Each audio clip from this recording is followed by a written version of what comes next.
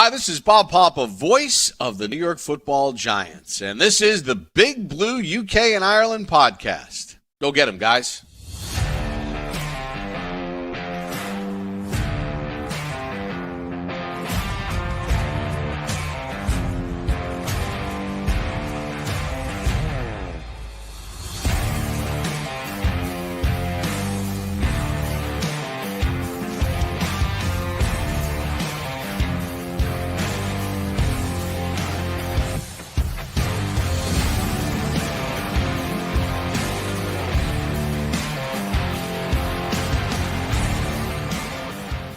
In the room. Welcome back, Giants fans, to the first ever live draft night special. As always, proudly in association with Andy's Man Club. Lads, it is okay to talk. It's your host, Dan. I'm with Kev, Shane, producer Craig at the end there. And we are back with you for the next 6-7 hours, maybe, something like that, to bring you everything from the first round of the 2024 NFL draft. Lads, how the hell are we doing? Let's go, Kev. How you doing, mate? Yeah, mate, absolutely buzzing. I mean, we've sort of been we were talking before we come on live that we've been planning for this night for a wee while now, and to actually sort of be here and doing it, to be in the old was it the Big Blue UK and Ireland war room together again 2 years after the first time, to see that we're able to put on like a show like this going live for the draft. I mean, if you had said that to us a year or two ago, we would have been laughing at you. Like, I mean, we watch these shows online for years, like, so to be able to produce something like this and put it out there and get with you boys and have the crack, I mean, absolutely buzzing. Shane, how you doing, man? Big night.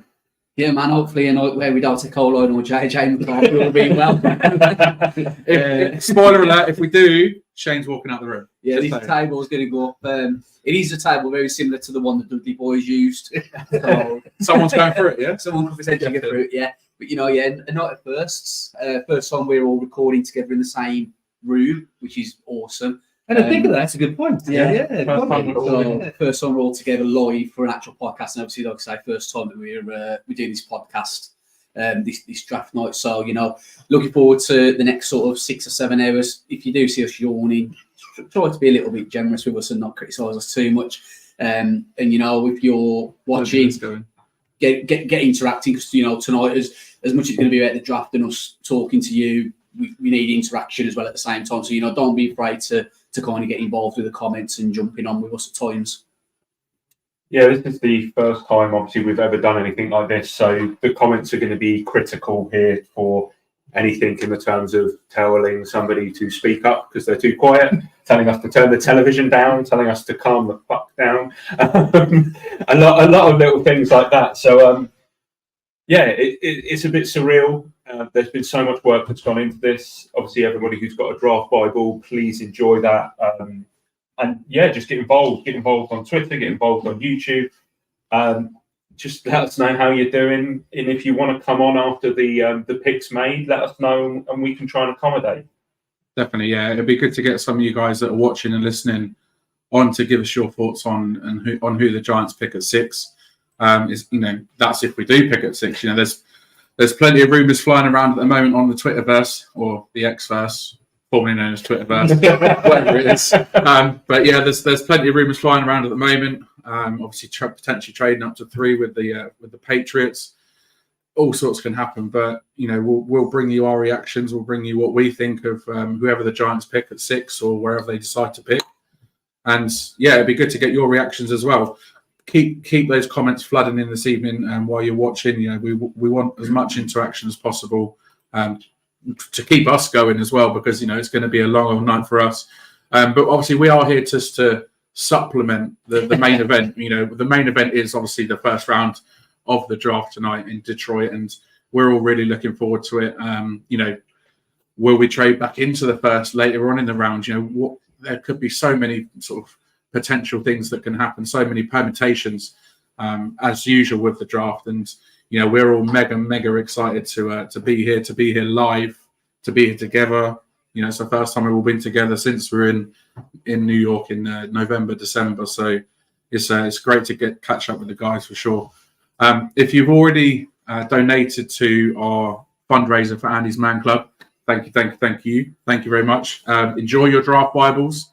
As you know, Craig and Shane and Kev a little bit as well put some work into that, some hard work, some hours, a lot of hours into that. So thank you to you guys for putting that together. But enjoy your draft Bibles. We're enjoying them, and we hope you do too. But if you haven't donated, please, if anything, no matter how many pennies or pounds you can give to a fantastic, worthy cause in Andy's Man Club. As we say, it is okay to talk. We're all huge supporters of the charity, and they do some great things. So, if you can donate, please do. And if you do donate as well, before midnight, is it, Producer Craig?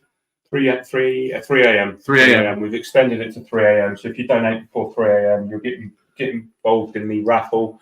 The raffle draw might happen tonight. It might have to be tomorrow. It depends on tiredness and trying to obviously make sure that everybody gets the right amount of raffle entries. But there we go. I mean, we've got a question just there. Kev, do you want to take that one? I need everyone's opinion. Do you want May or Neighbours if they were both on the board at 6?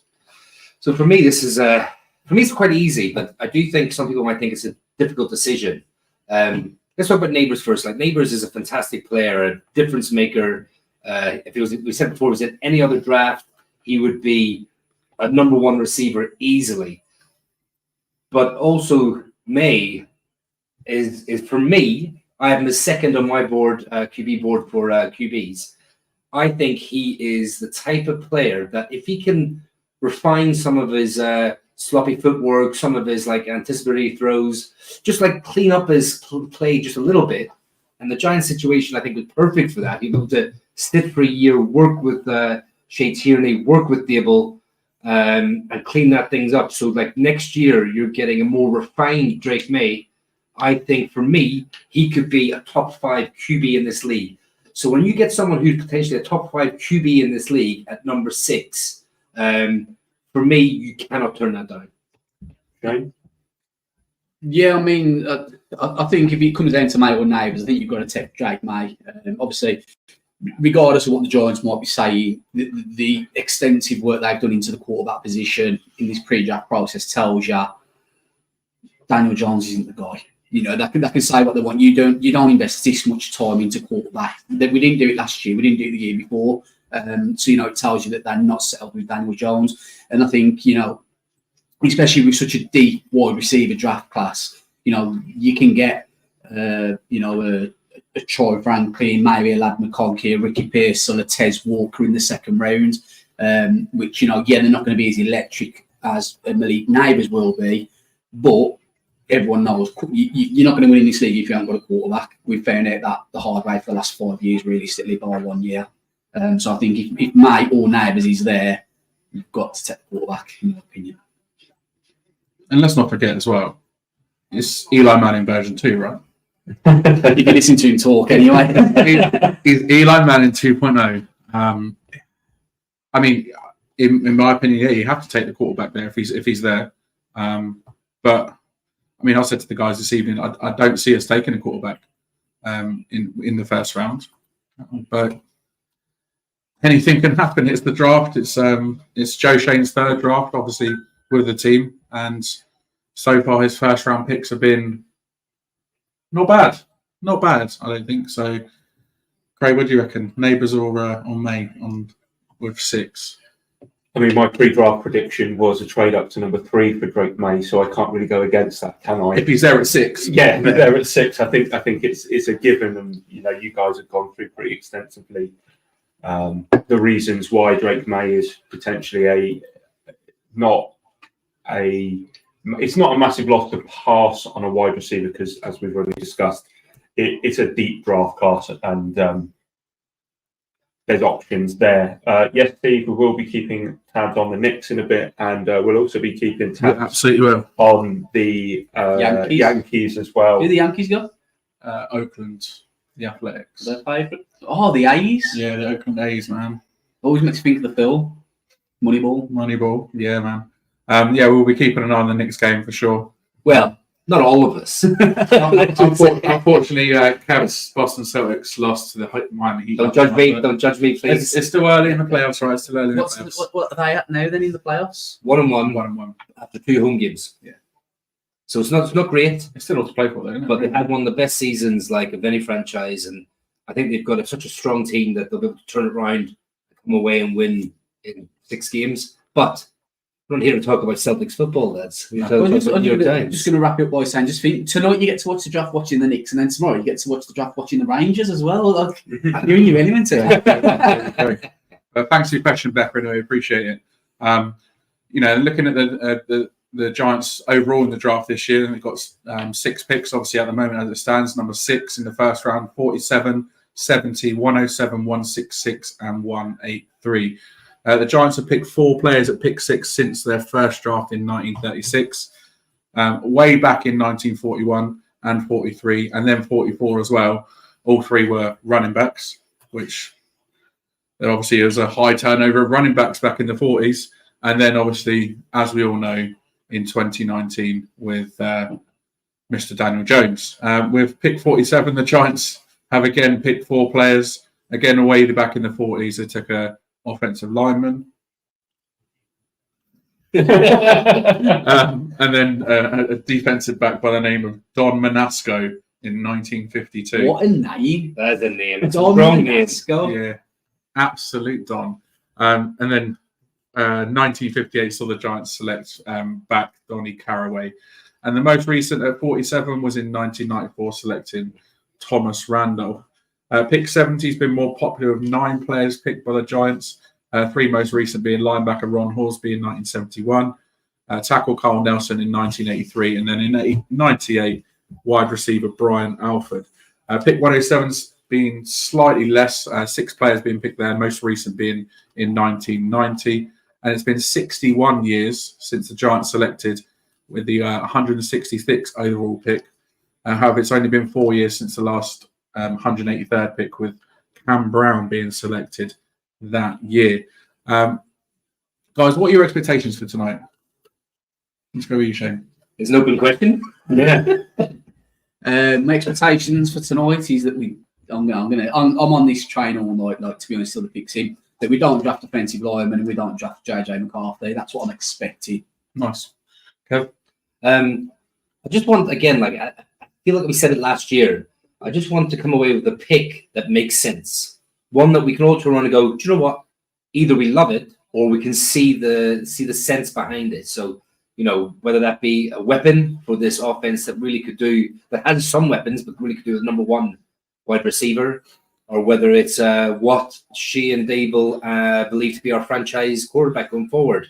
The pick at 6 is an interesting one because that's kind of where I think we'll go, but we could trade up, we could trade down. So I think Shane agrees with you there, Shane, with you, Becca. 100%. See, let's just talk about JJ quickly. A lot of we have to. Yeah. so I mean, he started now, so he's got to finish. So if he's there at 6, if he's at 6 o'clock, if he's there at 6, He's out at 6 o'clock. Something's gone wrong. if he's there at I'm 6, seriously, If bro. we used to leave For, at 6 for, o'clock. tho- for those that are watching in America, it is 11:45, coming up to 11:45 in the evening. So yeah, it's pretty late at night here. But sorry, carry on. no, just basically. So if he's there at 6, and the New York Giants take him at 6, do you not think he has enough tools where and the makeup, like quarterback mentality makeup, that you can trust the pick and trust Joe Sheehan that this is his guy now. I mean, ride or die, his career as a Giants GM will be tethered to this pick. Great. What are your expectations? My expectations is to sit on the edge of my seat for 6 picks until I find out whether Shane is leaving us or not. That's pretty much my expectation. I mean, we hope you don't leave us, Shane. I can't see us picking an offensive lineman at number 6, and I'm doubtful that we pick a quarterback at 6 either, unless there is one there worth taking at 6. My expectations for tonight, I just want a bit of excitement, I want a bit of sort of just, whether it's a trade back into the first round or if it's a you know, even if it's a trade down from 6 to pick up more capital, I think I just want to be happy with whoever we select, whether it's one player, 2 players. I want to be happy with them and understand the reasons why Joe Shane has decided to go with that player. And you know, first round draft picks, they're almost at the point where they're ready-made starters from day one, and the pressure's already going to be on them. And I think my personal opinion is we pick a receiver, whether that's Malik Neighbours, whether that's Roma Dunze. I think a wide receiver in this offense is absolutely needed, and so I think that's my expectation of tonight is that we do pick a receiver. And it has to be one of the top 3. I think, yeah. I think if it's at 6, it's got to be whoever's sort of at that point is. I mean, it's almost like, would you go best player available at that point if you're looking at receiver? Probably. But you know, Shane and Dave's they're gonna know their man. They're gonna know who they want, and they might go all out to get that man, whether it means trying to move up one. So, you know, I'm excited for tonight. You know, it's always an exciting night for the first round of the draft. So, yeah, I'm looking forward to it for sure. Producer Craig, you've got a guest. We do. We are all going to have to put on headphones so we can actually hear him. So we'll do that before we bring him in. But we are delighted to welcome Bears fan and a friend of our Irish flavour, Dale, on. So I'm going to bring him on screen now. Hello, mate. How you doing? Hello. How are we doing, lads? Yeah, good. I think Dan's going to kick us off. So all good, my friends.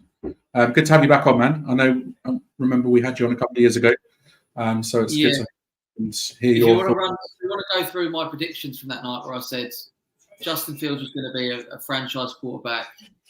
I mean, let's crack on and start there. Yeah, Justin Fields. How did that work out for you? I don't know. It was a straight swap for Evan Neal. So how did that one work out for you? I mean, moving swiftly on. It was Tony, I think, was the other one, wasn't it? Got some work to do, I think. But all right, so let's get cracking. All right, so who are you picking with the first overall pick, and why is it Caleb Williams? Why is it Caleb Williams? He's just, do you know, I was firmly in the take the haul, right? Give Justin Fields another year, get another 3 first rounders, move back somewhere else, and build a team around Justin. And then it became massively apparent that wasn't going to be happening, that we were going to be taking Caleb Williams. So you push all your chips in and you start backing this guy. And he just looks phenomenal. And anyone who's done an evaluation on him is saying that he, from day one, is a top 10 quarterback in the league straight away. My favourite thing I've heard about him this week is that teams are nervous about him because they said if the artist formerly known as Prince played quarterback, he would be Caleb Williams. And since then, I'm all in. I wasn't going to buy a new jersey, but I've already picked it up just to celebrate the win tonight. But for me, I say look at the tape. It's not tape, is it? It's clips and YouTube videos. He just looks amazing. And the thing that we don't have to be scared of is that when quarterbacks come into the league, you know, they come in with all of this hype surrounding them and they become celebrities in this month that leads up to the draft, right? And that would have been brand new for Zach Wilson or for Trey Lance or for Justin Fields even. Caleb Williams has been a celebrity for a year and he's just dealt with it. And he's dealt with it without any receivers, without an offensive line. And he's come in as the consensus #1 home run overall pick, talking about him in the same breath as Andrew Luck, Manning, these guys. Like, this is a no-brainer. And it's a freebie. It's a freebie because Lovie Smith decided to go for 2 a couple of years ago in Indy. So, yeah. He's the first NIL quarterback, isn't he, as well? And this is it. Like, we can't. Yeah, we are just delighted to get him in the building. he'll be the best quarterback we've ever had tomorrow morning. Better than Jay Cutler. We're starting. Yeah, we had Jay Cutler. We haven't had a 4,000-yard passer in the 16-game era. We've had 3.8. Wow. 3.8 is we've had, yeah. And that 1995. So he is going to be the best quarterback we've ever had tomorrow morning. That's the pressure he has on his shoulders. You hope. Yeah, I mean, there is a lot of pressure on his shoulders. There is a lot of pressure on his shoulders, but like I've just said, he comes in the door as someone who has been a celebrity for a year already, who hasn't buckled under this pressure of the number one tag. And he's walking around. The difference, I'll tell you when I was sold on him over Fields. They asked Justin Fields, what was your kind of best memory of playing the league? And he said, walking out in pre-season at Soldier Field and realising I'd made it. And Caleb Williams' latest interview, he's saying that he wants to be Michael Jordan. There's a massive difference between. I mean, that's pretty big. You tell the team a bit higher though. Yeah. No, Yeah. I just fancy him to go higher. But I was a big Justin Fields fan. Didn't work out, so you just got to get behind the next guy, right? You do. I mean, you're quite lucky to get, like you said, a freebie with this Panthers being so bad, and you managing to get that first overall pick. It's been phenomenal. But I want to move on to the other QBs in this class, especially the first round. What do you think of them? Who'd be your top three, for example, and what do you like about them? So I really like. I would say Drake May going into any other draft he goes number one overall last year. He goes number one overall the year before. It's surprising to me that Jaden Daniels being mocked at 2, and for me as well. Drake May to Washington seems like a really good fit. And when they moved Sam Howell out of the building, it seemed like all roads were leading there. But you just don't know what happens. What happens when they evaluate them? What happens around those dinner tables? What happens when they bring them into the building? For me, Drake May in the Carolina uniform is just giving me Trubisky flashbacks. Well, that is something that we want to stay well away from. So, like, whenever that tape comes on, the Drake May tape, I kind of have to watch it through my fingers because I'm thinking, this is another quarterback. Say again? You've been burned in the past. Oh, I've been hurt. I have been hurt. I've been burned, and that could have been a number 10 jersey that was hanging up there, crossed out. It's. I'm not buying a Caleb Williams jersey for that reason. In that, that's what happens to them. They just get added into the fire pile.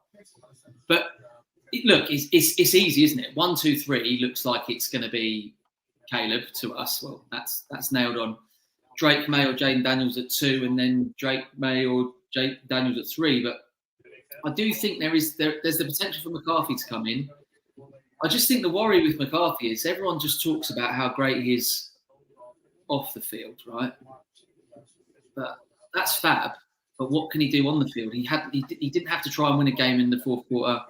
He was surrounded by running options.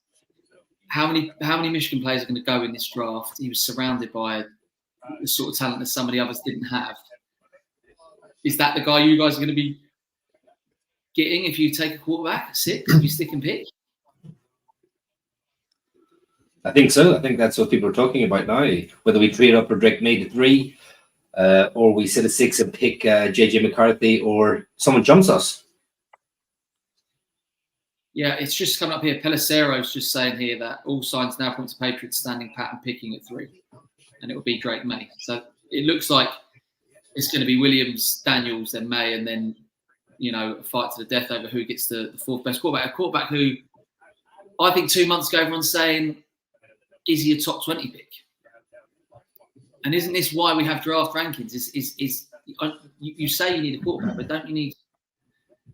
If I'm you guys, and this is probably a topic that we're going to move on to, surely you take the wide receiver for the quarterback you paid last year. Surely.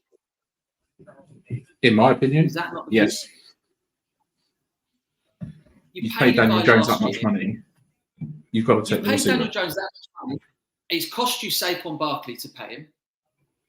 You've got to give him weapons. Like who's the best wide receiver he's played with? Eddie Golladay. I don't go. No.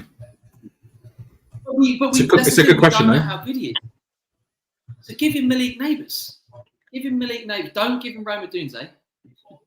Is that because you want Roma Dunze at 9?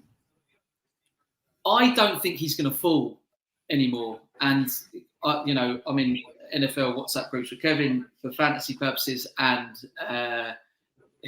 I didn't realise I was manifesting it, but I had a Dunze at 9 to Bears. I've had that for weeks, but I just can't. I can't see it happening. I cannot see it happening. One of the quarterbacks always falls. That means one of the wide receivers is gonna be taken a little bit earlier, and I can't see him getting to us anymore. I would love to get him, but I just can't see it happening now. Cool. So I think that's pretty much everything, isn't it? We were going to cover. We've gone through the Giants. We've gone through your 2 picks. I'm guessing you're staying up to watch it. Do you know what? I want to see what the Cardinals do at 4. That's kind of where the draft is going to get blown up, isn't it? But I'll be asleep, so I'll keep waking up, and having a look at it. But it's exciting for us. It's my view that the way we've built the team around the haul we've got from Carolina, I don't think we'll be picking in the top 10 for a while. So to have 2 top 10 picks, it is probably worth staying up for. 9 is unbelievably sweet. Obviously, I know you guys are covering your own team, but for us, worst case scenario, we're going to end up with Roma Dunze, Joe Alt, Dallas Turner, or Byron Murphy, or any of the 5 or 6 tackles who are ranked exactly the same. Or we trade back and we get a second rounder and one of these tackles. So for me, I'm not going to wake up disappointed tomorrow unless we move back for a bag of spoons. And that's not out of question because of the way we've handled the Justin Fields trade in the off-season. But I think I'm going to be happy whatever happens. We've got a freebie in terms of quarterback, and pick 9 after the run on quarterbacks and wide receivers and before quarterback alley. It just looks like we're going to have our pick of probably the best defensive player, one of the best wide receivers, or the best tackle. So I think it's a win-win for us tonight. Absolutely. Well, enjoy it, mate, and we'll have to have you on afterwards, and we'll have another chat about the Bears and the Giants. Let's see if my prediction's any better. Just before I go, gents, I just want to say that I've been following your off-season draft coverage, and I think it is as good as anything that I've been watching on ESPN, any podcast I've been listening to. And I do mean that, and I did text that to Kevin. I think the production's been brilliant, the research has been fantastic, and it is as good as anything that's happening on the TV behind me. So just keep it up. I don't listen to you in the season because I've got fantasy championships to try and win. But during the off season, absolutely brilliant and really up the game again this year. So good luck with the live stream tonight, and Thanks, I hope that you can swap the vape out for a cigar later on, and you get the right guy at pick 6. Cool. Cheers, buddy. Cheers, mate. Take it easy, mate. Have a good one, Dale. Cheers, mate. All right. So there's Dale. So there we go. Caleb Willings has won. I'm not there we go. But that's for a 9 spot. Just to talk about that quickly, it does seem like quite a sweet spot, but also it kind of feels once you get out of the top 10, like it feels like that's the last of it. I mean, like when you get out of the top 10, if you're going to trade back, you're not going to trade back 1 or 2 spots. You're going to move back a fair bit because the talent 1 to 10 feels so high this year. But those quarterbacks being pushed up to the top, like the 3 wide receivers, like Dale touched on, if he's got a chance to get Neighbours or Dunze at 9, I mean, that is phenomenal value for players like that, or Joe Alt or an Olu Fashanu, or being able to pick someone. If I was them, I'd stay. I'd take Caleb Williams, and I would take another foundational piece at 9 to help build a roster. I mean, the haul they got from Carolina was ridiculous, and the way they've used it as well to go and build up that roster. You have to commit and you have to say, they're actually seem to be doing things the right way. But I mean, he should be happy with the 1st and 9th overall pick, especially in this draft that is so strong, especially in the offense at the top. Yeah, I mean, it is a really nice position for them to be in. I think we were in a similar position a couple of years ago with number 5 and number 7, where we could pick sort of two foundational pieces. Obviously, one of them hasn't worked out so well so far with Evan Neal, but Thibodeau is obviously he's coming on. He's had a real sort of strong second season, and obviously now having Brian Burns on the defensive line, and having Sexy Dexy in the middle as well. He's coming on, and I can see him having a good season this year as well. But what talking of potential like offensive linemen going to be there available at 9. Who do you think is going to be there at 9, Shane? Who do you think is going to be available for them to pick? I went to unmute myself then. I was on mute and now I'm not in person. I still not got used to it.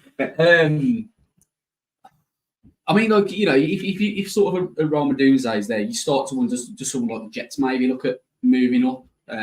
Obviously, it's going to be interesting what they do. Are they going to go and try and help Aaron Rodgers and get him a weapon, or are they going to go for an offensive line? They might try and jump the Bears. But I think the other thing as well is, like, if the Doomsday's falling, the team's going to probably have to jump the Bears to get. But who's going to trade out? Because, I mean, Tennessee could maybe trade out. It's a deep O-line class. Everyone's fancying them to go O-line. I don't see Atlanta trading out, to be honest with you. I think every man in these dogs pinned Dallas Turner to Atlanta. So I mean, I think if you draft Caleb Williams and then you turn around and say, oh yeah, we've got your Keenan Allen and we've got your DJ Moore. He's like, yeah, we're going to get you Roma Doomsday now as well. I mean, I don't know who it was. I was listening to a podcast earlier on today or yesterday, and someone said has a rookie QB number 1 overall ever got into a better situation? Because if you look at what weapons they've got, and then if you're going to have Roma Doomsday at number 9 as well, like rookie QB, it's got number 1 overall, has never got into a situation like that with them sort of receivers, including Cole Kmet as well. No, he would be going into a very good situation in Chicago. Obviously, it didn't work with Justin Fields, and it's time for them to move on and select who is let's face it, the best by far. You must say by far, he is clearly the best quarterback in this draft, and Caleb Williams. But do you think there's any other positions that Chicago look for at 9, Craig? I mean, they could go edge rusher.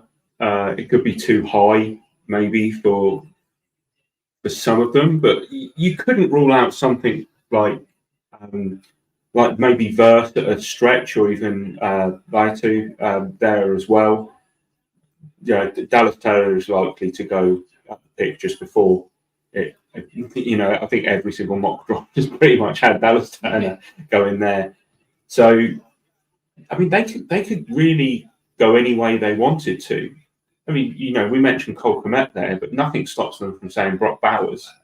Nothing really stops them from saying anything at that position other than running back or linebacker or Quinyon Mitchell. I don't know what corners they've got. Everyone knows I've got a draft push on Quinyon Mitchell. Well, there you go. That could be an option for them as well. Yeah, for sure. So we got there's plenty of fantastic talent in this first round, but who's sort of like a real sort of like dark horse that could sort of sneak into the first round that maybe people don't expect it? What position? There's a few. I mean, like go through. I mean, we'll start the conversation with quarterbacks. Do we think Michael Penix and Bo Nix are going to be first round picks? They've been slated not to be for such a long time, but now with Penix's medicals coming back, okay, teams might be a bit more willing to take him with the high pick in the teens and the 20s. Bo Nix as well. I mean, he's sort of been around the block. He's been in the college 6 years. Had awful time at Auburn. Awful time. His family's alma mater as well. Decided to change things up. Went to Oregon, and for the last 2 seasons has absolutely blown it up and it's been like, I heard someone say the other day, it's been like the ultimate game manager. As in, like, he's literally gone in there and done his job and looked like a seasoned vet, which he probably should do after being in college for so long. But so I think like someone like that, speaking in the first round, I don't think any running backs.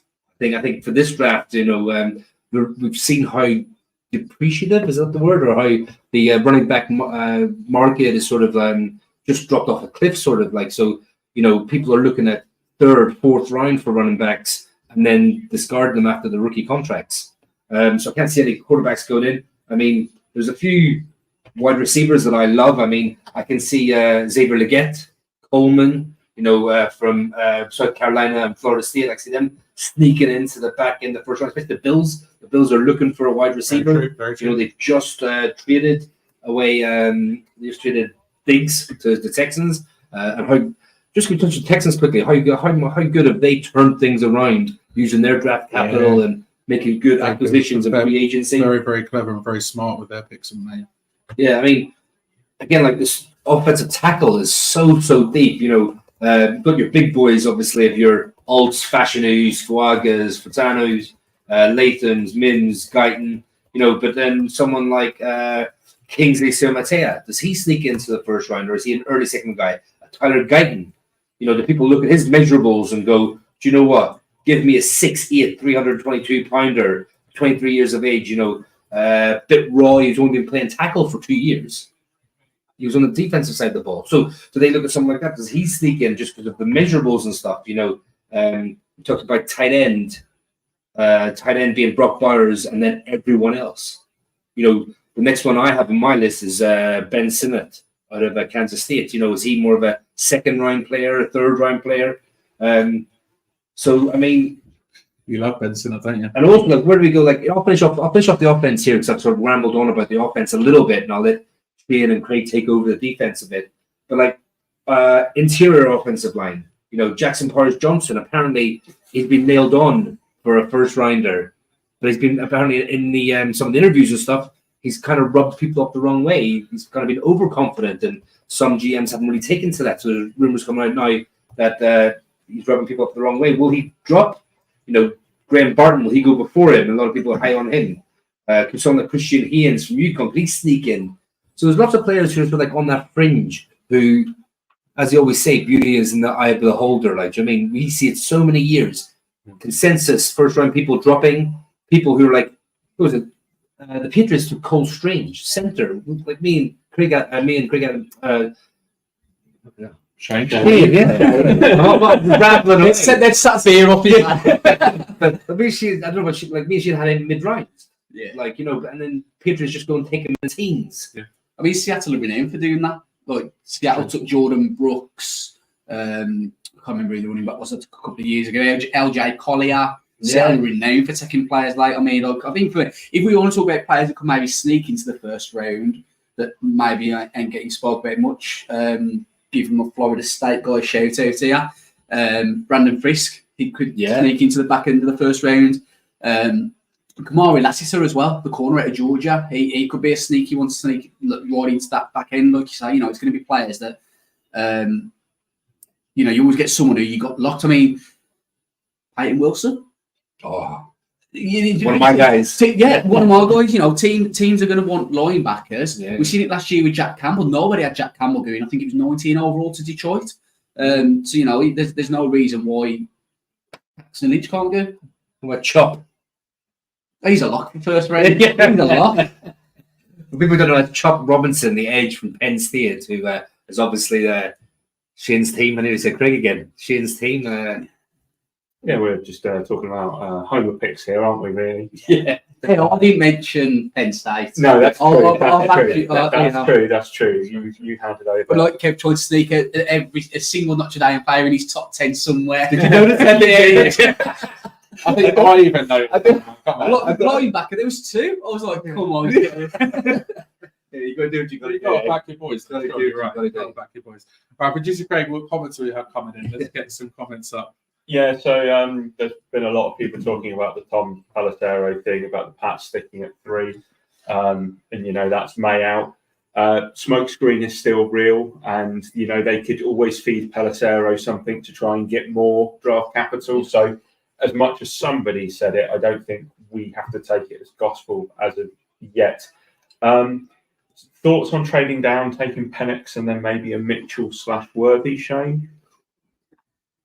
Oh, I've started to develop a bit of a draft crush this week over Michael Penix. I mean, I liked him anyway, but I'm more, rather than trading down and taking Penix, I'm more in the camp of let's go for double U-dub. Let's take O'Doon's at number 6, trade back into the first for Penix. Now, obviously, the issue you have got with that is where is Penix going to go?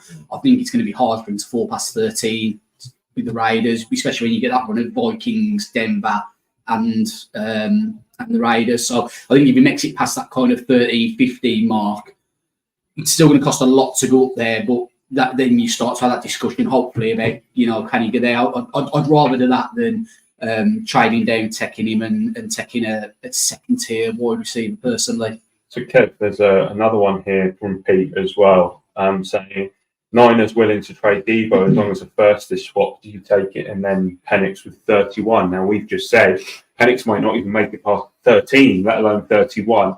If Penix did fall all that way, is that something you'd be interested in, to swap Debo and a first for 31? Or a Debo and 31 for 6, should I say?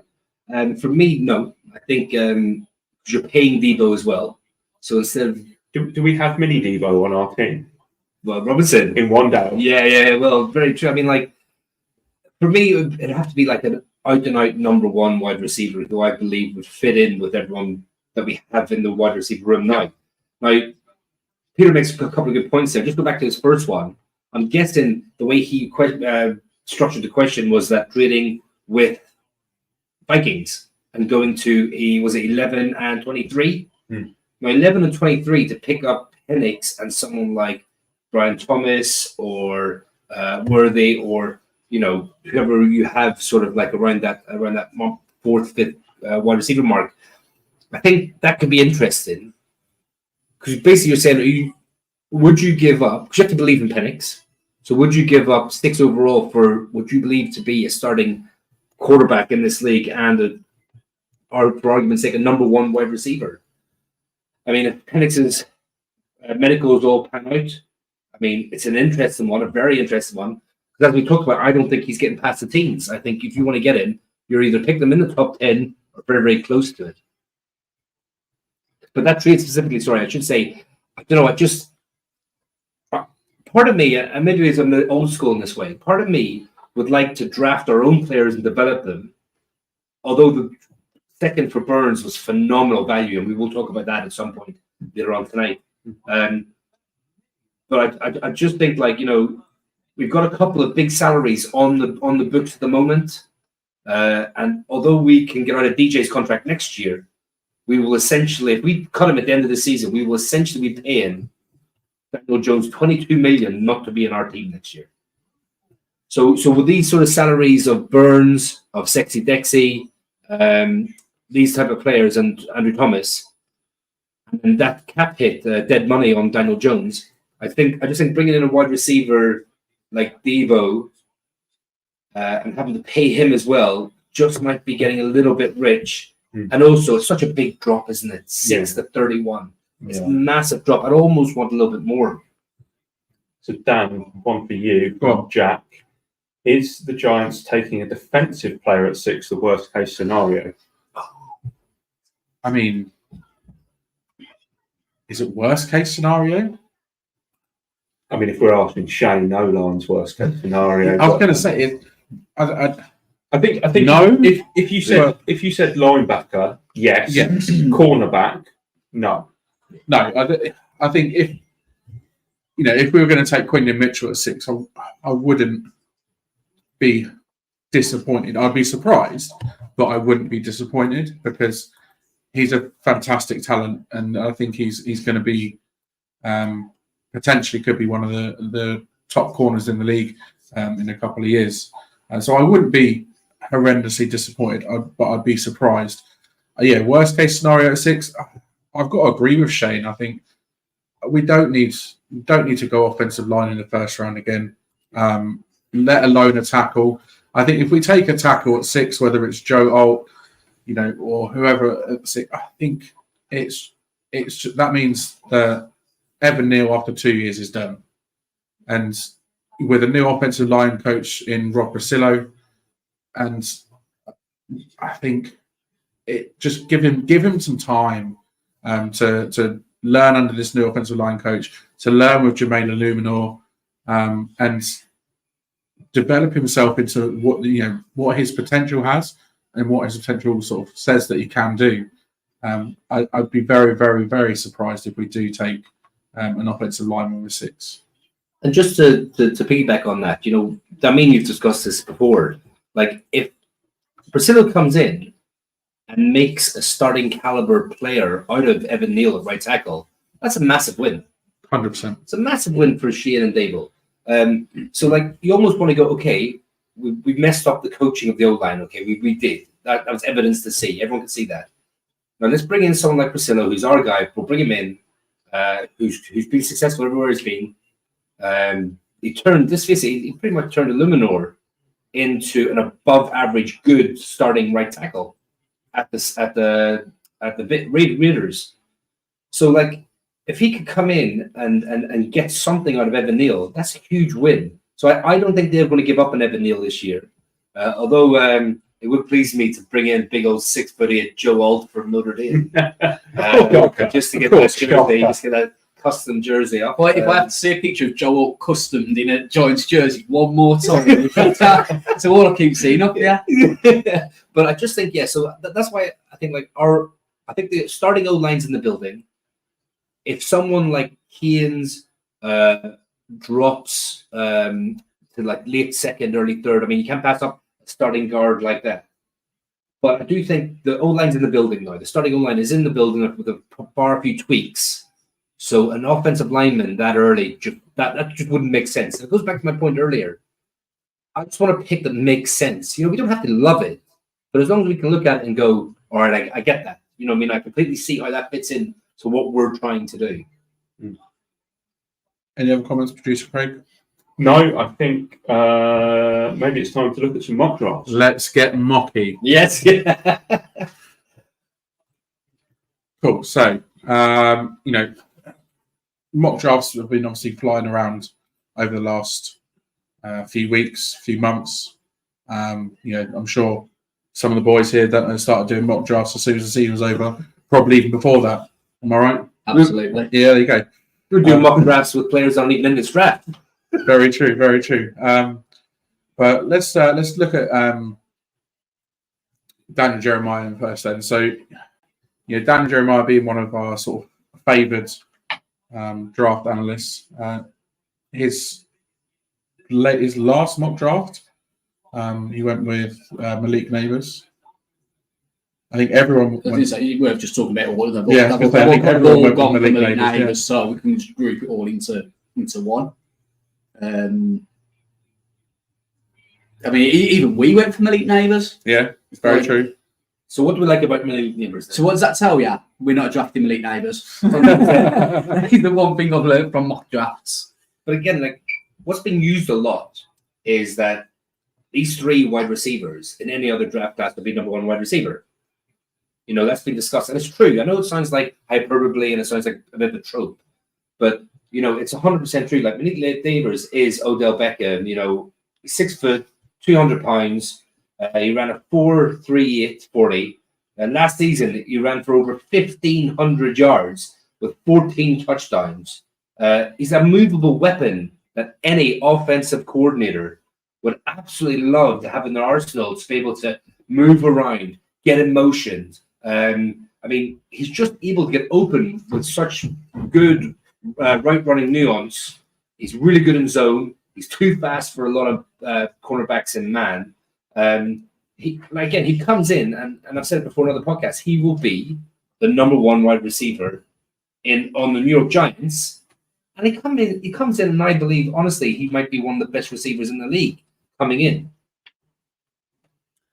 Yeah, Shane, Malik Neighbours. I mean, we've spoken a lot about him over the last couple of months. But what makes him really sort of stand out, and what makes you think we are going to go for him at 6? JJ will be gone. Don't even joke about that. Sorry. Now, I mean, I kind of feel like that's 2 kind of different questions, because obviously, I don't know. I mean, me and Kev, before we went on tonight, we were having a conversation when you and Craig were at the room about, Malik versus Rowe, and I've been a massive Malik Neighbours. I've been a massive Malik Neighbours guy for the last couple of months, but kind of over the last week or so, I have started to think, is Rowe the more sensible pick I think Malik's electric. Malik is going to fit this system better than what Rome will, in the sense of, like, you can pass, you can get Malik running a slant, get the ball in his hands 5 or 7 yards, and he'll take it 30 to 50 yards. With Rome, you throw the ball 30 to 50 yards, and Rome's going to come down with it 9 times out of 10. So it just kind of depends on what receiver you want. Now, the reason why I've started to get more towards Rome, and this is what me and Kev were saying earlier on, is I don't know if it's the LSU OBJ vibes, but I get there's a little bit of drama there with Malik, I think, down the line when it comes to, like, say, something like a contract renewal, whereas, Kev was in agreement with me as well. With Rome, you listen to Rome talk, and he just sounds like a New York Giant. And I know that sounds really cliche and really lazy to say, but he just comes across like he's so professional. And kind of, as Kev said earlier on to me, if you've got these two players level at the same grade, you can't split them. You probably am going to take the guy that is the safer pick, or the less dramatic. I mean, I kind of see Rome as a Larry Fitzgerald comp for me. Very good comp. Someone who could very well have a Hall of Fame career. He's more of a Larry Fitzgerald type of player as well, just the way he is. So, I mean, you're not going to be annoyed with either of them, if we're honest. No. It just comes down to kind of what you value from the player in regards to, this yak explosive player, or kind of a player who's going to go up and get the ball, against maybe the way a player has conducted themselves in interviews. I mean, there was something on, was it like yesterday it was released with Malik Neighbours' video about the Giants quarterback or something? Yes, he was on live stream, and Caleb Williams was talking to him about quarterbacks and stuff, and he mentioned the Giants. Who have they got again? Who's that guy's name? Whatever it is. And Malik Neighbours sort of like stopped laughing, went very serious, and turned off the stream. Yeah. It just was, I mean, it might mean nothing, but it just wasn't. Is there a private joke there between the two of them, potentially? I think there may, Malik Neighbours also said, didn't he, about the interest for the Giants. The Giants have shown a lot of interest. And he had said, something along the lines of, it's not verbatim, something along the lines of, like, they're going to want to, whoever they have a QB is going to want to get me the ball because I'm an absolute baller or something like that. But it just made it sound a bit like, you need to sort something, you need to sort QB situation out before I get there. It kind of felt like that. Yeah, I mean, let's not forget, Rome Odunze is another fantastic prospect, and like you said, he does come across as very,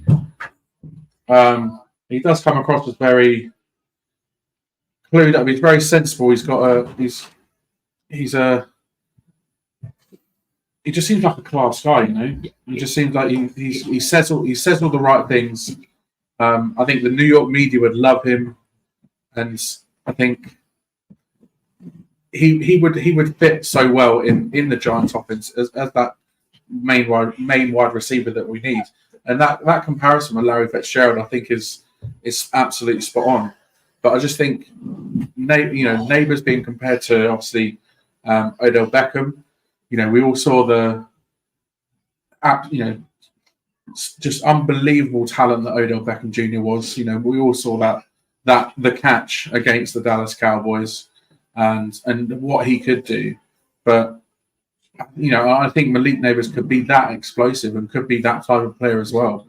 And it's almost like, what does Dan Jones need? Does he need an explosive player that can make these ridiculous plays, out of nowhere? Or did he need that sort of more solid, consistent receiver that potentially Rome Odunze could be over Neighbours? So just to follow on about Odunze, just one of the reasons, because these two are going to go hand in hand because of the fact that, Harrison's going to go so early and he won't be on the board for us. Like, one of the reasons why, Odunze's no slouch either. He was it 2 years ago. He played all 12 games, only started in 8 of them. He had 75 receptions for 1,100 yards, 7 touchdowns. Last year, he was 92 receptions on 1,600 yards and 13 touchdowns, and he only had 3 drops in the whole season. He was consensus All-American, first team All-12, Pac-12, sorry. He did run a 4.45 at the combine, but a player his size, that's very fast for a player of his size because he is 6'3", 212 pounds. He's one of those players that he just gets open. He can catch the ball at all three levels. He can take short balls. He can get over the middle of the field, and he's a beast in contested catches as well.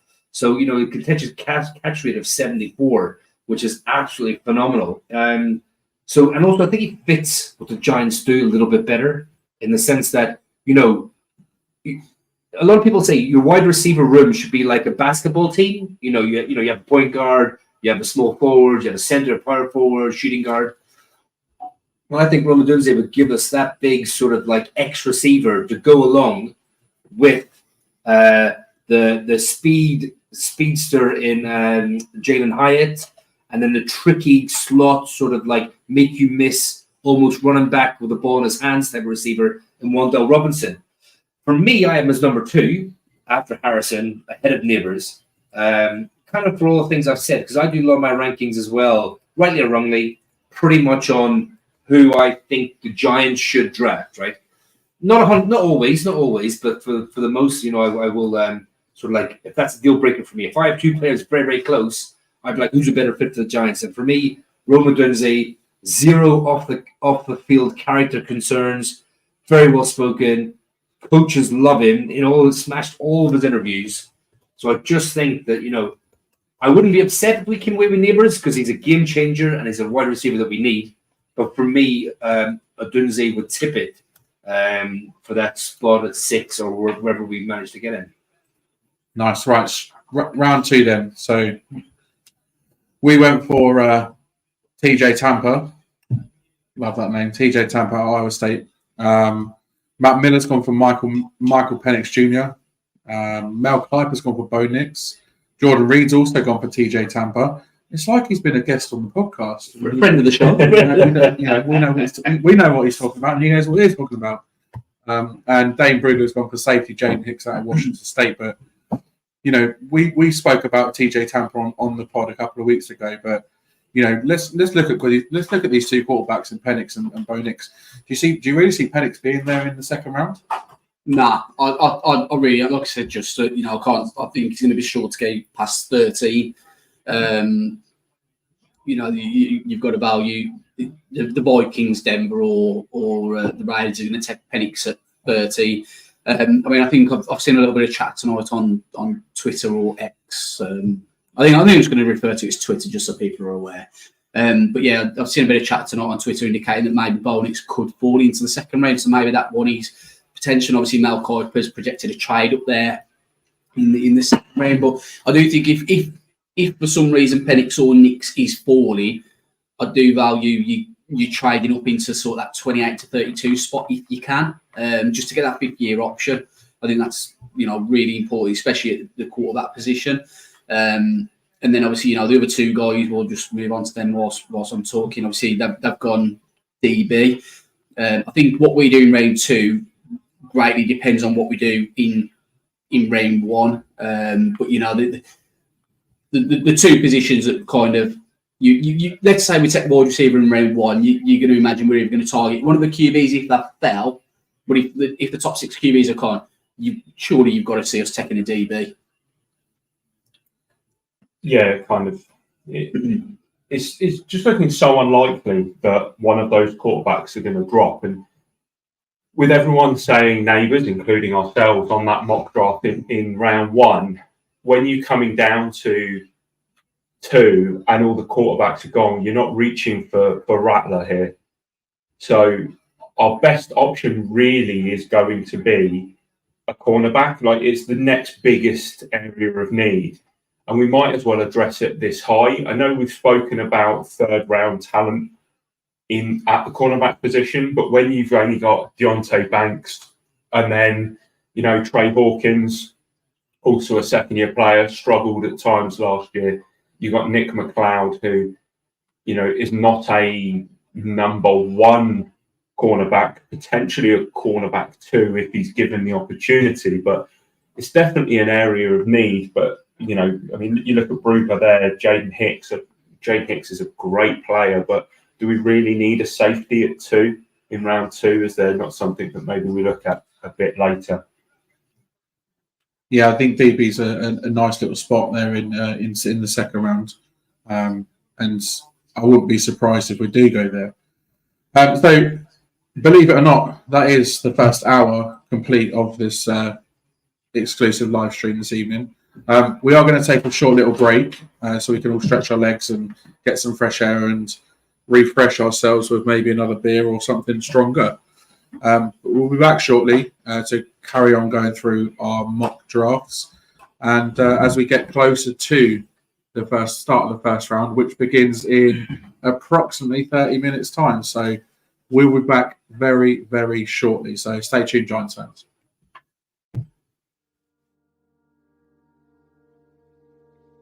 Starting a group or a club called Andy's Man Club, and the reason I came up with it because I've been passionate about mental health for a long time. 3 months ago, my brother-in-law died by suicide, and I want to do something where I could personally contribute and make a group and go and help other men. Come up with a plan where guys could come together and talk, and if it ends up being like tonight's the first night, so you know I'm quite nervous about tonight and who turns up, but the outreach that I've received has been unbelievable, and it's so rewarding now looking at what we've done and why we've set it up. Along with Andy's mum, we've got a purpose behind it, which is mental health and Andy, and that his name can live on and create a legacy and helping. And if we can move this to Bradford and Leeds and so on, and other people get involved and they want to set up an Andy's Man Club in Nottingham or up in Scotland, that'd be ideal. Okay guys, are we ready after 3? 1, 2, 3. It's okay, talk! Andy's Man Club. Andy's Man Club. Andy's Man Club. Andy's Man Club.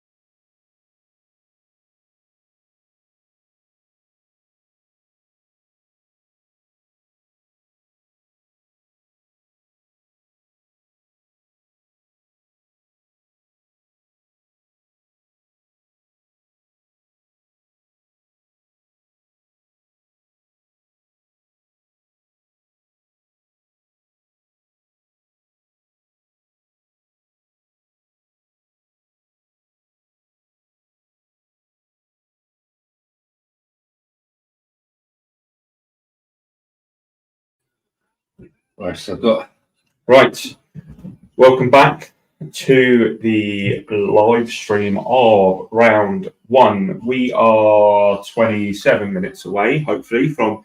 I say we're 27 minutes away from the first pick, but it's just the Bears going on the clock, and you know that Goodell's not going to allow them to just put Williams in and just go, here we go, on to number 2. Like, they're going to milk that for that whole 15-minute time, aren't they? They are. I mean, I think like it's pretty much since the season finished, everyone's known who this pick is going to be. Like, you know, as soon as the Panthers ended up with the worst record of the season, and they silly, in my opinion, stupidly sent over that haul to get Bryce Young last year to the Bears, and we realized the Bears have a number 1 overall pick. It was like, what's going to happen? Are the Bears going to trade this out and try and help Justin Fields, like Deal was saying earlier? He was on that camp. But a lot of people knew that Caleb Williams was the more superior quarterback to Justin Fields. And when you get a player that good, you can't pass up on them. I mean, they were lucky enough that Fields was on his rookie contract. So there was no dead money. There was no issues with finances to get rid of him. Say get rid of him. It's not the best way to put it. But No. I did think there'd be more of a market for Fields. But the thing was, the hands were so tied because people knew. You're trading him because you're going to take Williams with the first overall pick. So like that, the Josh Rosen trade a couple of years ago, and obviously that they kept Rosen, drafted Kyler Murray, that it was everyone just knew that they had to get rid of Rosen. They weren't going to keep him. So the teams never. I think they ended up somehow they got more for Rosen than they got for Fields. Was it a second round that Rosen went for? Yeah. Rosen didn't do a lot. No, Less than Fields did on the field, Yeah. but obviously there's just something that GMs and back office at NFL teams know more than we do. I mean, if we have a look back on the mock drafts and have a look at round 3 next, we took Rook.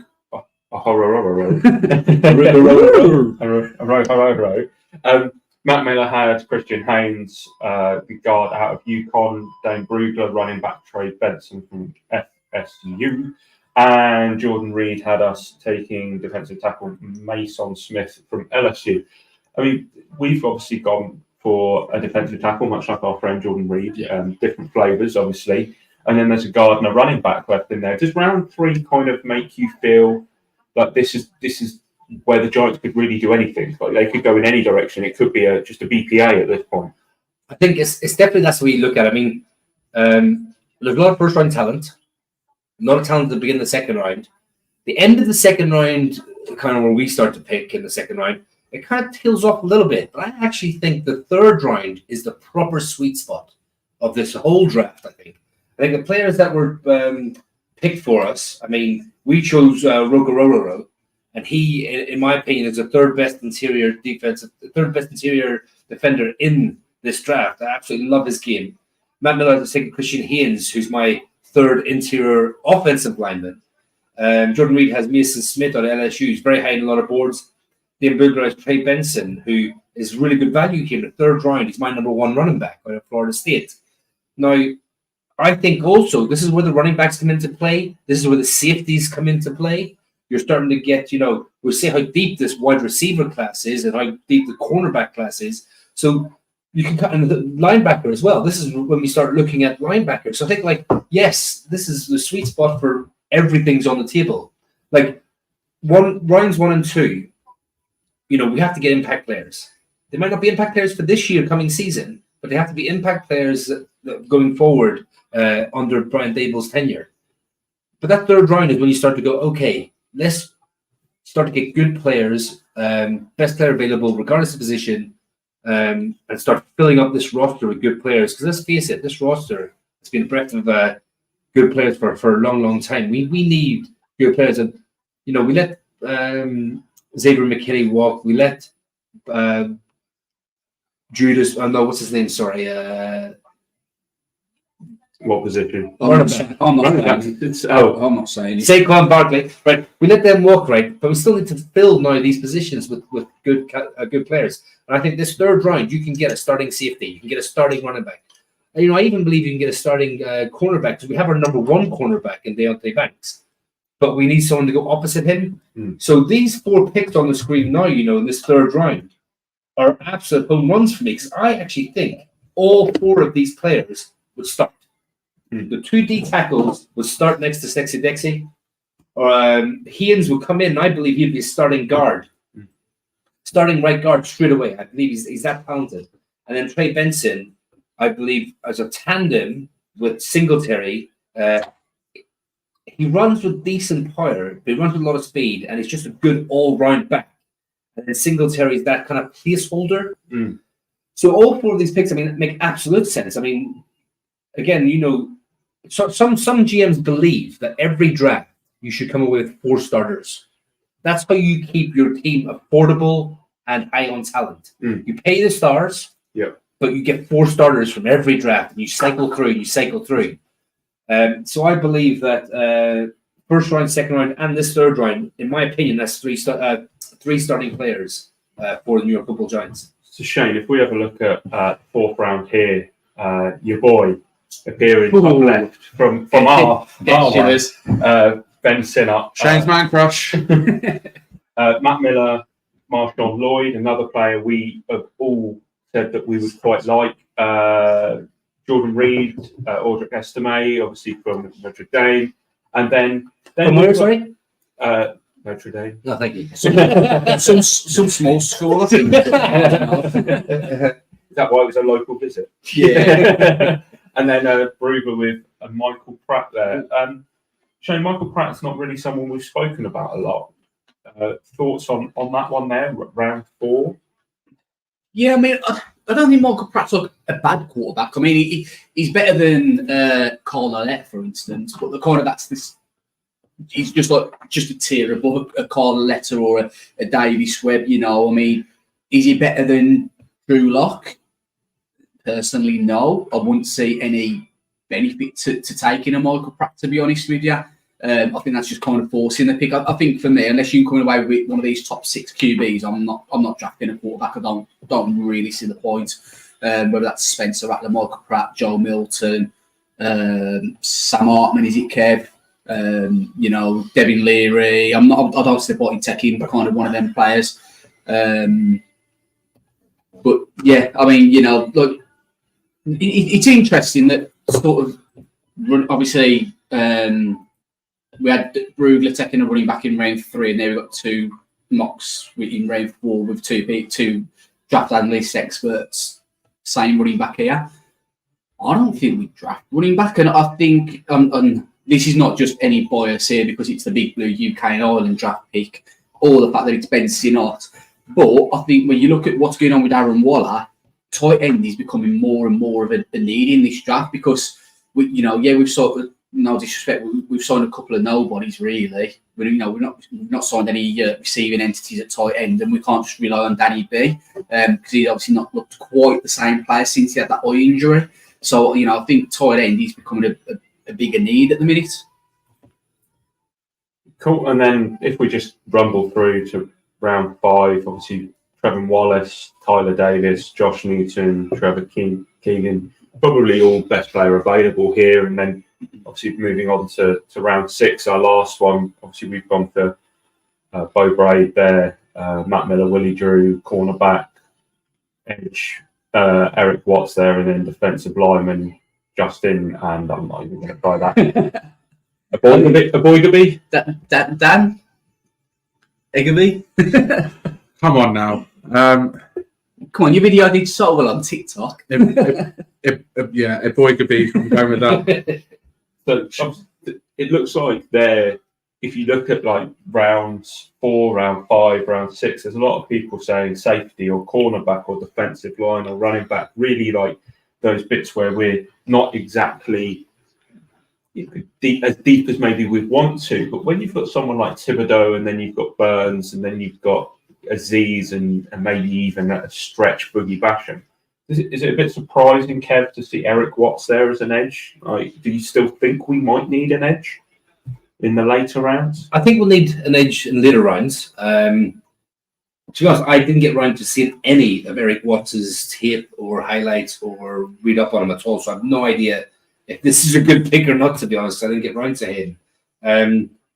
But I do think there is players in this round, like around the 6th, 7th, that you can pick up and can be sort of situational players for you that come in to give the starters a bit of a rest.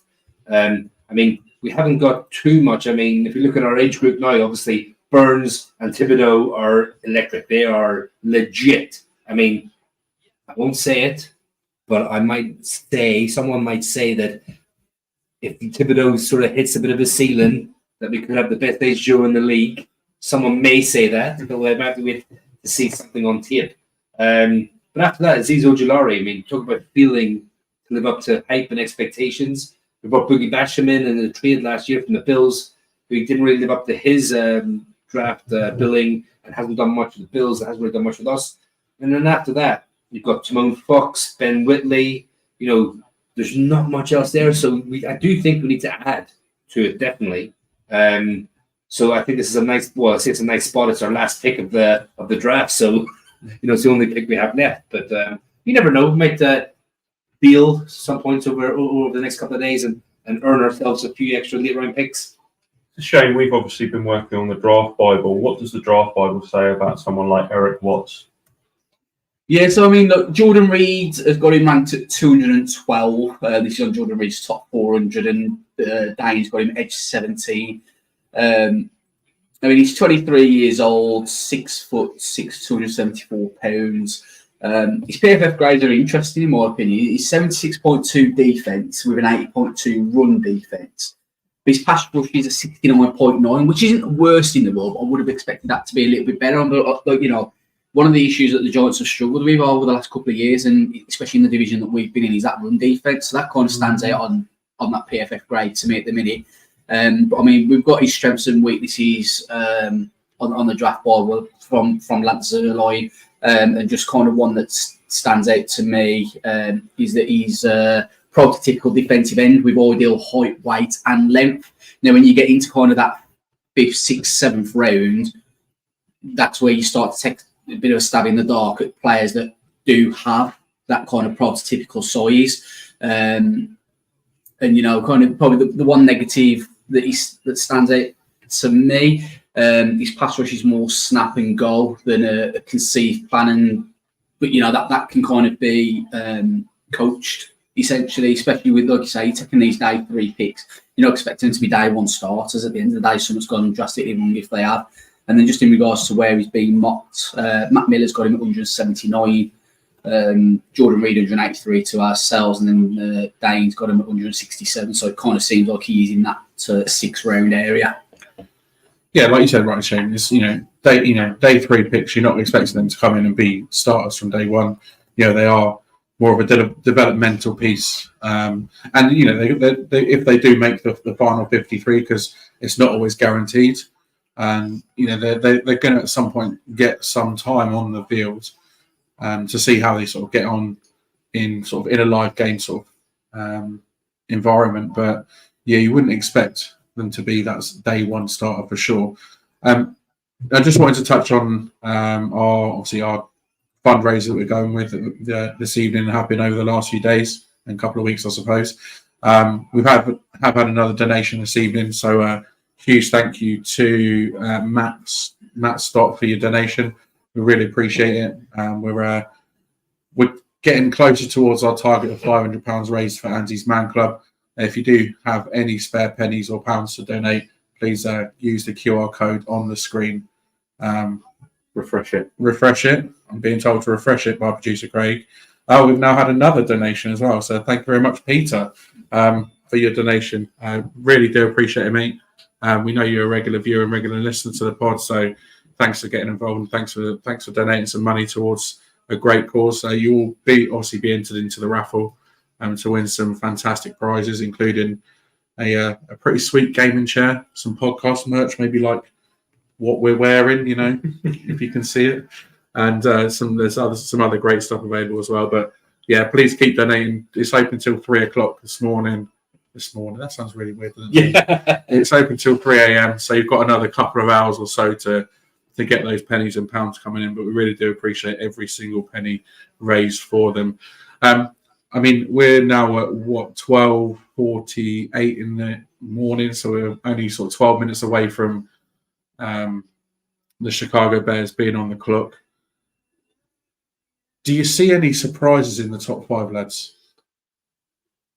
Yeah. I think it's one of those weird ones where you can see it going. Everyone's standing pat. Everyone absolutely just sitting there, and you see, you know, the Bears take Williams, the Commanders take Daniels, Patriots take May. And then 4 is where this draft gets interested, in my opinion. Because the Cardinals don't need picks. They have 11 picks. They have like 7 picks in the top 104 picks or something. They've got 2 second rounders, 2 third rounders, 2 first rounders, 2 second rounders, 2 third rounders. Like, how many more picks do you really, really need, like, to pass on someone like Marvin Harrison Jr., where you've already paid your franchise quarterback in Murray? Now go give him the weapon, not a weapon, the weapon of this draft. So part of me is like, if I was a Cardinals fan, I'd be like, don't get too cute. You know what I mean? Just take, I know this gets thrown out a lot, but a generational talent.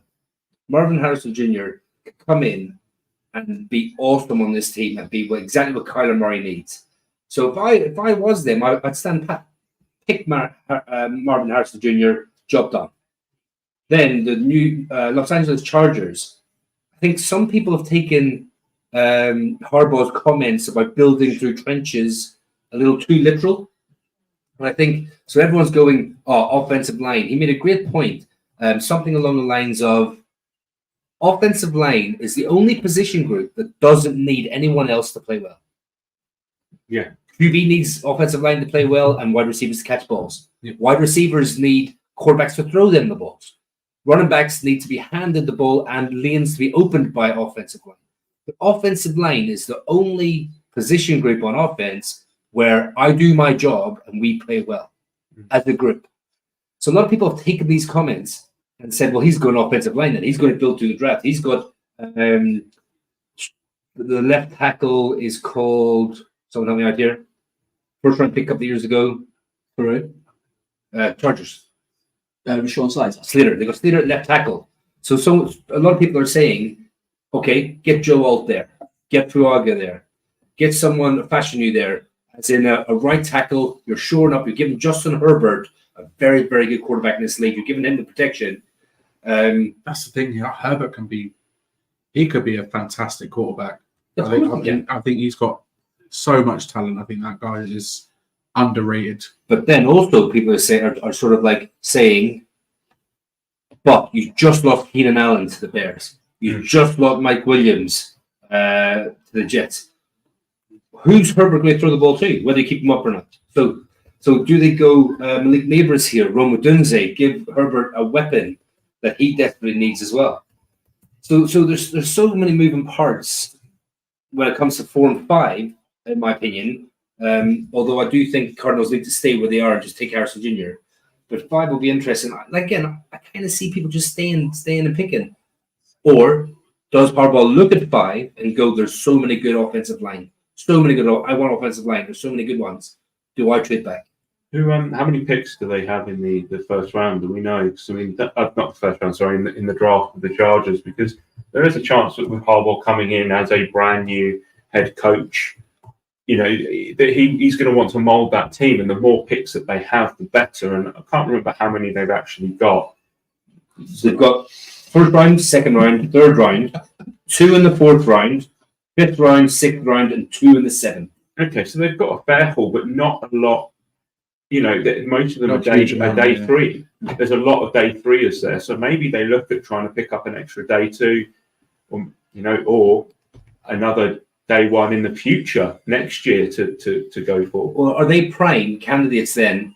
If JJ McCarthy's on the board at 5, for the Vikings to come up and give up 11 and 23, because 11, you're getting one of Alt, Fuaga, Patano, Latham, one of these players, and you're getting a 23rd pick to maybe get a worthy A.B. Mitchell, a receiver then. So that's what I mean. Like, so 3's interesting because of all the smoke screens that's going on about Drake May and us trying to move up for him. But 5 is even more interesting in my opinion, because I think that's the primary spot for Vikings to make their move. Shane, Minnesota have obviously got 11 and 23. Yeah, they've got those 2 picks. Do you think maybe the fact that it's 11 and it's outside of the top 10 is a detriment to them because you're not getting a top 10 talent? Or do you think that the class is so deep it doesn't actually matter? I think it depends what position you're in. I think if you want a quarterback or a wide receiver, you don't want to drop out of that top 10 range. But I think if for some absolutely crazy mental reason you're in the market for an offensive lineman, then moving to 11 is probably an absolutely perfect place to be because you're going to get a very good one. You're either going to get one of the top 2 left tackles, or you're going to get, for my sake, the best right tackle in the draft in Talisa Fuaga. So I think it just comes down to what you need. I mean, even cornerback or edge, you're going to, if you want O-line, cornerback or edge, you're probably going to be able to get to 11 and come away with one of the top 2 players at those positions. Quarterback or receiver, you're going to be looking at kind of like that next tier. Well, it's almost time. It is. So I just seen on the screen about AJ Brown's ridiculous contract extension. Oh, has it been announced? Has it? $96 million with 84 million guaranteed money. 3 years. It's big bucks. Is he worth that much money, Kev? Is he worth that much money? Oh, that's an It's unlike Philadelphia to spend that much money on a player, right? Well, mean, where do they get the cap room as well? True.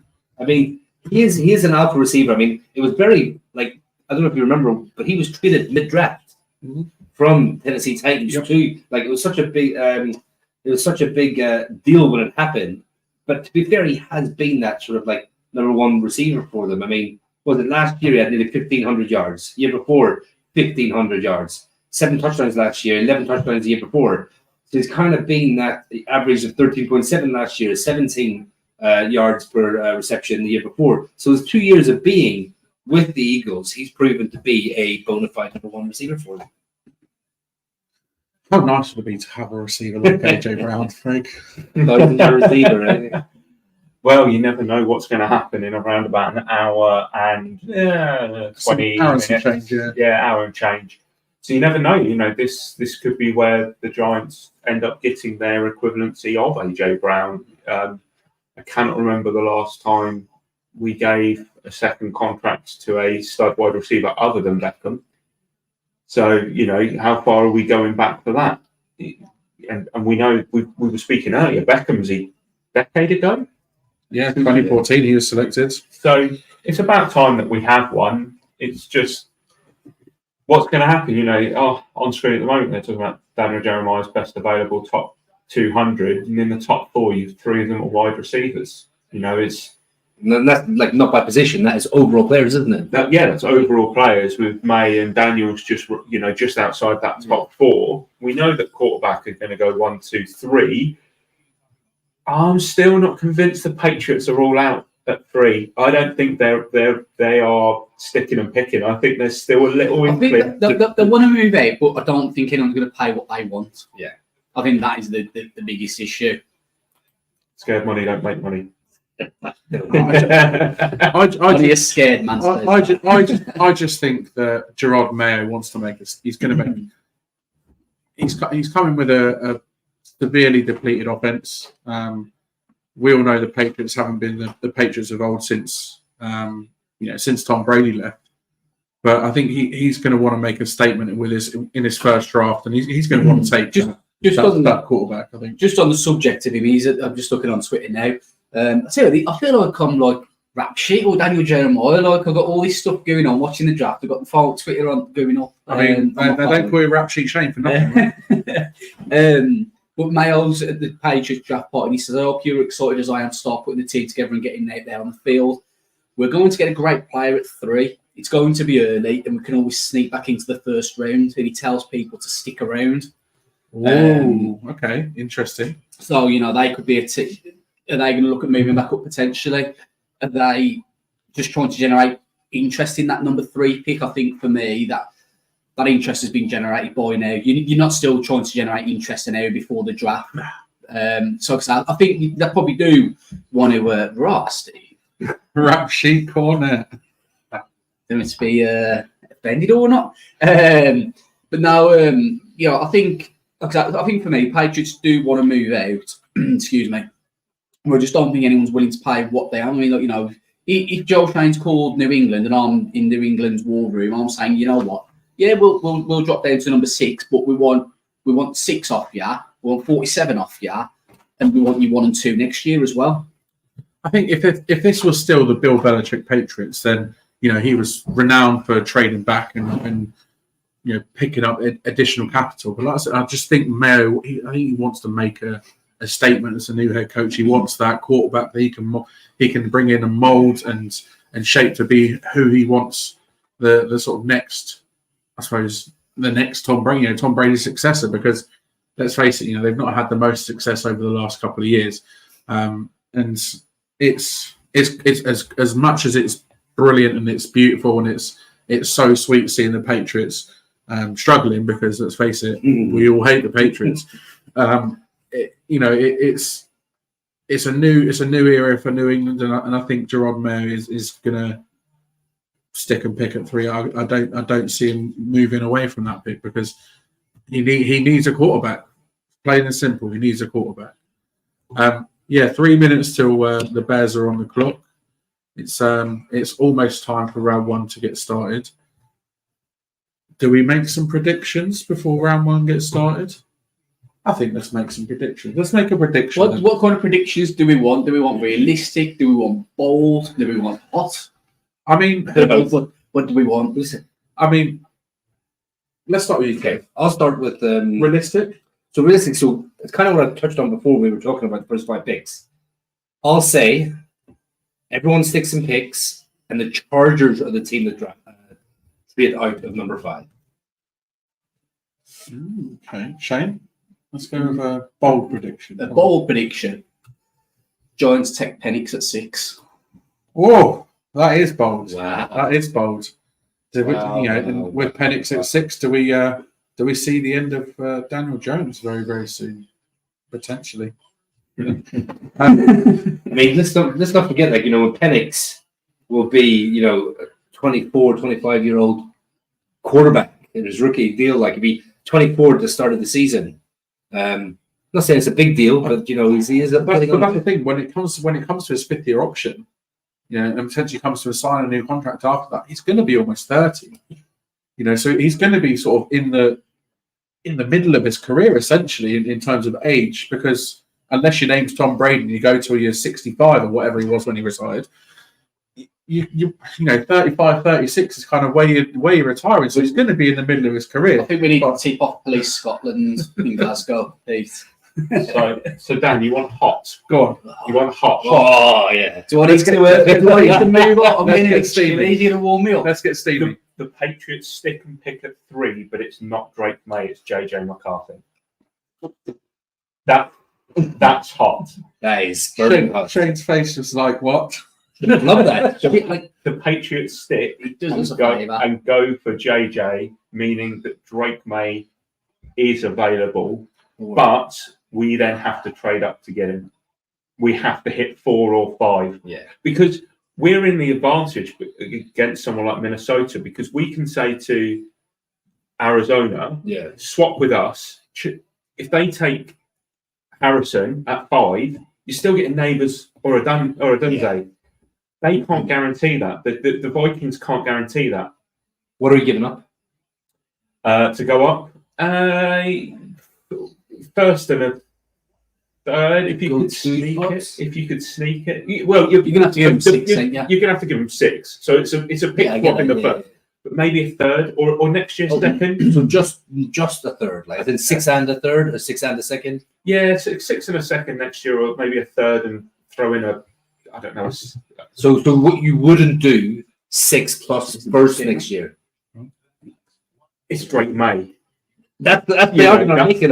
So forget about position sometimes. It's like if I told you from 6 you could get Drake May and you get your first next year, would you do it? It's an interesting conversation to have. Absolutely. And we won't have it in ours time, but that is tasty though. From my prediction. Go on. We trade back into the first round. Oh, at the end from 47. For what? Quarterback, wide receiver. Can't be either, I don't think. I'm going to say cornerback. Oh, that's hot. There's a cornerback they want there, and they're scared that he's going to fall. They're scared he's not going to fall to 47. Do you know who came in for a visit? Julian McKinstry. Apparently, they're very high on him. Hey, I can't see him making 47. No. I mean, I can't see him making mid-20s. Yeah. I think if he's still there, sort of as you get into the late 20s, do you try and get back in and take him? Do you know what I thought about the other day? I'm surprised no one's talking about it, but it's probably because these type of deals don't happen anymore. They happen in basketball a lot, like all the time. They don't happen in football anymore. Is the exact same thing as Eli Manning, as in the Patriots pick Drake May at number 3 and call the Giants and say, if JJ's at 6, we'll swap and you give me something else. Yeah. Yeah, you don't get that very often anymore, do you? It's since Eli Manning refused to go to San Diego Chargers. Maybe this is the conversation to have next year when Sanders decides that he doesn't want to go somewhere. Would you want that type of? I would not want him at all. Not because of the talent, just because of The mouth. Yeah. I can't be doing Personality, the red off-field red flags. It's all about Drew Allen next year, trust me. Yeah. Obviously, with the Bears, they're officially on the clock now, aren't they? They're officially on the They are clock. officially on the clock. But as Craig alluded to earlier on, they're going to milk it and take all their time. And 1:05, they went. Is it 8:00? They went on the clock. I don't know. I mean, Has Roger Goodell come out and announced it yet? No, No, they had the timer up. That's what I mean. So they're not So they're not technically officially on the clock, at the minute. they will be very, very soon. But obviously, whilst the first round's going on, like I said, we are sort of a supplement to the first round of the draft. We will be talking about each pick as they come in. Don't get me wrong, but obviously we're here watching the main event itself as well, and obviously you guys that are watching and listening along with us are watching the main event as well. So we won't necessarily be talking throughout the picks, but obviously we'll chip in and give our opinions on each selection that's made, or if there's any trades that are made as we sort of go throughout the first round. But it is almost time to get cracking with it. And we are watching on TV as opposed to Dazzle. We are watching on TV, or whatever it's called. And one thing I do want to say as well is obviously some people like to follow it along online, and usually the pick goes online before it's announced on the TV. So if you do find out who the pick is before it's announced on the television, please don't drop it in the comments, because we want to watch along and see who's selected. It's a minute till Roger Goodell comes on the screen. Is he going to give out any hugs this year? He had some back surgery a couple of weeks ago, doesn't he? So maybe they've been warned. Maybe they have. But and they've also been told. Have you noticed the numbers in the green rooms dropped a lot? Yeah. There's not many. 15 players, I think. It's mad. It's close to 30. JJ's not come. He obviously accepts he's not going to be first round player. He's sat at home expecting to be there on day two. I think Joel's turned it down as well to another one who shouldn't be in the first round. Oh, Kev. not bad. It's all good. But talking about Roger Goodell, it's his 18th draft as NFL commissioner. His first was back in 2007. There's been 3 positions taken as number 1 overall pick since he came into the role as commissioner. There's been 12 quarterbacks taken with number 1. There's been 2 offensive linemen taken with the first pick, and there's been 3 defensive ends. His first number 1 overall selection as commissioner, the Oakland Raiders selected Jamarcus No! in 2000. Was that his first one? That was his first one. I remember it like it was yesterday.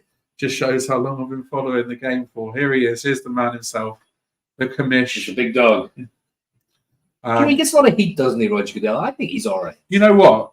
He gets a lot of stick. Here's Eminem himself as well. What? Some of the ads with him in the Roger G. Yeah, Roger G. Roger G. You know what? He gets RG1.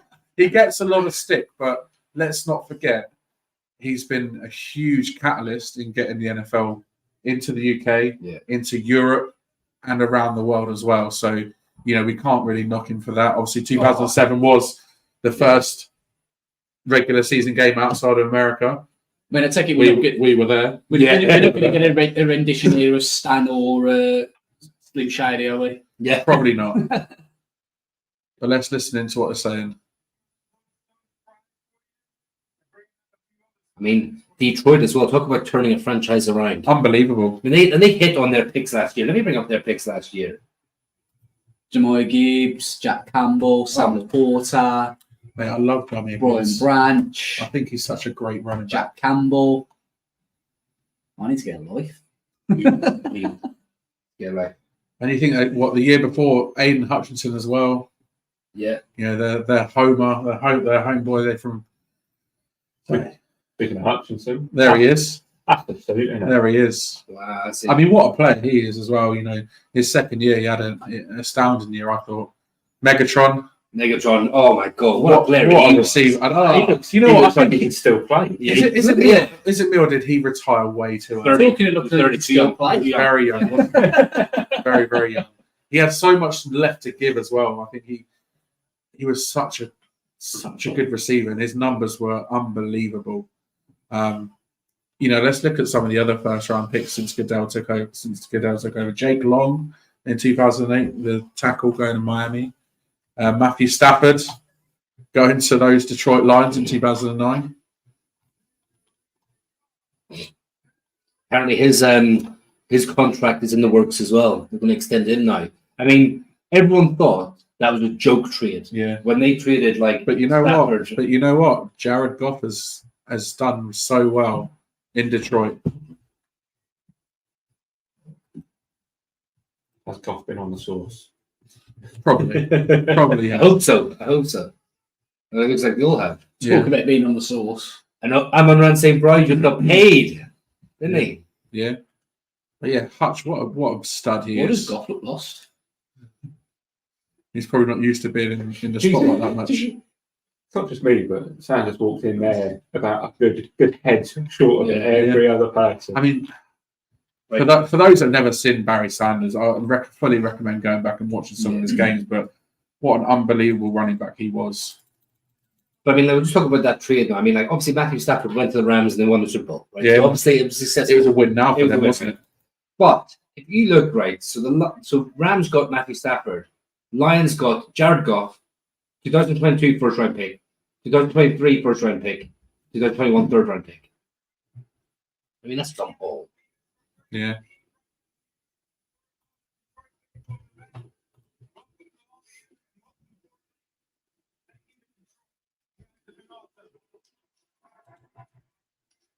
Where's the draft next year? Anyone know?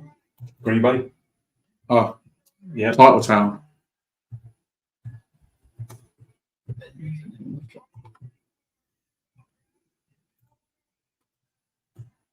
Here we go. Chicago Bears are on the clock.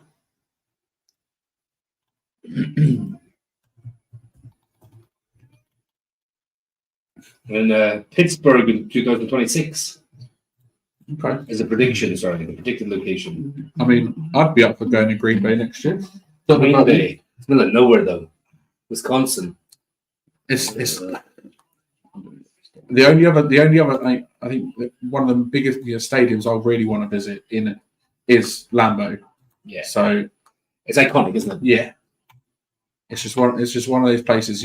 Green Bay is such a small town. Everything's all about football there, isn't it? So it's definitely pretty cool. They're the only team owned by the fans, aren't they? Yeah, exactly. But yeah, obviously, Matt Stafford drafted 15 years ago by those Detroit Lions. He was a fantastic player for them. But then, he's a tough man and tough player as well. He played with that dislocated shoulder. Yeah. I mean, look at it. They're already talking about Caleb Williams. It's almost like it's a given, right? So That draft room there was sat there like a room that's been told off. Do not put that pick in before there's at least 2 minutes left. Yeah. They're just waiting, aren't they? They're just waiting. And then 2010, Sam Bradford going to the St. Louis Rams. Didn't turn out so well for him. 2011, Cam Newton. Him and his dress sense. Yeah, crazy. But he's, again, what a stud he was. And so nearly brought a Super Bowl to Carolina. 2012, we're talking about, I think you mentioned him earlier, Shane. Maybe it was you, Kev, but Andrew Luck. Yeah, what a player. And I think he was as nailed on a first overall pick as what Caleb Williams is. But what a player again! But I think he made a sensible decision and retired young because of his injury concerns and concussion concerns, and he could have been a legend. He could have been a Hall of Famer. And I don't know whether he will be now. Probably won't. Probably didn't play for long enough. Eric Fisher in 2013 going to Kansas City. What a beast of an offensive lineman he is. Jadeveon Clowney going to Houston in 2014. He never really lived up the hype, did he? No, He there sort of, was a lot of hype about him. there was. He kind of made his name off that one play against Michigan. Yeah. In his sophomore season. Yeah. But I mean, he's where is he now? He signed a 2-year deal. I'm sure, wasn't he with Philadelphia? He ended with Carolina, has he? I think he has, Caleb Williams is on the phone, so that there's kind of one thing, really, doesn't it? Let's just get him up, and then we can start to talk about him and look at him. Yeah. I mean, sort of 6:45 left on the clock for the Bears. Yeah, so he's currently with the Panthers. But the Panthers kind of overpaid for a lot of players in this offseason, didn't they? Yeah. Because he was with Baltimore last season, wasn't he? He was with the Ravens last season. Yeah. And he played. I think he was at one of the sort of more better defensive players for the Ravens last season.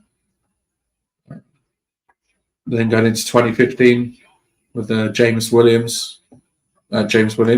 Winston. Got Caleb Williams on the mind. Jameis Winston. That old Jameis Winston, Marcus Mariota draft. Yeah, it was. The number one. Jameis Winston has the infamy of having a season where he threw for 30 touchdowns and 30 interceptions. I just saw the story about him when he was in college at Florida State, when he got arrested for stealing crab legs. Yeah. Love it. Absolutely. That is out there, isn't it? Yeah. But, again, it never really worked out for him. The potential he had. He's bounced down the league a wee bit. Yeah, but he's a backup now, isn't he? Somewhere. 2016, the man we just had on screen not long ago, Jared Goff with the Los Angeles Rams. Again, like sort of with LA, he never really sort of lived up to the hype. But with Detroit, he's definitely been more of an impact on their team, I think, and he's led them to their first playoff win since first playoff appearance for a long time, but first playoff win for 30 years, wasn't it? Yeah. Less than 5 minutes left on the clock. They're really dragging this out, aren't they? Like, come on. Those that don't know, Giants, so 6th overall last year. Well, for the 4 of the last 5 years, 6th overall pick's been between 9 and 9:05 p.m. Eastern time. So that's 2 and 2:05 a.m. UK time. So we're looking at potentially under an hour until the Giants make their pick at 6. If they make their pick at 6, that is.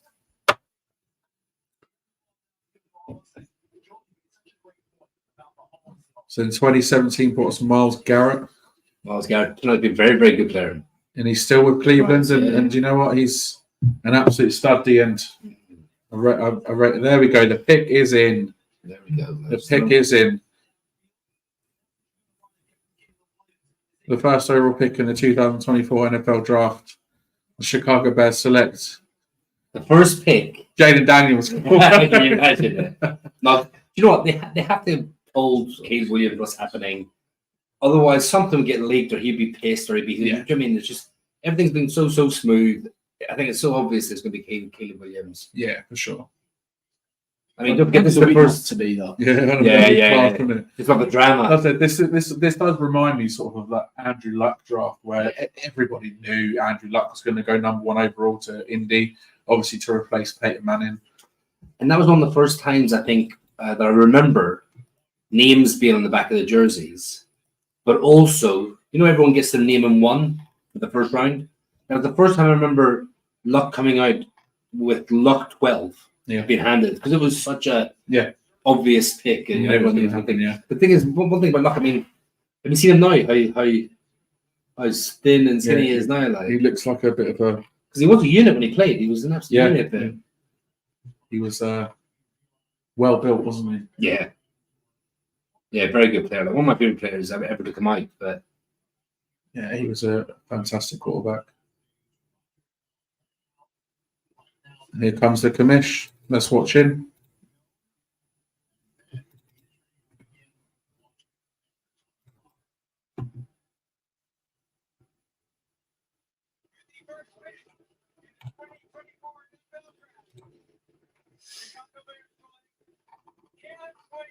There you go. It's official. Caleb Williams, quarterback, USC.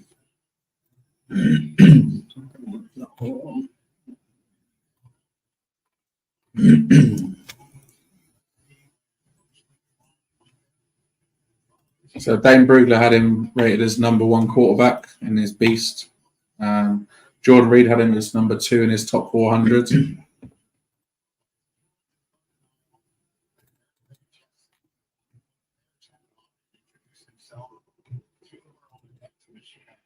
I'm sharing that now, Greg.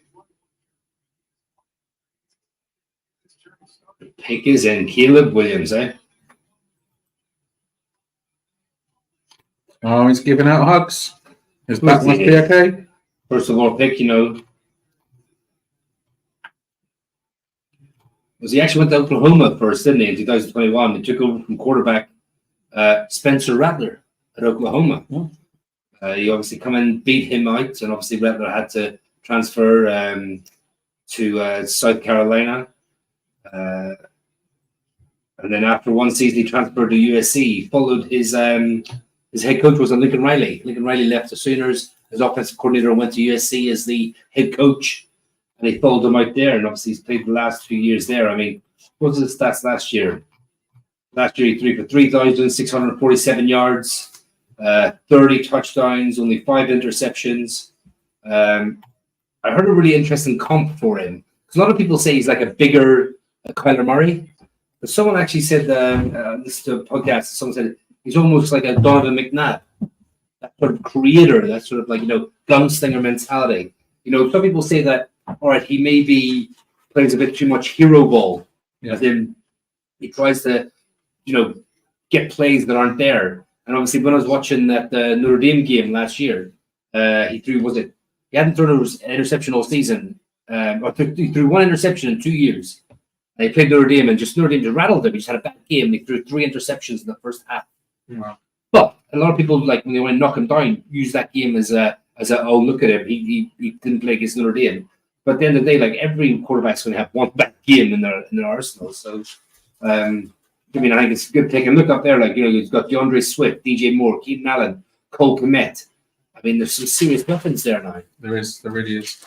Let's look at some of his stats in our draft Bible, which you can get your hands on by scanning that QR code in the corner and donating some money towards our fundraiser around his man club. You get yourself a version of our draft Bible. Craig, Caleb Williams stands out as the clear #1 overall pick, but why does he stand out? I mean, you just have to look at his stats from last year. Over 3,500 yards, 30 touchdowns to 5 interceptions, 68% completion, offensive grade at PFF at 90.3. I mean, he's just so explosive on a team that almost didn't allow him to be explosive. He kept his team in games with high-end production. He's the man. He's got the hat on there. Rapid fire transition from fake to throw on RPOs is one of the strengths that Zerline has called out there. And mock draft, he's been mocked to the Bears by every single mock draft analyst that we follow. I mean, Kev, just quickly, we've got some footage running down the bottom there. Can you just give us some information as to where we've got this footage from? Yeah, of course. So we've been asked on the podcast a few times now about scouting and how we go about creating our rankings and scouting lists and stuff like that. And we had a very good question recently that me and Shane answered, where we kind of tried to find offensive tape, defensive tape. On places like YouTube and other areas, but I reached out to someone recently to find out who had all 22. So I reached out to find out, where do you get your all 22 from? Because Shane knows this. When you try to watch film, it's so difficult to watch the TV copy. It's so difficult to watch highlights and get a real feel for a player. You really need the all 22. But for some reason, it feels like all 22 tape is locked up in a safe. It's almost like, you can't really have it. And what all 22 film is, for those who might not be familiar, it's like every game in college and NFL is filmed from a high angle showing all 22 players at once. They show it from the side and they show it from behind. Every single play is recorded. And this is where, like, every draft analyst, this is where Daniel Jeremiah will sit down and he will watch all 22 film and get a feel for players. And recently, like I said, I reached out to someone and they put me in touch with Cuddy Cutups, I believe the name is. Just let me find it now. But basically, it's a guy on Patreon, and Cuddy's Cutup on Patreon, and for $3 a month, and it has other levels of access, obviously, as well. You can actually, he provides 22 cut-ups for basically nearly every player in the draft.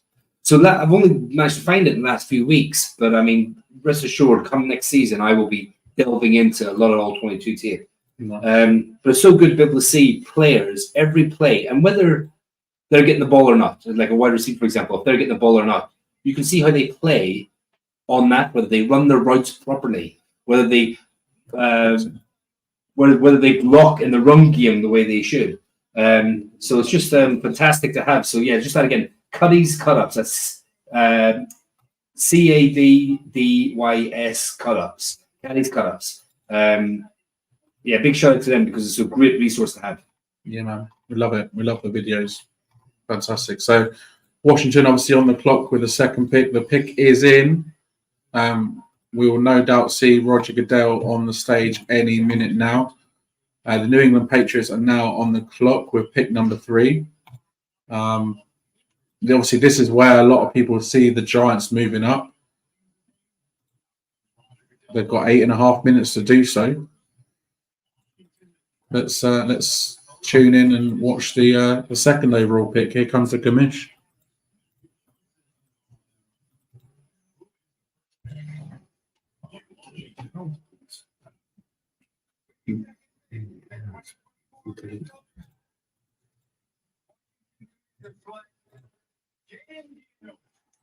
There we go, Jaden Daniels. So second overall pick, Jaden Daniels, quarterback, LSU. Again, think everybody predicted him to go there. Obviously, it's bit more of an interesting pick for us because now, we're going to be facing Jaden Daniels twice a season there. Obviously, we'll talk about Jaden Daniels, as I said, but does the draft start now? Yeah, it does. The draft start now at 3 with New England. They're going to take Drake May or Minnesota Vikings or even the New York Football Giants going to pay that premium.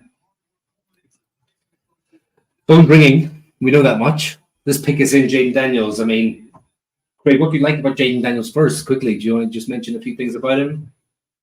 I mean, he's an all-rounder. The comps we've seen him compared to Lamar Jackson, RG3, pretty much. If you're a mobile quarterback with a strong arm, you're Jaden Daniels, or Jaden Daniels is you. That's kind of how it's been. He's very good at recognizing pre-snap pressure, has a plan to counter it, gets everybody on the same page and setting up protections. Very, very good at that. And he just has a football intelligence that you cannot overstate, and that's exactly what's needed now.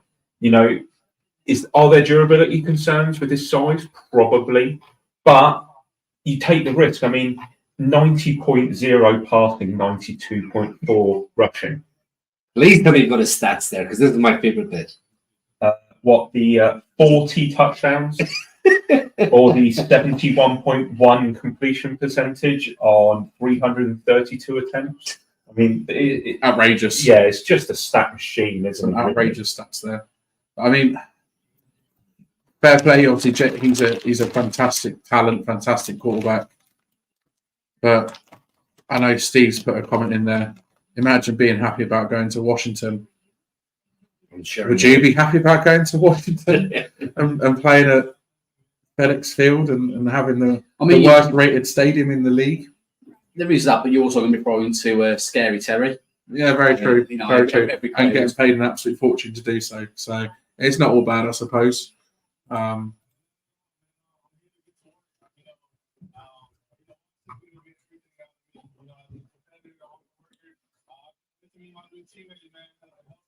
So obviously, Jordan Reed had him as number 6 in his top 400.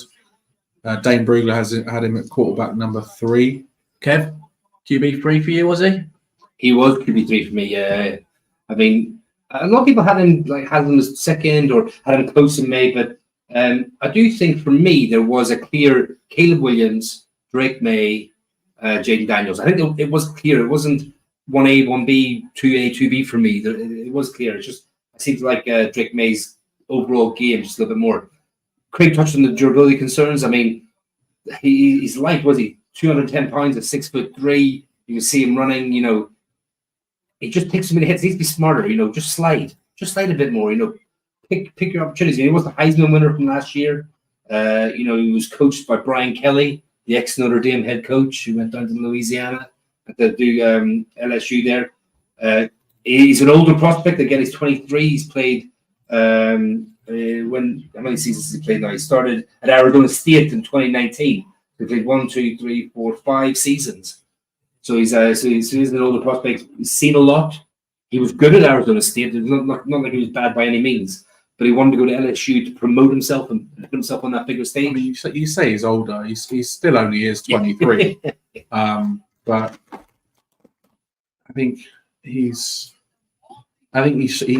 that Washington offense. Let's pick us in. There we go. Picks him. So they sticked and picked. So they have sticked and picked. Yeah. From what I just read from Connor Hughes, the Giants were very aggressive in their attempt to trade up to select the player that the Patriots are going to go for. Interesting. But ultimately, they were unsuccessful, and the Patriots. And by very aggressive, how aggressive do you think Joe Shane was? Well, I'd love to know. I mean, rumors will come out about what was offered. Take them with a pinch of salt, but it will be interesting to hear what would have been offered. To be honest, what do you think? What do you think was offered, Greg? I mean, it's got to be 2 firsts at least, hasn't it? I think the biggest problem we probably have with trying to match what the Patriots maybe wanted was the fact that we've got Burns. Yeah, I think Burns maybe nipped that in the bud, made it more difficult. Are you really going to give up the second as well, knowing how many holes we have on the team? Probably not. So, yeah. That's the thing. We don't have 11 picks like some of the teams out there. No, exactly. So, yeah, it definitely makes things Here comes more the commissioner. But The Cardinals are on the clock. Here comes New England's pick.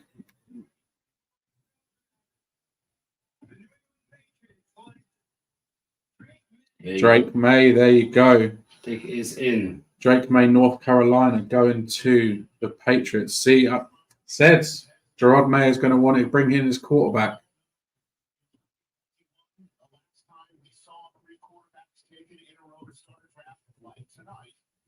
So it feels like deja vu, but does the draft begin now? I mean, yes, maybe.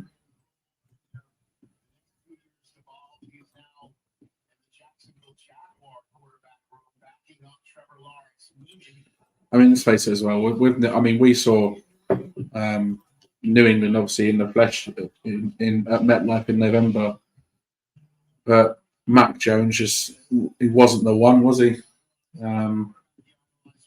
And obviously having Bailey Zappi there as well, again, it just wasn't the one. So interesting news. Ari Mariov saying the Vikings and the Giants tried to get the Patriots to slide out of pick number 3. So the Vikings are being as aggressive as we thought they might be. Yeah. Now, the next question is, will the Vikings continue to be aggressive for JJ McCarthy, or are they not in on JJ McCarthy? Great point. Yeah. Everyone knew they were making moves to make a move. Yeah. As in moving up to 23 from the second round. maybe it was for Drake May all along. Only Drake May. Yeah, obviously with the Cardinals on the clock now, they're likely to go receiver. You'd imagine so. I mean, you've got Marvin Harrison sitting there. They'd be stupid. You not to need take a him wide away. receiver. They'd be stupid not to take him there. I mean, yeah, Kyler Murray needs all the help he can get. I mean, is Kyler Murray the one in Arizona? Do you think? Do you rate him as a quarterback? I mean, I think he got a contract that I wouldn't have paid him personally. It was a big contract. Yeah, it was a little bit too much, but he's going to kind of have no excuse now. I mean, look, Arizona have got a lot of holes, but I just think when you've got Marvin Harrison Jr. sitting there, and I think I was looking at the depth chart yesterday, it might have been or the day before, and I looked at their wide receivers and I was like, who, double who? Like, their wide receivers are shocking. I think the only way they trade out of it is if they get a ridiculous offer. And if the Giants weren't willing to give a ridiculous offer to the Patriots that they would have accepted, I can't imagine that they'll do the same for Arizona. And Steve's saying it has to be wide receiver for us now. Okay, Dan Schneider's just put out, the Giants miss out on Drake May, but not for lack of trying. They made a super strong push, but the Patriots ultimately rushed the pick to the podium. So it sounds like they wanted to get that pick in ASAP, and it did come in quite quickly as well. So just as I was going to say, Nat is saying that he's quite up for a trade with the Broncos now, and get the cornerback support and picks. I'm guessing he's referencing Lee Patsertan potential there. You never know. You never know. You never know. You're going to know. The first three picks have gone the way a lot of people predicted. Drake May, apart from Matt Miller, but obviously that was a trade with the Minnesota Vikings. All those mock drafts were predicting him going to the New England Patriots. The back of 2023. 3,608 yards, 24 touchdowns, 9 interceptions, completion rate of 63.3%. What does a player like Drake May bring to the Patriots, Kev? Drake May, he's one of those players that he has the prototypical. The Arizona Cardinals pick is in. Cardinals are sticking and picking. The Chargers are now on the clock. Sorry, Kev, carry on. Yeah, no, he's like, if you were to draw up a quarterback, an NFL quarterback in a lab, you draw up Drake May. He's 6'4", 223 pounds, 22 years of age, 2-year starter at North Carolina. I've likened him to this player, and then I have heard other people saying it as well. He's a bit like a Justin Herbert. A lot of people had questions about Herbert. That's why he went 5th overall. I think 5th or 6th overall in his draft. But I think Drake May is that type of player that come in and be a franchise-changing player. Is he a perfect prospect? No. There's no such thing as a perfect prospect. He needs to work on his footwork. He can throw some really, really tight passes in tight windows, and then he can miss an open guy at the odd time just from really bad footwork. So I said it before. I think give him a year. I think the Patriots signing Brissett, the brisket, helps massively. He knows the organization, and Drake May can sit for a year.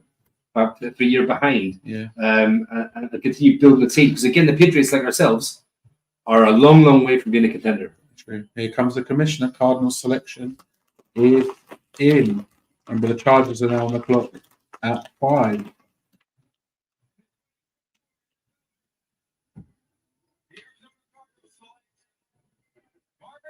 There we go, Marvin Harrison Jr. So, generational talent, best wide receiver in this draft, Shane. Marvin Harrison Jr. What do you reckon? Yes, the standout player. I know there was a lot of talk about in the pre-draft process. Obviously, he decided not to test. He didn't do anything at Combine. He didn't do anything at Ohio's Pro Day. And I completely understand that. I mean, he's an absolute standout wide receiver. Don't know about, obviously, you guys have been following the NFL a lot longer than what I have, but easily the best wide receiver to have come out since I've been watching it in the last sort of 7-8 years now. It was a no-brainer for Arizona. I think I think if we're all honest, the first 4 picks have gone how we anticipated them going. Now, I know I've kind of been saying it jokingly, but this is where the draft just start now with LA for the simple reason. Are you sure about that? Are they going to trade? Are they going to go wide receiver? Are they going to go... Look, with New England and Arizona, it was they're either going to trade or you know what player they were going to take. Whereas with Chargers, I've no idea. I don't know if they're going to go... I don't know if they're going to go wide receiver. I don't know if they're going to go offensive line. I don't know if they're going to trade. I mean, there's even been some mental talk about trading Justin Herbert and drafting JJ McCarthy. No, I'd like to see that just for the bants. and the fact that he does us a favour and takes JJ off the board because I'm getting a little bit nervous now. But yeah, I've absolutely no idea what the Chargers are going to do with this pick. I mean, Kyler Murray's got himself a stud receiver there, Marvin Harrison Jr.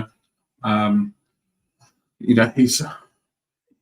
People say the words, generational talent a lot, but he does have what it takes to be that absolute stud receiver. Looking at his stats from last year, over 1,200 yards receiving, over 18 yards per reception, 14 touchdowns, only 3 drops on 114 targets. That's some great stats, some great numbers. Just under 59% reception percentage. PFF graded him 89.9 last year. Fully deserves that number 4 overall pick, I think. We are flying through these picks. We absolutely are. 20 minutes until 2 o'clock, where we said the Giants would pick ish. Yeah. Could be earlier. Could be earlier. I mean, like we said earlier on, these teams have kind of known who they wanted for such a long time. And everyone kind of knew where 1, 2, 3 were going. And it's only been recently that the Drake May not going at 3 has been a thing. But again, because it's been a thing for so long, we all know about various smoke screens and things like that are thrown up in the lead up and build up to the draft. But I think these top sort of 4 picks that have been made, again, they've all been predicted by many draft analysts. It's really not great. I think the only one that went any different with Marvin Harrison was Matt Miller. He mocked him at number 5 with the Chargers. It'd be interesting to see who the Chargers do take at 5. Well, so what's the pick? Is it trade on, lads? What are we feeling? I don't think there's a trade. I don't think there is. It's quite, they've been on the clock for... Yeah. The thing is, 6 minutes. They're working on a deal because if they stick and pick, then JJ's there at 6. You're almost watching that bottom bit, aren't you? No, for the trade, that the Vikings really want to come up and get him. What do we do? Do we have 13 it? Or do the Broncos want him? Or do we just pick neighbours or Dunsey and just let him slide? I mean, to be fair, one other thing that we've not really spoken about tonight is earlier on in the day it was reported the Rams were trying to get inside the top 10. Wow. Interesting. Who's that for? What can the Rams offer us? Now. Not 19 in this draft. I don't know when that pick in the second round. You'd want their first next year as well. And the Rams are kind of in a bit of a... The Rams are only just getting a first round pick as it is, and then you're saying, oh, we'll have their next year one.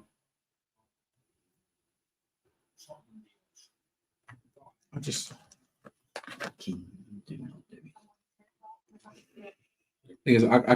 can't see the Chargers not picking a receiver here.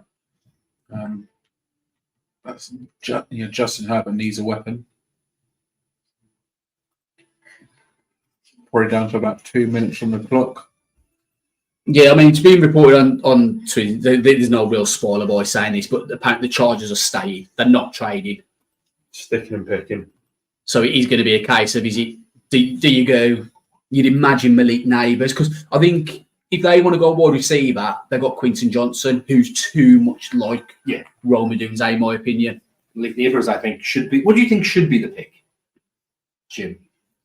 What should be the pick? Neighbours. I think the wide receivers. Like I say, you got Quinton Johnson. Right side of that, I mean, you got Josh Palmer. Yeah, You can get someone like. I mean, how much would someone like a dynamic player like Neighbours help someone like Justin Herbert? Oh, massively. Especially because, like you said earlier, when you've already got your left tackle, you don't.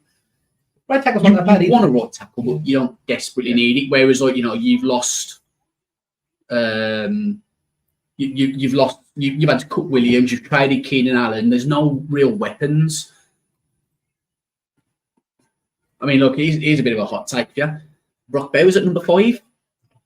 Like, I mean, it wasn't a hot take a few months ago. that's what I mean. Like when the season finished and people started talking draft, a lot of people mocked Brock Bowers to the Chargers. Tell you what, the Chargers taking it right down to the wire. Do you reckon they're still having an argument in the war room about what position they're going to take? I've just seen it. I've just seen the pick. I wish I hadn't. Don't spoil it for us yet.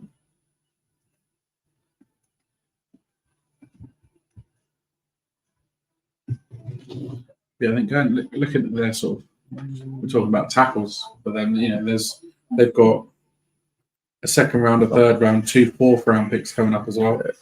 So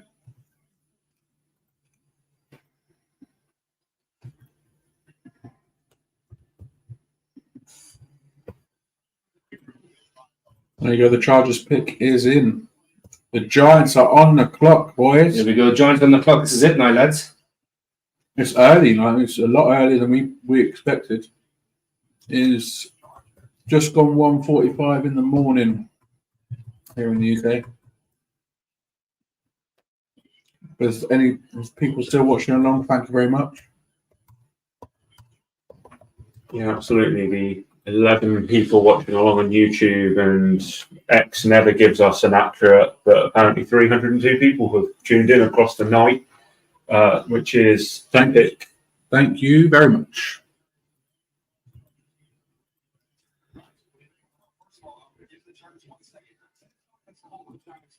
So we are on the clock. Are we? Is Joe Kane taking calls? He should be, right? I hope so. He's going to be taking calls for sure. He said he had more interest than he thought he would have to tweet back. He openly said that. No, that's very true. Absolutely spot on. He was strangely open about it, I think is the right way to put it. I hope we don't trade back. We need that stud receiver, whether it's Neighbours, whether it's Odunze. We need that stud receiver. You're doing. Here comes the commissioner. What does the commissioner look like? He's just had a little nap. Like, Yeah. Maybe he has. Maybe it's the painkillers after surgery. All right, let's listen to selections.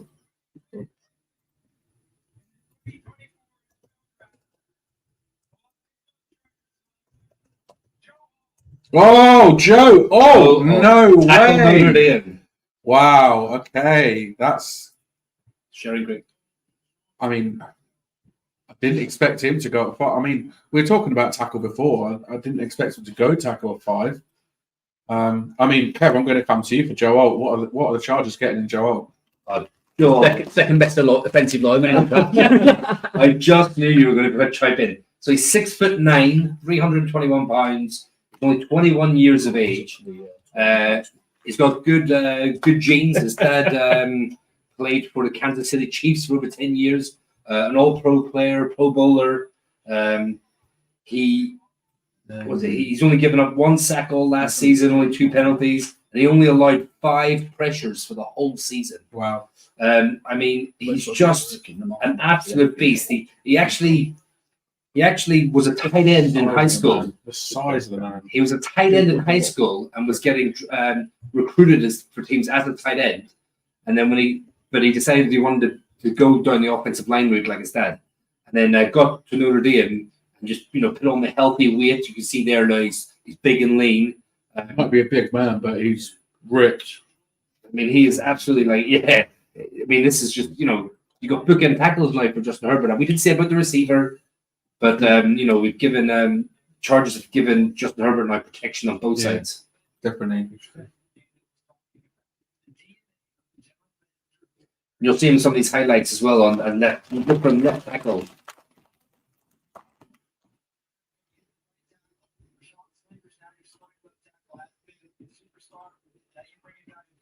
So apparently Caleb Williams will wear number 18 for the Bears.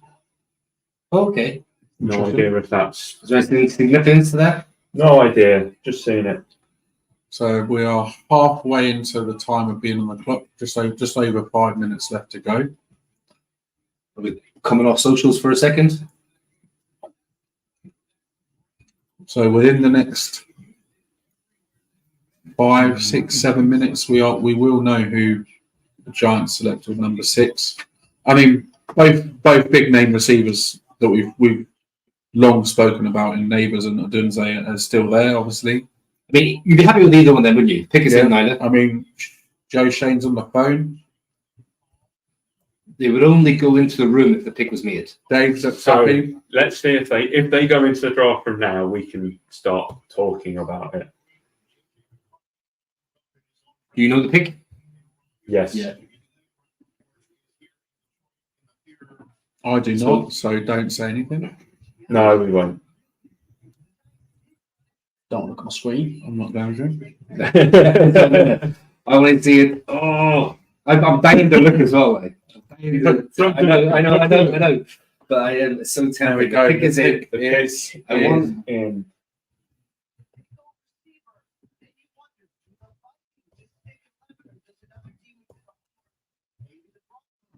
Here we go. Round 1, pick 6. Is it Neighbours? Is it Odunze? Is it somebody else? Neighbours, Odunze, JJ, McCarthy. I mean, LPG's happy. Let's go No LPG. matter who it is. he's always going to be happy. Yeah. You can really try and get him on the off season. Don't let him. I'd love to get LPG on this podcast. Let us know if you'd like to see LPG on the podcast over the off season. If you're watching. Also, if anyone reads any beat writers or other YouTube content creators regarding the Giants, let us know. We'll try and get in touch with them and try and collaborate and do a couple of shows or whatever. For sure.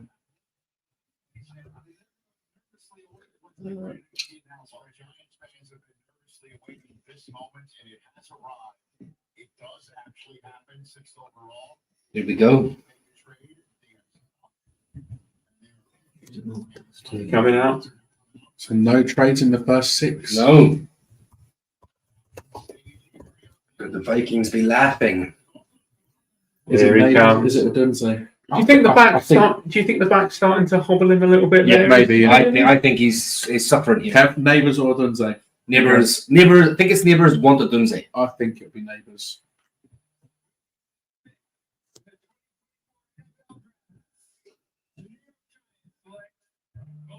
Neighbours. Love that. I mean, Love that pick. you cannot go wrong with that. With the 6th overall pick in the 2024 NFL Draft, the New York Football Giants select wide receiver Malik Neighbours out of LSU. 2 LSU players going in the top 6. We've long spoken about Malik Neighbours. Number 3 in Jordan Reed's top 400. Number 2 receiver in Dane Brugler's Beast.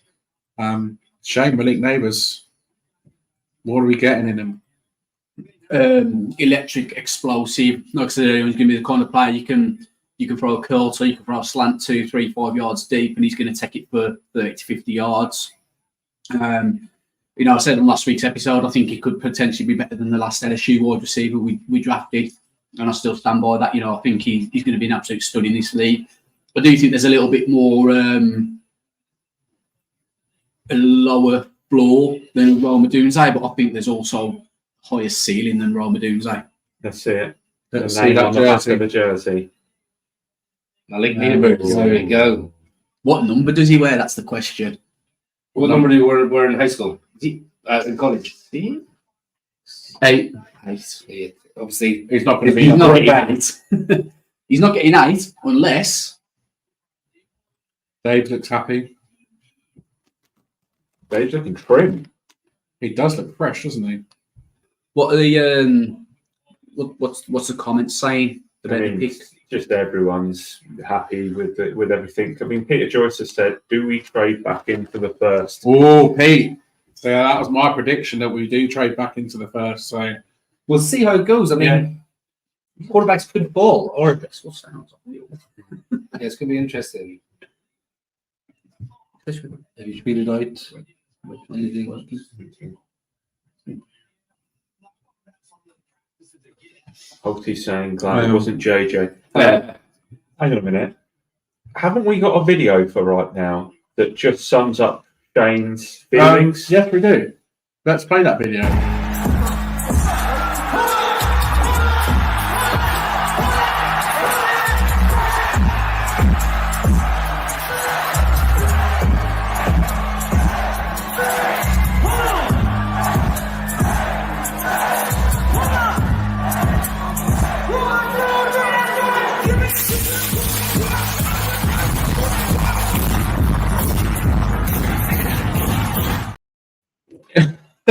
So Shane, happy we didn't take JJ McCarthy. No O-line, no JJ, wide receiver. Shane's a happy man.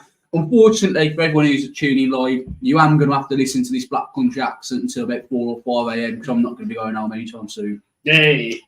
He's staying in the building. That's what we like to hear.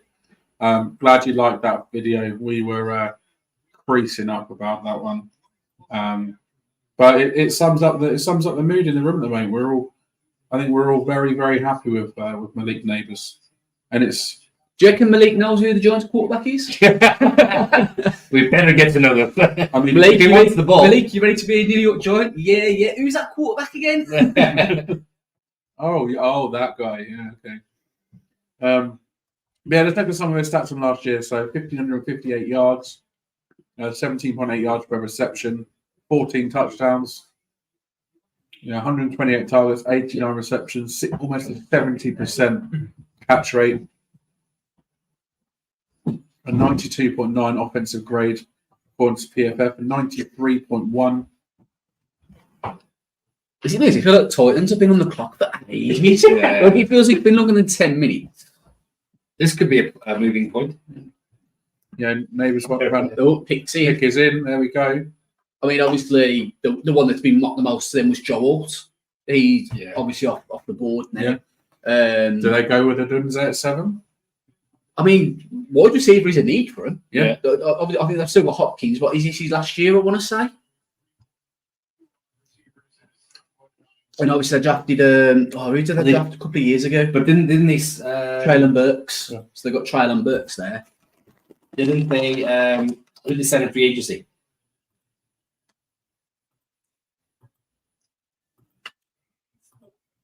Calvin Ridley. Calvin Ridley. There we go. They signed up the big deal. Yeah, I mean, you never know. They might surprise us here, the Titans.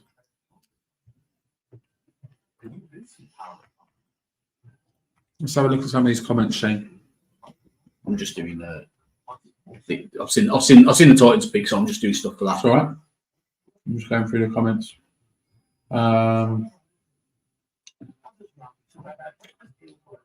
Peter says yes. Steve, get in. I think everyone's happy with Neighbours there, aren't they? I mean, you can't really go wrong with Neighbours. He's like, he's the type of player, like Shane said earlier, he'll take a 5-yard slant and take it to the house. So he's dynamic, he's fast. He ran a 4.38 at his combine or his pro day, but he ran a 4.38 at 40. He was 6 foot, 200 pounds. He's young. That's the thing. He's only 21, isn't he? So he's still young. Yeah, exactly. He's got extremely quick feet. He's explosive. He can work inside, outside. I mean, he's that versatility, like a movable weapon. He played, 53% in the slot, 47% on the outside. So he's got that versatility of being able to play everywhere. I mean, it's a no-brainer pick. And I know I wanted Rome Odunze, and I still would want him now. But I just think, like, with Malik Neighbours now, Daniel Jones and this offense has a bona fide number one wide receiver that other teams genuinely have to look out for and scheme for and be worried about. Yeah.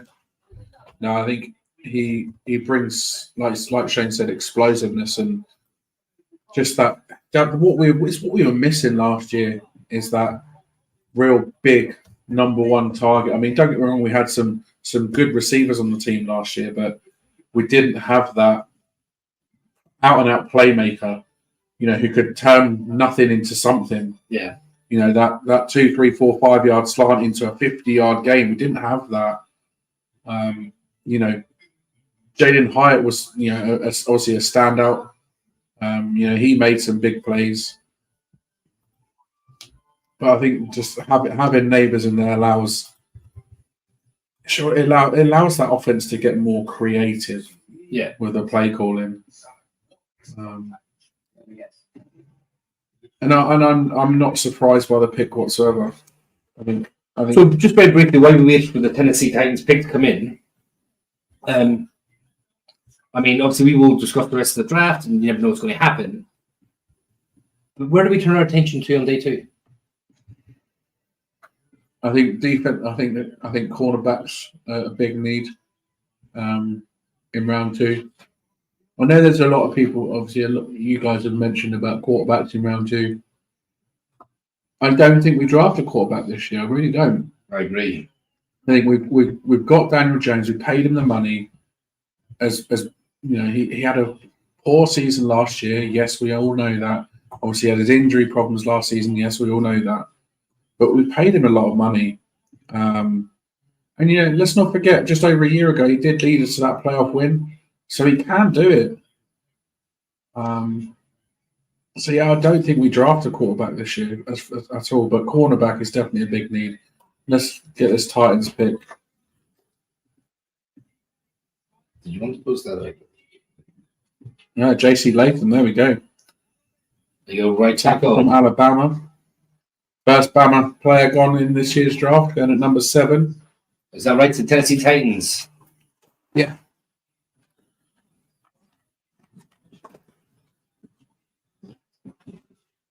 So Adunze is still on the board. We've got the Atlanta Falcons on the clock. JC. Falcons on the clock now. Wow, okay. Where do we think they go? I mean, Dallas Turner's the one that's been mocked the most. Yeah.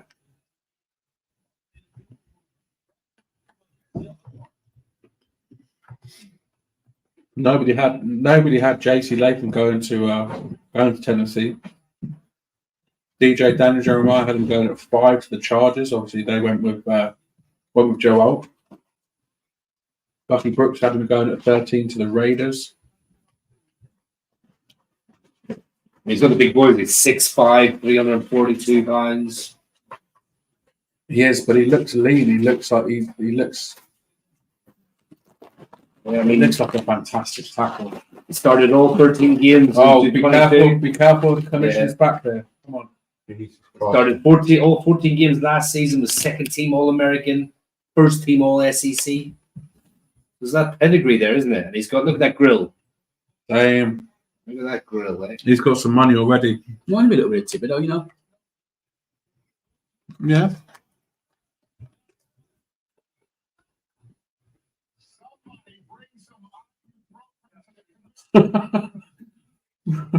I love that. Rich Eisen, somebody brings some ibuprofen to the commission. I've seen the Falcons pick. Don't look my screen. Do not look. You like seriously do not look. Why? Oh, I've just saw it. But just saying to you. I said, do not look. I said, do not look. It went like that, and I'm like, what are you doing? So I looked. What I'm going to say is interesting. I love interesting picks. No spoilers. Spoiler-free show. No spoilers here.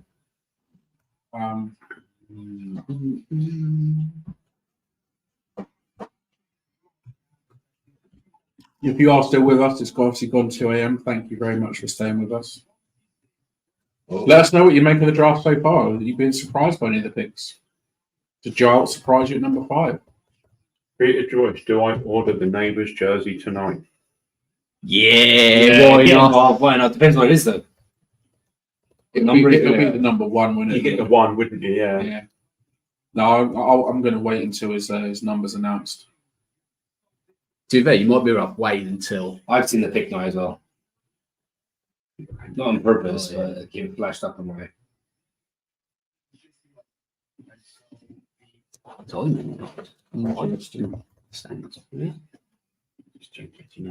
Yeah. Oh yeah, do you? You see it, yeah? 10's Jets, isn't he? Yeah. So officially going by the TV, Atlanta are still on the clock.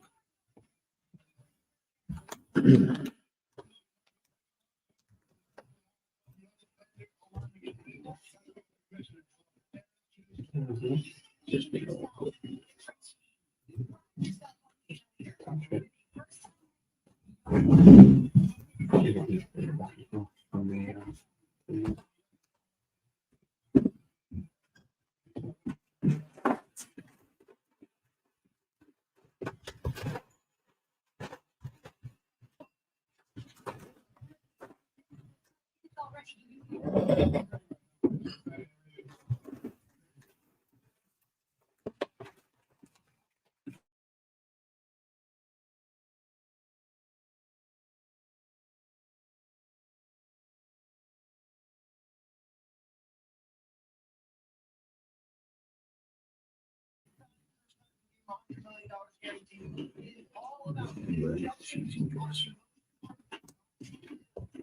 Have you muted us?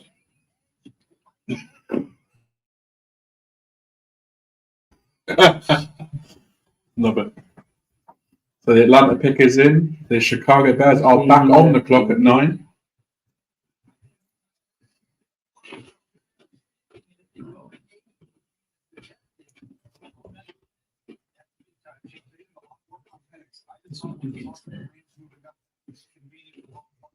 So yeah, we're 8 picks in. There's not been any trades. Not been anyone moving. No surprises yet. Everyone. No, I don't think any real surprises. I was a little bit surprised that the Chargers went with a tackle over a receiver, but I think tackle was a big need of theirs.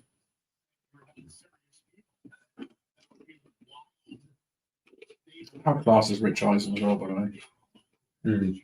Here he comes. Here's the commissioner. Atlanta Falcons, number 8. Here we go. We are flying through this first round. We might actually get to bed at a decent time.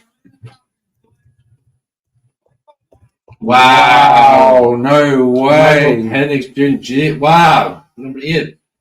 People were Jesus, mocking him. look at the glasses. People were mocking him at 47 to us. There's your mock draft killer. Yeah. The only one that mocked him anywhere near that, Daniel Jeremiah, number 13. But everyone else was in the second round. I mean, apart from Dane Brugel. There might be a few teams in the teams now going like, "What the?" There we go. Wow, they've obviously seen something in Penix that they like more than some of these other quarterbacks. So you know the likes of Bo Nix, the likes of JJ McCarthy. They obviously see something in Penix that they like more than him. Well, that's the first surprise of the night for sure. But not even that. Like they just signed, what's his name? Cousins. Cousins a massive contract. How long is Maybe he's going to sit there and learn under Cousins for a couple. How is he learning at 25? Yeah, true, very true. I know. I mean, I am surprised, very surprised by that pick. I'm not going to lie. The more I think about it, why pay Kirk Cousins all that money, then bring in? so he signed a $180 million deal, 4-year, $180 million deal. Wasn't it $100 million guaranteed? $100 million guaranteed, and they Mental. just drafted a 24-year-old quarterback.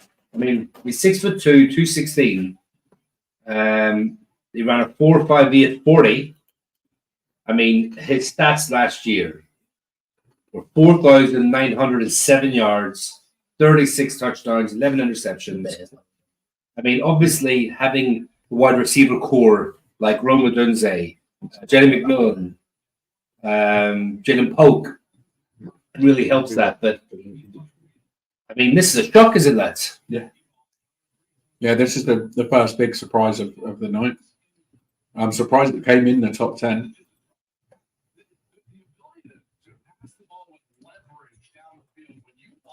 I mean, I don't think there's not many people, if any, had Penix going in the top 10.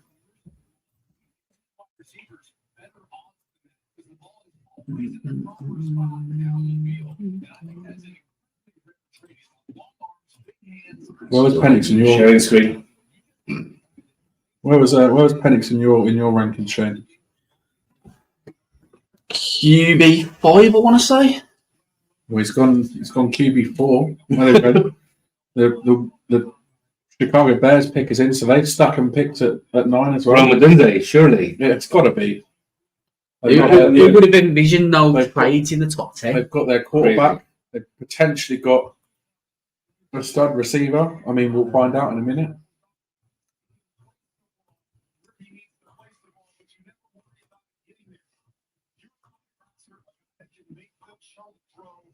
I wonder what Falcons fans are thinking right now. That's the big thing. I mean, they wouldn't have expected this, would they? No, not a chance.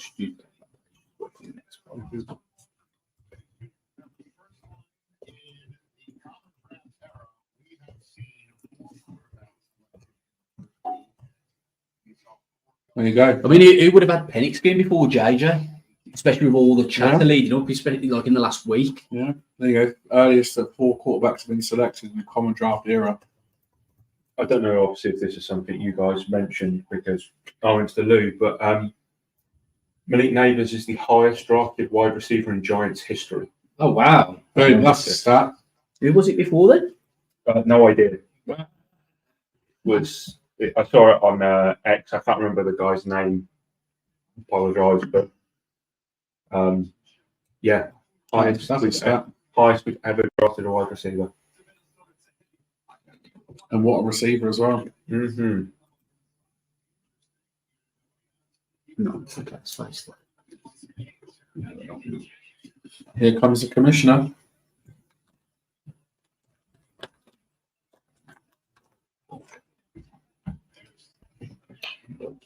Who are the Bears going with? You want to play the video when they names on the TV. There you go. Roma Dundee. Our deal gets his wish. Yeah. Caleb won, Roma Dundee at 9. Don't you say there's not a chance that he falls to 9? I know. Mainly, I was kind of like trying to speak into existence. He'd go to us at 6.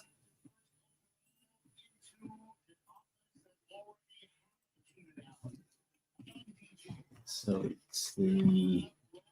So they've got their quarterback Caleb Williams. They've got a stud receiver in Roma Dundee. What are they getting in Roma Dundee, Kev?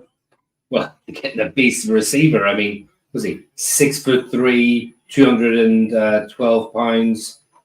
Like I said, last season's stats, what were they? 1,500 yards, 14 touchdowns. No, tell lie. That is, I believe, neighbour. Roma Dundee went for 1,600 yards and 15 touchdowns. He led the only FBS, didn't he? Only 3.2 drop rate. I mean, he is an absolute deep threat. Catches everything. Body control in the air is outrageous. But also, he can place, like I said before, place all 3 levels of the field. He can take your hitches. He can take your slants. He can take your drags. He can do the middle part. He can do your deep outs, your drag routes. He can do deep ones as well, like posts, corners. He catches everything. Like, he's a great. Like, he hasn't got a top end speed. Like I say, he did run a 4.45 at his 40, but he's just a baller. Like, and again, I mean, that Bears receiving core now looks a little bit scary, doesn't it? It does. Hello. Hold on 2 So is seconds. it trade? Because we have Oh, there we go. a trade. Yeah, it's just come up on the screen. The Vikings are traded into number 10 One spot. with the New York Jets. Yeah, I mean, On one hand, you can say, what's the point? But on another hand, if you've only get up, say, Well, we did it last year, didn't we? whatever pick just to get your player. they can't have given up too much to move up one spot, surely. So the Jets get 11. 129 and 157 for 10 and 203. So then, that's not a bad trade, to be fair, is it? That's just Well, reported by what? Mike Garofalo.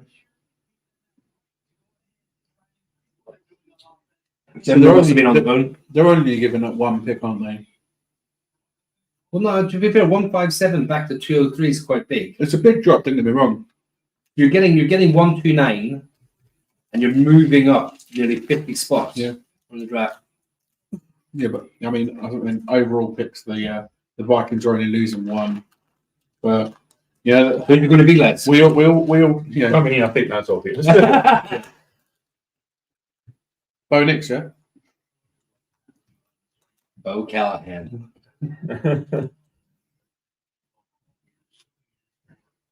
There we go, confirmed. Yeah.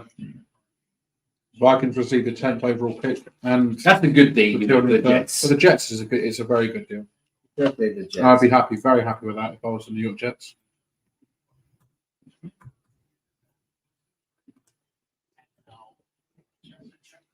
And the Vikings pick is in.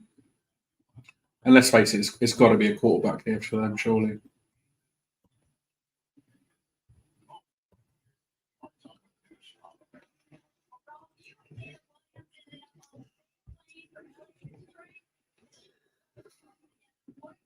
So here's a quarterback going to Minnesota. That's 5 in the top 10, which is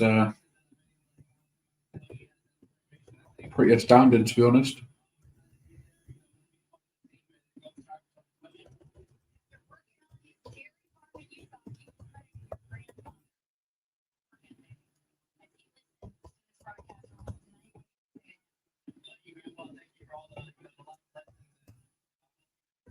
I genuinely would have loved him to have been a Giant. Yeah, he talks The way so he well, talks doesn't he? and Yeah. Was it November?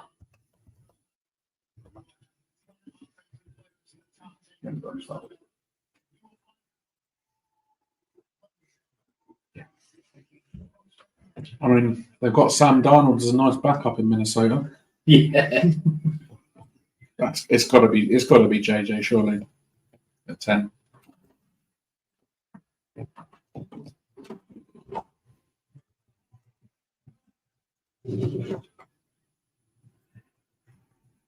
We're just playing that raw style on that. It's tight, isn't it?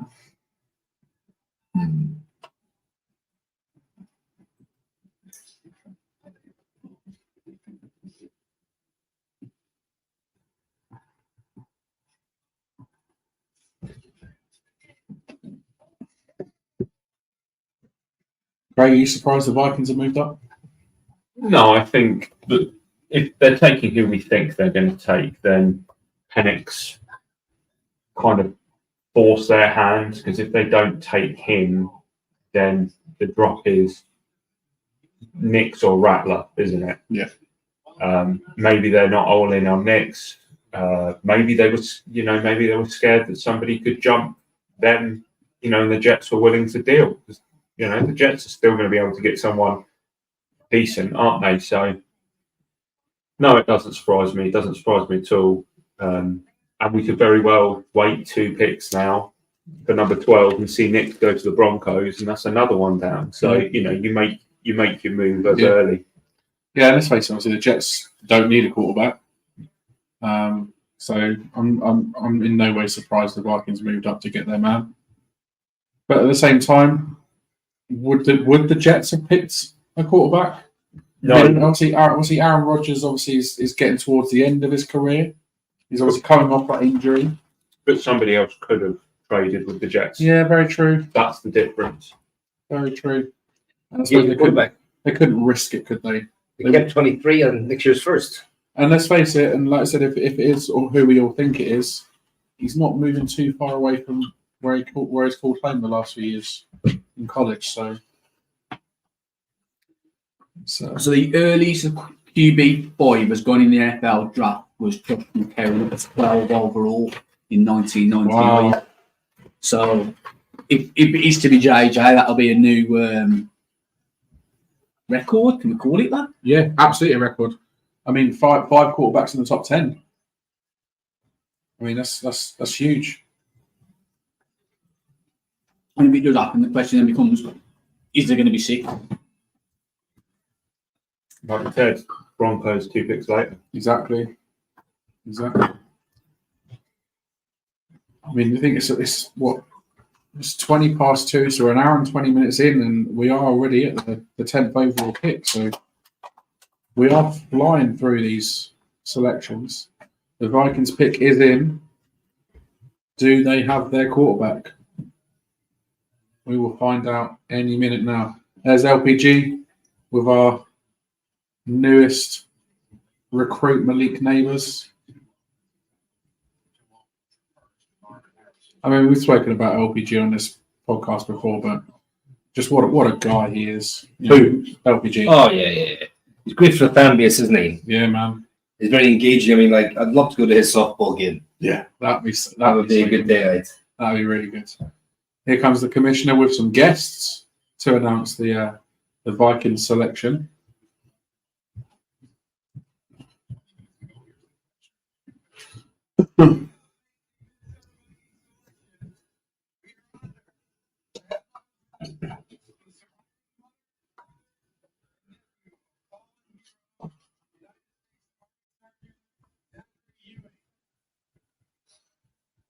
So here we are. Pick is in. So the Jets are back on the clock at 11. Yeah.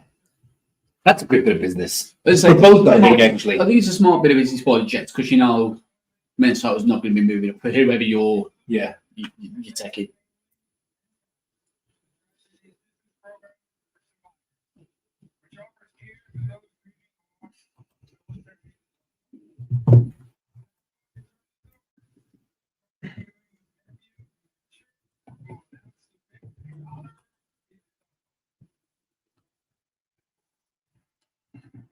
Oh, look at this young kid announcing the pick. Wow.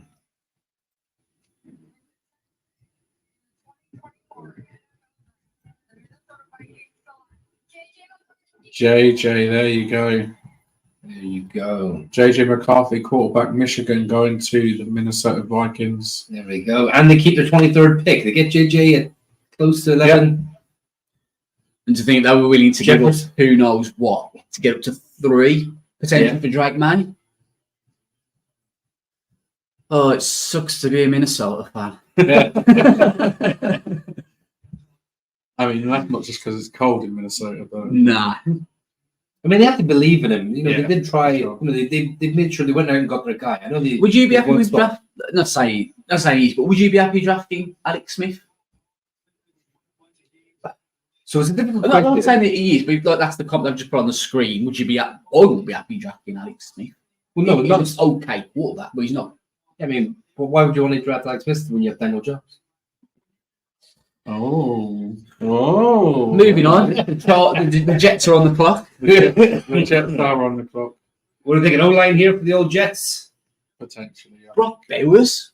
Oh, he would fit nice. I mean, like, can you imagine Aaron Rodgers just picking up Bowers Literally, pass after 10 pass? seconds ago, Bobby Skinner, Alex Smith. Yeah.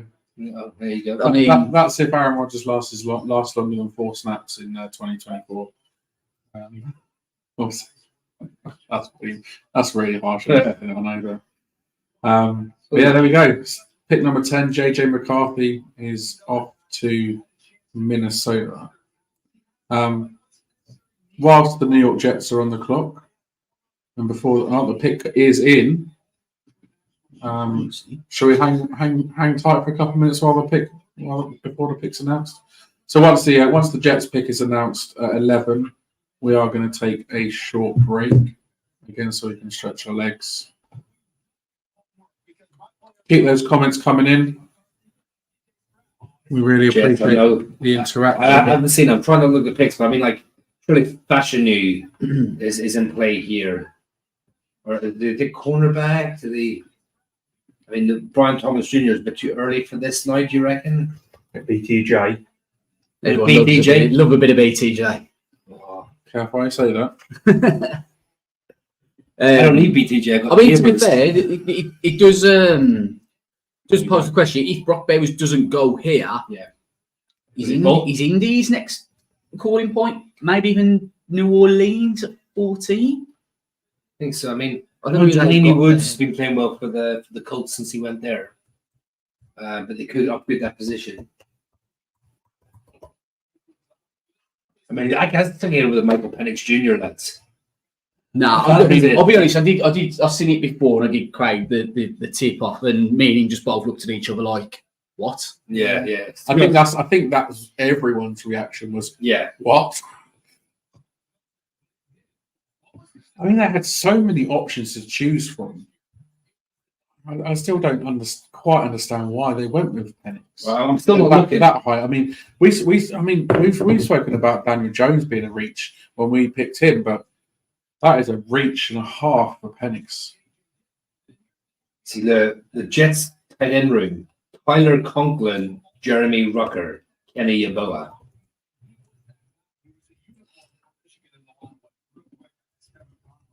I mean, they've got good edge play. They've got good interior defensive line. 13 Raiders.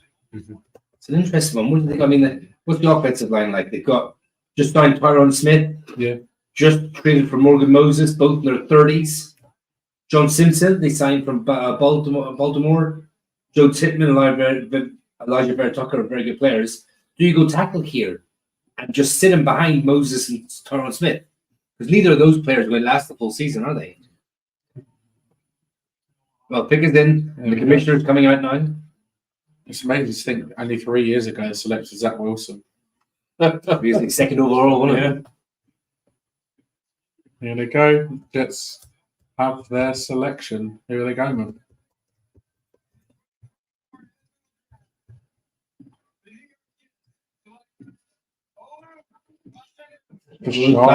Fashanu. Awooga. Yeah. Right, Shane, I'm coming to you. What are the Jets getting in early Fashanu? Regardless of what anyone else that says, they're getting OT1. That I can tell you that for a fact. They're getting that drum. They're getting like I said before, an athletic freak. I mean, yeah, he had his struggles this year, particularly against Ohio State. But like I said before, you want to see players have these struggles because they overcome adversity and it shows that they're just human.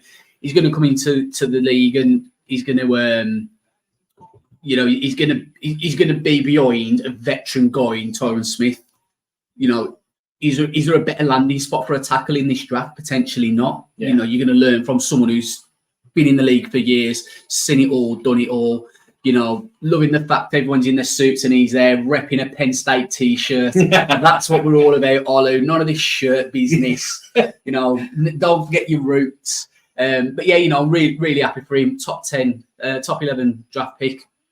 You know, athletic freak. There's going to be some teething problems like there always is with tackles in the draft. And the good thing is he's going to go and he doesn't have to start day one because, like Kev said earlier, they've got Moses, they've got Tyron Smith, so he can sit, he can really learn. He might not get many snaps in his first season, but then after that, you know, like I say, he's learned from one of the best. So would you say he's a better pass protector or better in the run game? I prefer him in the run game personally. Like I said, his struggles came in the pass protection against Ohio State. Yeah, the lad whose name I forget who went back this year, like Timmy Arlo or something like that. He's going to be a first round pick next year. He's one to kind of watch out for. Nice. Well, on that note, there is a commercial break on the main screen at the moment, so we are going to also take a little break as we tick into hour 4 of the first ever Big Blue UK and Ireland NFL Draft live stream. We'll be back shortly. Go and get yourself a cup of tea.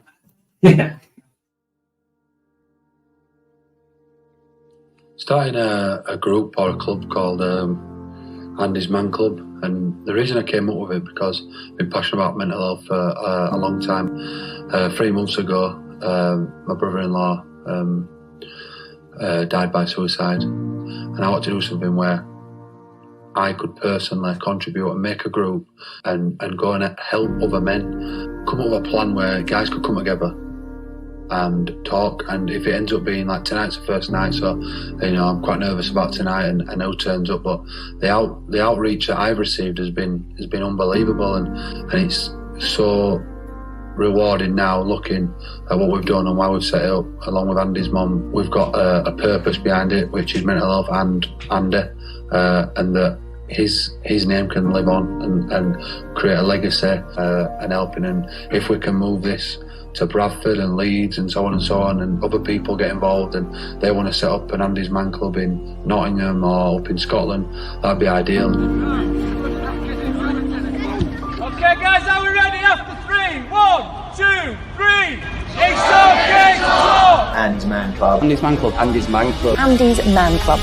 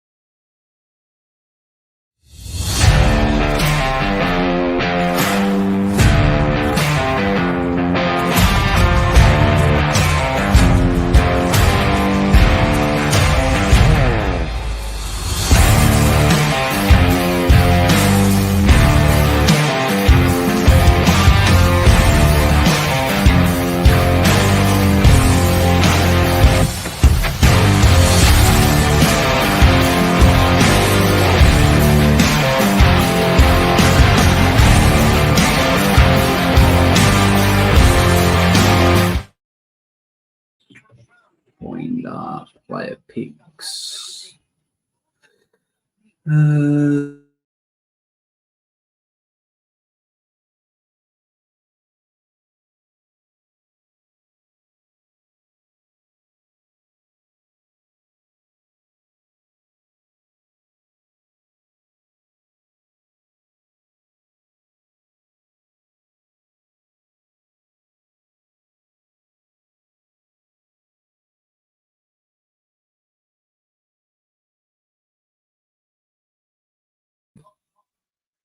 Welcome back, ladies and gentlemen who are watching. Pick is in for the Broncos. Could we see another quarterback come off the board here?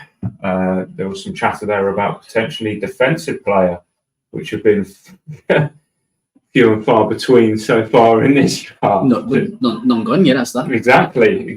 Wow. So, how long is it going to take until we finally see a defensive player? Pick 12. There we go, Bo Nix. And there we go. So I think it's safe to say that that's the last quarterback we're going to hear tonight, probably until round 3. Would you agree? I think so. I mean, like, just looking at my my board now, I mean, all the top 6 are gone. Top 6 quarterbacks in 12 picks. So that means in the top 12 has been half of them have been quarterbacks, and the other half have been other players on offense. We haven't had a defensive player go yet. But the next player for me on my board, number 7, is Spencer Rattler. And I don't have him going until the 3rd round. I do believe, though, that all these players now that 6 have gone can be starting caliber players like in the league. I mean, Bo Nix he's I have him as number 5 on my board, just very, very closely behind JJ McCarthy. He's 6'2", 217 pounds, 24. Like I said before, he started off at Auburn, went in, legacy recruit. His parents went there and stuff, and for whatever reason, it just didn't work out for him, so he made the decision to move to Oregon. But the type of player you're getting, like I say, 6'2", sturdy, solid. He's got good build. Can make all the NFL throws. He just doesn't excite you. He's just not a player that can be or have the potential to be a top 5, top 8 quarterback in the league. But we've kind of seen with the way Brock Purdy's come into the league that if and the head coach of the Broncos ex-Saints, Sean Payton, he will love this type of player. He'll come in, he's smart, he's been around, he's played something like 60 or 70 college games, which is unheard of, like it's outrageous. And he'll come in and he'll just manage his offense. He'll come in almost like, I'm not saying he's going to be this type of player, but like a Drew Brees. Just come in, manage the offense for Sean Payton, and now he's got his guy. Because the Broncos quarterback room was what? Until last week, the starter was Jared Stidham, and then they traded for Wilson from the Jets. But now I think they actually add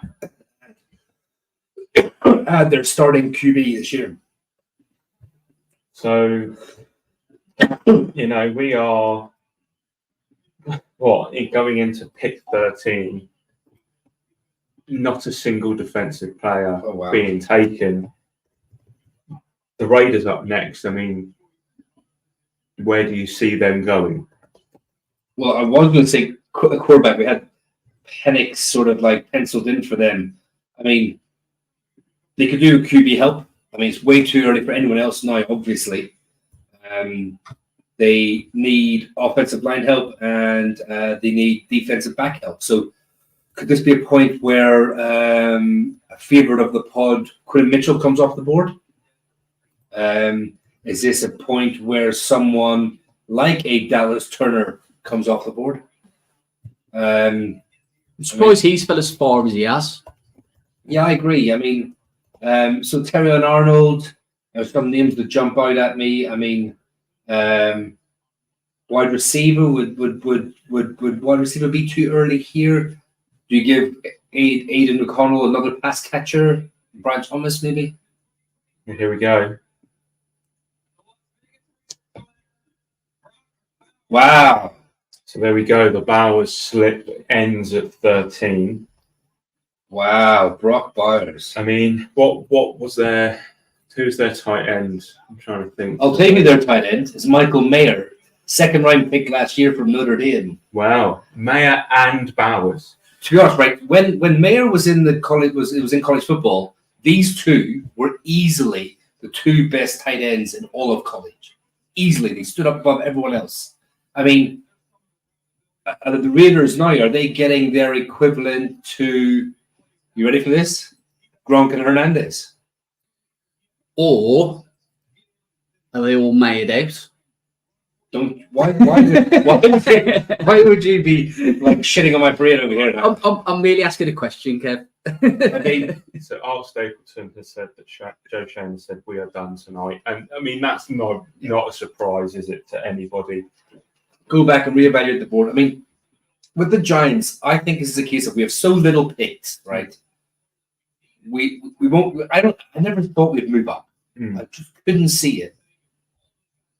I actually I can see us moving back tomorrow from 47. Like if we move back from the middle of the second to late second, maybe even early third, but pick up another third, fourth, fifth, something like that. I think that's good. I mean, we need to come away this with solid players, just good players. Again, what did I say at the beginning of the night? Make picks that make sense, and the neighbor's pick is one of the ultimate picks that makes sense. Yeah. You believe in Daniel Jones to a certain extent. I say to a certain extent because you were willing to try and move up for Drake May, who, again, talk about Bo Nix not being a player who could be a top 5, top 8 player in the league. but Drake May could be. Now, you couldn't get that deal done. So you go ahead and you make a smart decision by picking one of the most electric players in the draft in Neighbours. You give him a weapon now, and it's almost a little bit like, and I hate saying this because I don't want to put expectations out there, but you've brought in a starting guard. You brought in a starting right tackle who can play guard. Mm-hmm. It looks like the starting offensive line is adequate, average, above average. We haven't had above average play at O-line for such a long time now. Mm. Now you're adding weapons. You've got Neighbours, Hyatt, Slayton, and Wandell Robinson. You've got weapons now. So it's almost like, okay, Daniel Jones, we haven't done right by you, but now we've tried to fix the line. We've tried to give you weapons now. Let's go out there and put an offense on the field that the fans can be proud of. So again, we just need to carry on. What was it the old baseball analogy? Like, we need to hit singles, we need to hit doubles. We don't need home runs. We need to hit doubles. We need to hit solid picks that will add to this team. So what I want to see now going forward, tomorrow, like now they've made the pick, they've brought in the star wide receiver, and let's not make any bones about this. Again, although I wanted Odunze first, Neighbours is a star wide receiver, without doubt. So tomorrow, reconvene, get yourselves together, have an early night, come back tomorrow and smash the second round, because we have the second day. We've got a second round pick and a third round pick. Again, go out, pick players that will help this team. So let's do something we don't do very often on this pod. Let's do a bit of role play. Everyone look a little bit of role play on it. Careful. Hey, I'm just saying. So BJ's still on the board. So little knock on the door on Daniel Jones and you, Joe Shane. I'm like, Yeah. Just want to check. Do you still believe in me? I'm not in. Go ahead. Go on. Sorry. Do you still believe in me? I believe that you are starting quarterback for next season. Yeah, no, but that's not. No, I'm still going to start. The cameras are right. Do you still believe in me? I believe that you can win games in this league. But do you still believe in me? Come on, Joe. It's a straight, simple question. Paid you so much. Yes or no? Do you still believe in me? I paid you a shitload of money. And out after 2 years, do you still believe in me? Yes, because now I've tried to fix the line for you. I've tried to give you weapons. Okay, so why was you trying to trade up for Drake May, number 3 last night? No, we didn't. Yeah, we tried. No, we didn't. Yes, you did. Brilliant. Do you know what I mean? Yeah. It's an awkward conversation. No, potentially, yeah. again, because players and agents understand. They will try and Daniel Jones' contract came down to the wire because they milked the last dollar out of Joe Sheehan and the New York Giants, which is their prerogative, which is their right to do. But also, it's Joe Sheehan's right as GM leading this New York Giants franchise to try and do right by the team and the fans as well. And let's be honest, he can turn around and have the conversation, say, look, Drake May, I believe, to be a top 5 quarterback in the league. I believe you could be a top 12 quarterback in the league. But there could have been an option there for me to go and get a top 5 quarterback. And you say that to him and his agent. Because what is it at the end of the day? What do they say? What is the NFL at the end of the day? Not for long. It's a business. So I understand the question of the explain to me what you were doing, but also they have to understand it is a business. So apparently, the Saints were shopping, but stuck, and will pick. Shopping to get out of. Yeah, they were looking at a trade down, but they decided against it.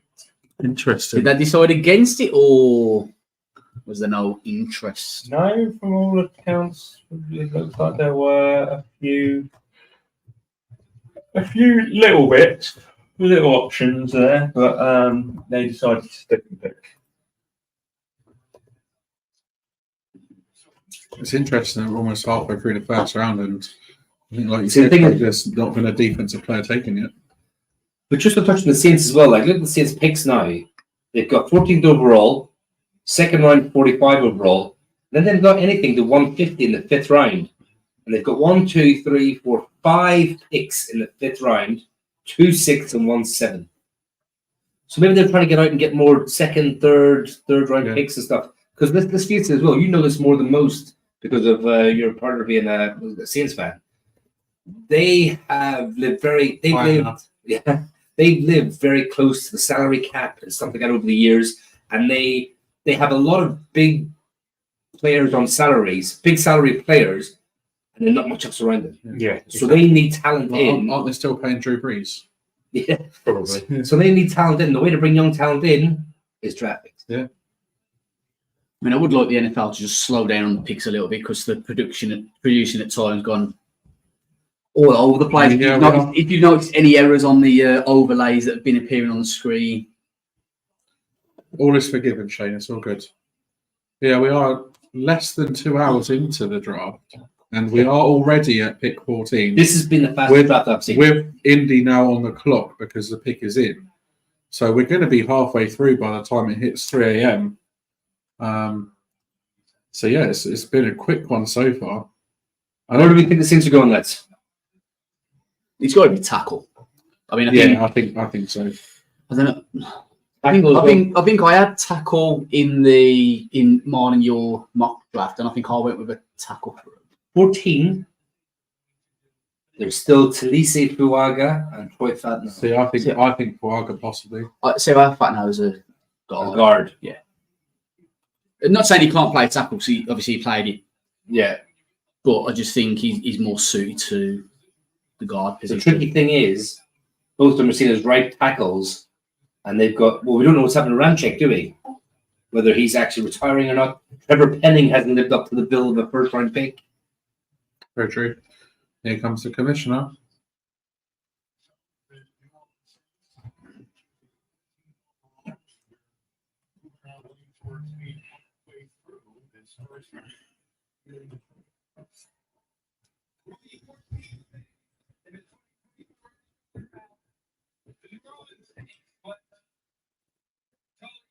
There we go. There we are. It's Talise Fuaga, Oregon State. 6'6", 324 pounds, 22 years of age, went to the Senior Bowl. So that's 4 tackles in the top 14. Disgusting. Version of a nightmare there. He played every snap last year at right tackle, through right tackle. I mean, look at that. Just He's for me the best right tackle in this draft. He is, and he comes with that real nasty streak, like proper nasty. He has to go have to watch it. You know, you don't It's want to that, get it's that Polynesian side of him, isn't it? Yeah. I get kind of like Rashawn Slater vibes with him. He's a very nasty, in a nice way. Yeah. But I think Slater is quicker on his feet, and one thing I'll say about Fuaga is, like, you'll see some of the tape that he will get beat by the fast edge rushers. You know, the real bendy sort of like speed rushers on the outside. He really has trouble against them. Yeah. He can hold his own against the power guys, and in the run game, he's an absolute animal. I mean, look at the man, he's in tears, bless him. Yeah, I mean, He's in tears. Huge day for him. well, someone said earlier on, like, this is life changing. 100%. Like, this is like, you know, up until recently, college players don't get paid. So you know, making it in the first round is absolutely huge. Okay. And let's face it, well, like, offensive line guys don't get big NIL deals. No. Slow these No, guys exactly. down. I mean, looking at Fuaga's, some of Fuaga's stats: 700 snaps, only allowed 10 hurries, 12 pressures, only 2 quarterback hits, and not a single sack in 2023. The Saints are getting an absolute stud right tackle, a 90.9 PFF grade in run blocking, slightly lower in pass blocking with a grade of 80, but yeah, it's a stud right tackle for the Saints there, and one that is needed for them, really. 100%. I mean, people have been calling out tackle for the Saints pick like all season. Yeah. I mean, I have him as my number 1 right tackle, number 3 overall tackle. Yeah. I know Shane's gone very similar. I mean, Matt Miller got it spot on, mocking him to the Saints at 14. It was the lowest he was mocked by our 6th favoured analysts. All of the others had him going above 14, one couple at 13 to the Raiders, Great. couple at 12. Let me know if you want any more. do you want something a bit spicy? Go on. Dan Jeremiah has said that Kirk Cousins was not told that, Oh. that they were picking. No Penix. way. Well, why would he be? I mean, not why would he be, but like why he wouldn't expect that pick. No. And Nobody expected that pick. Let's face it. I see the culture on the board now. Nobody, Fires us up. nobody expects this. Where did Indy go? I mean, their big need is, I think, is cornerback, right? Cornerback. So Number one need on. we could see the first defense. Quentin Mitchell. What do we think? Would that be a good pick here, Shane? Quentin Mitchell to Indianapolis Colts. Yeah, I mean they need cornerback help, and he's CB1 for me. I know he's CB1 for you as well. He's definitely one of them my guys as well. Someone whose draft stock just soared all the way through. I mean, at one point I thought he might sneak into the first round. Then it was like, oh, he'll be in the 20s. Then it'll be mid-teens. Then he was like, oh, he could be on the verge of a top 10 pick. Obviously, that's not happened. So I've just seen the Colts' biggest needs is number one cornerback and number two defensive back. So So Quentin Mitchell, or do we go for my guy in Cooper DeJean? Safety Cooper DeJean. Cornerback, nickel, safety, BB extraordinaire, Cooper DeJean. I mean, Quentin Mitchell for me would be the pick here. I think it's just makes too much sense. Yeah, agreed. And it's value. Look at the value. It's around 15. It's exactly where we've been sort of like saying he should go in the teens. Yeah, like, I mean, Bucky Brooks had him going at 15. So nice. I can see it happening. They've only got less. They got less than 3 minutes left on the clock. Yeah. I mean, wide receiver. I mean, do they want to pair someone along with Michael Pittman? Wide receiver with Brian Thomas Jr. He's my next up wide receiver. Is that a bit too early? I'll say what receivers have we got left on the board? Well, for me, BTJ's there. BTJ, Mitchell. Bit early for AD Mitchell, do we think, or around here? When you got BTJ on the board, definitely. I would take BTJ all day, every day. Everyone would. Of course they would. Why wouldn't you? This is something wrong with you. Yeah. Moving swiftly on. The Colts have got 2 minutes left to pick. We'll say as Thank well. you to Indianapolis for taking this time for us to just see where we're at. One note on Neighbours as well. I will say, like, oh, there we go. The pick is in. We'll say about Neighbours as well. Like, so, not that we question his character or question sort of like anything off the field with it. He did have that gun charge, which was questionable. I mean, sometimes I think to myself, maybe it's just me getting a bit older, and this is some of the youth thing at the moment. Not the gun charge thing, just his mannerisms and the way he is. The Giants did bring him in for a top 30 visit. Yeah. So they got to see him. They met him at the Combine. They met him at the Senior Bowl. They brought him in for a 30 visit. There's a ghetto grog because Malik Neighbours after one practice with Daniel Jones, and it's the Antonio Brown running off the pitch. Apparently, Joe Shane phoned Daniel Jones and told him that they were taking Neighbours, and was quite upfront with him, and that's who you can ask for. Again, right. So I'll put the question out there for discussion. Right, we're not good. We know that, right? That's the reason why we picked 6. And was after a quarterback. But what's your general feelings on Joe Sheehan as a GM? Forget Dable for a minute. We'll talk about that later on. But Joe Sheehan as a GM, his trades have been good and all that. But like, what's the feeling you get from him? As into what do I think of him? Or yeah, just what's your opinion on him? Do you think? Are you happy? Do you think he's steering us in the right direction? I think he's trying to. I think it's a hard question to answer. To be honest, we've had one really successful, one pretty successful year that we didn't anticipate, and then we've had one pretty shit year that we didn't anticipate. I think he's made some right moves, but he's also made some wrong moves. But I think it's important to remember he's a rookie GM essentially. It's his first gig, so he's going to make these mistakes. And what's going to be important is, does he learn from these mistakes? For example, Darren Waller trade. Is he going to learn from that now? Here we go. Do we see the first defensive player or not? Yeah, I think so. Yeah, Latu. Wow. Edge player. I mean, okay. I have him as age number 3. What do you have him as in your age? I think that's edge 3 as well. I think that's surprise number 2 of the night. I think. It's like I said before, I think when it's all said and done in 10 years' time, we could look back on this draft and say, it wouldn't surprise me if someone said to me, Latu was the best defensive player in that draft. It's just the injury concerns. Obviously, he had neck injuries that meant he had to medically retire at Washington. He then transferred to UCLA in the portal, got cleared by their doctors. And, talent-wise, he's absolutely amazing. He's probably the best pass rusher in this draft class. It's just them. Pure pass rushing talent.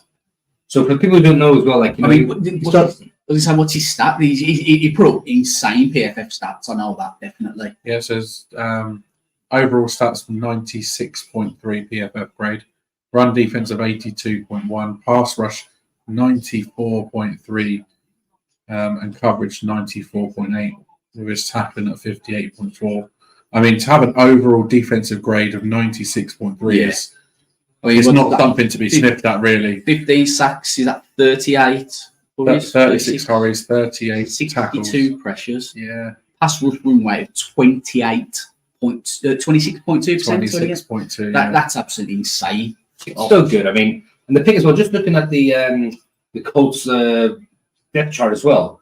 So, like, looking at their defensive line, they've got the Forrest Buckner, they've got Grover Street in the middle.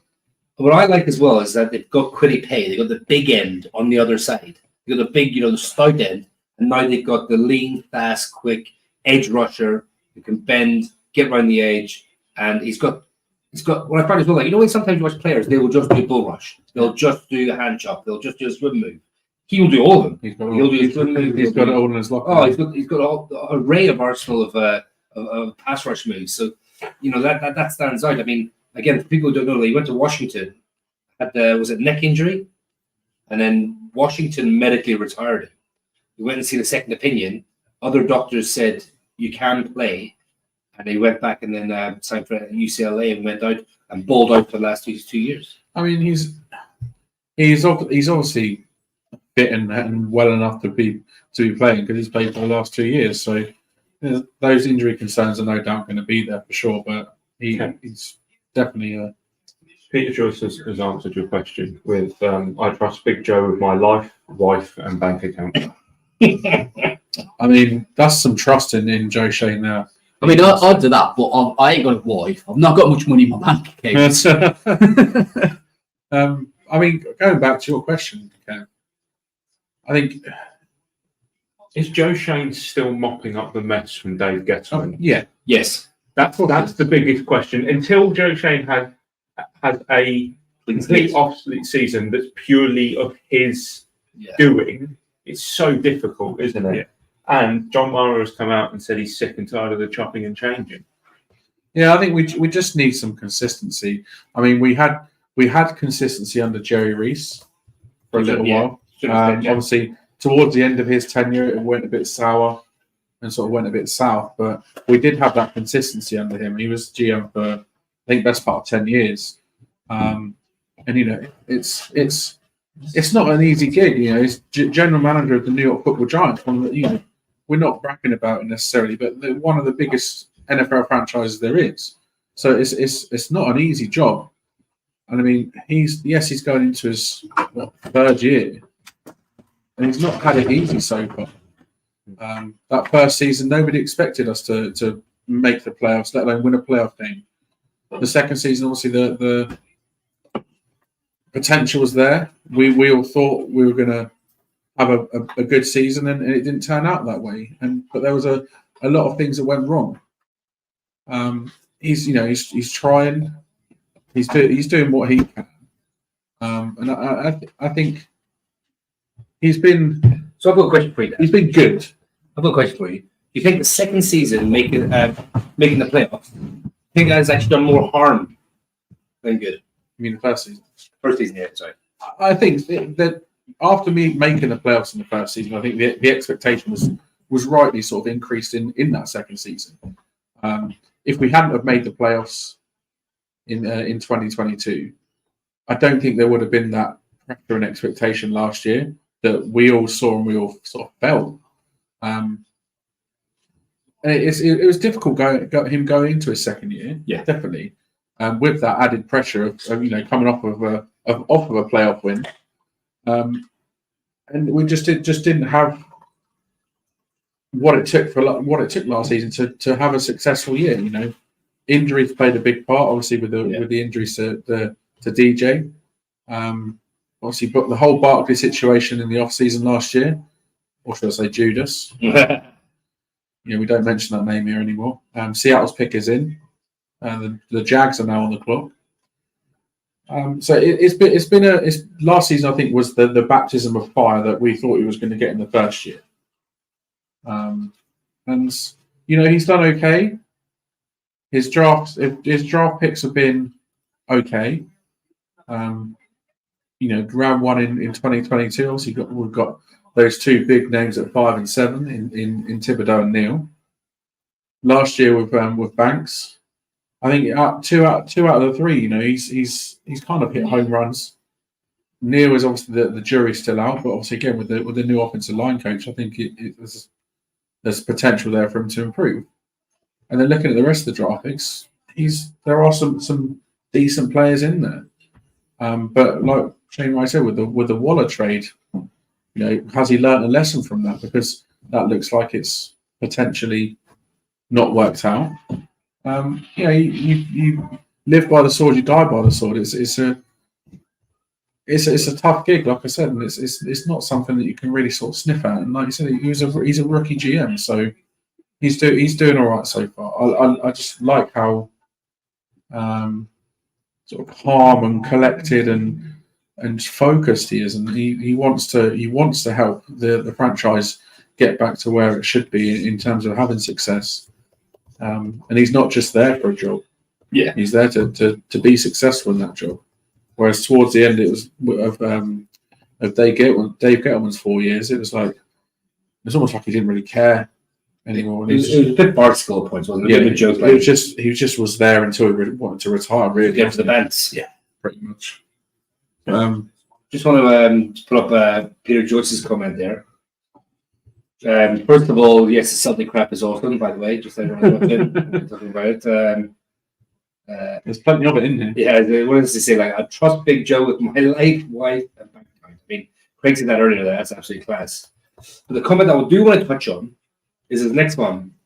If we win 8 games but don't make the playoffs, are we content? Craig, will you start us off with that? Yes, it's progress. Like you said, the first year was supposed to be a rebuild year, and we somehow wrangled ourselves into the playoff with a nice playoff win. But whether that kind of put the rose-tinted glasses onto what was actually a really dysfunctional team is basically what we found out last year. Injuries didn't help. Poor offensive line play didn't help. I think if you can get 8 wins and you don't make the playoffs, then you kind of do take that as a successful year in something that you're building, especially if we end up going quarterback next year. We still don't know what's going to happen. I think it's really difficult to say where the contention is with this team until the draft's almost complete now, if that makes sense. I think until we know what the state of play is and the lay of the land is, it's very difficult for us to kind of gauge that. But yeah, I think you had some fantastic points, and just to touch on something you said there, I mean, like, after the draft, post-draft, don't forget, again, the way I look at free agency opens up again on Monday. That's when the comp pick formula doesn't count. So it's almost like we'll see what the roster's like. I always look forward to diving into the roster post-draft and free agency. So it will be interesting to see where we go this year. And again, progress is difficult to quantify. If you just pick wins on, I mean, like, say, for example, if I go out and play football, right, and we score 5 goals, that's seen as good, isn't it? Mm-hmm. But if you lose 6-5, you've lost the game. Exactly. So 8 wins might, and you've just missed out a few, but you've played well, and like Neighbours gets a 1,000-yard season. Do you know what I mean? You've just lost out a few by less than a score. Then it's good. But if you've just won a few games by less than 7, and you've kind of scraped through a few wins, and you've looked really disjointed, and Neighbours is dropping stuff, or Daniel Jones is still seeing ghosts or whatever, then it could be a nightmare season. So, I mean, would you take a season where it's entertaining? Pick is in. We'll come back to that. The pick is in. Hold that thought. Here's Seattle's selection.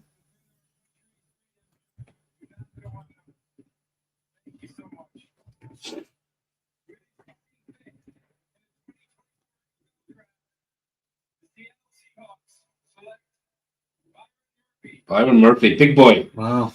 The tackle out of Texas. Right, so now we can't dodge it. Yeah.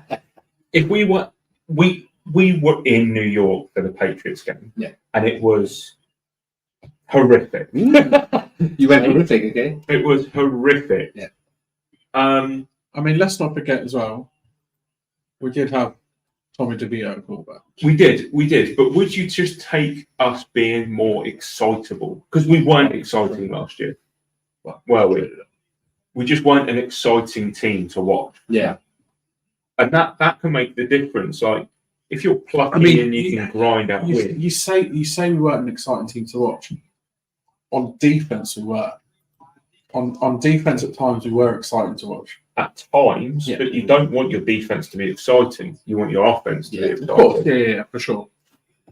It's almost like you kind of want your defense to be lunch peel, come and do your job.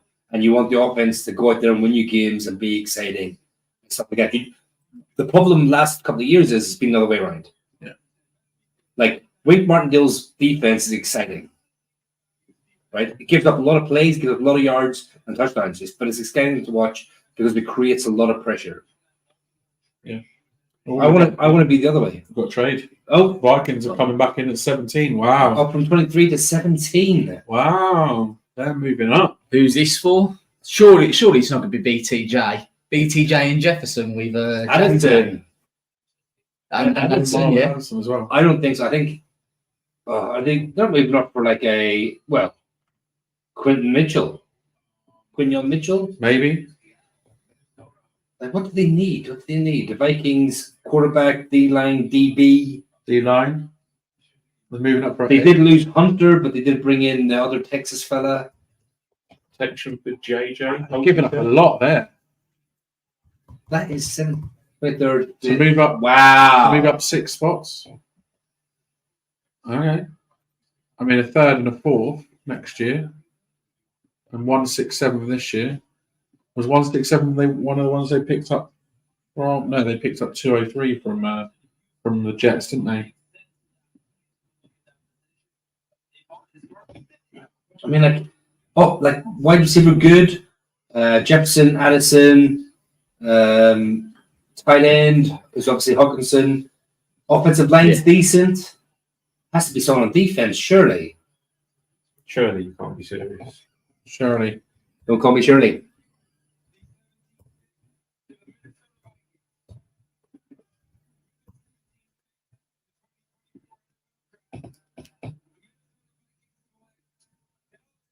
Dallas? Turner. Oh, wow, okay. Why did no one say him? That's a great shot, to be fair.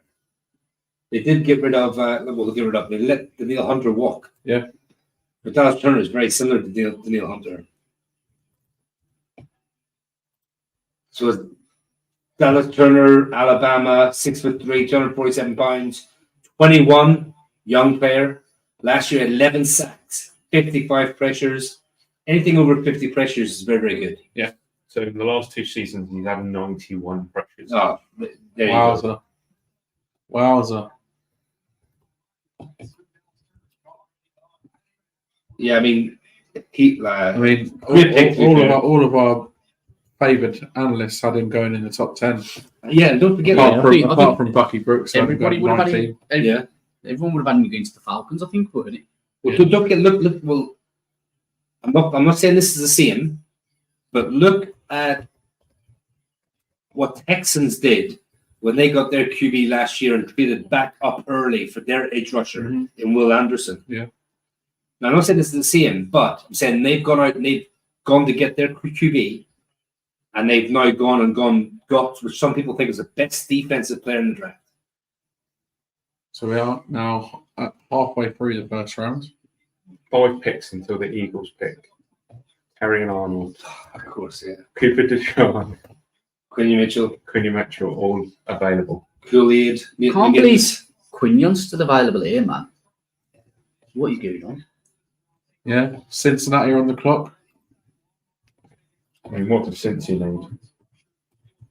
I'd seen the D tackle mocked to them quite a lot. Could this be Johnny Newton, maybe? Cincinnati needs Bengals big D-line. Wide receiver if T. Higgins gets his wish. To be fair, And cornerback. Amarius Mims, a bit of protection for Joe Burrow. True. I mean, we all know the Bengals offensive line is not Unless particularly. they see Troy Patano as a tackle. That was good timing. But they did sign Trent Brown, and they do have Orlando Brown. Trent Brown and Orlando Brown as their tackles. It could do with interior. Wasn't Definitely. Orlando Brown a little disgruntled last year, though? He was.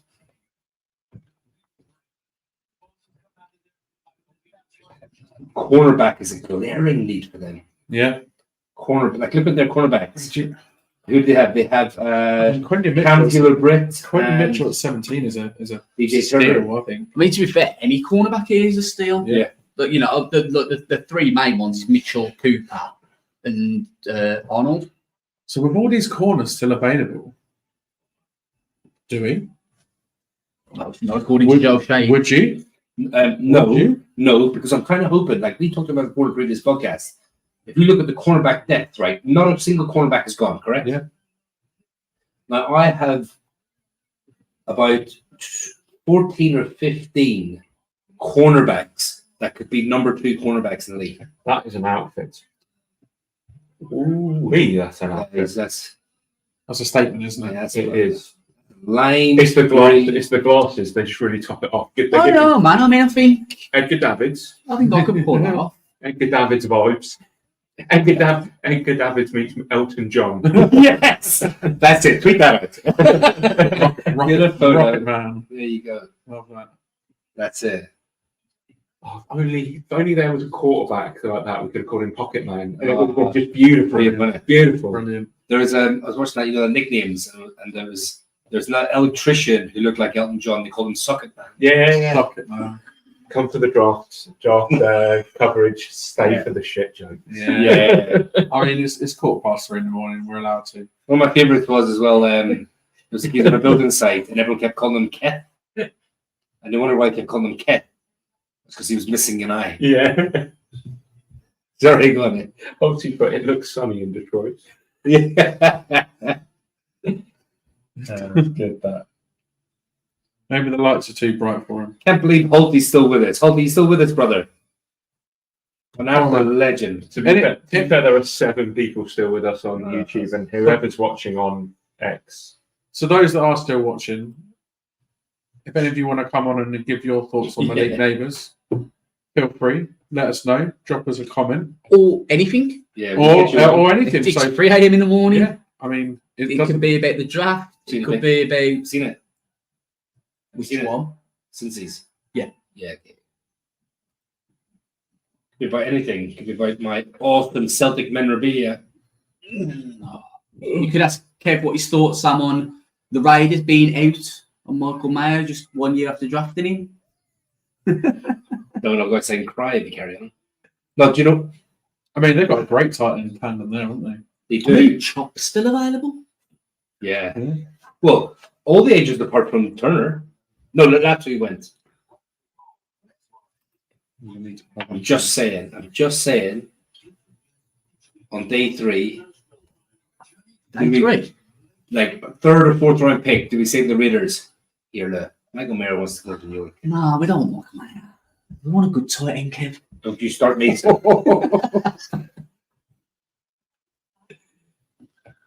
There will be a run on QB cornerbacks at some point. There will be. There has to be. I mean, you'll find that like 5 will go in 10 picks or something. You'll just something like that will happen.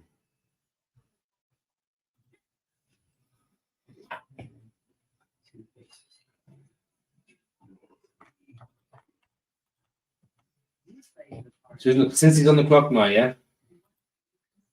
No, right. You'll say the pick must be in for Cincy already. Yeah. Well, spoiler alert. We've seen Cincy's pick, but I don't know if it's officially in. No, I don't think it is. So yeah, well, the pick is in on the NFL.com app, website. So Rams are on the clock.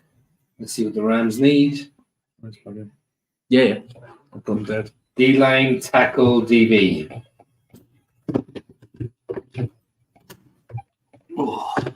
That's going to stand by. Rams have a first-round pick, ladies and gentlemen. Los Angeles Rams have a first-round pick for the first time since. Are they going to nick it? Was it 2016? The last time they had a first-round pick. Imagine Giants trade up with the Rams. They couldn't have Mitchell.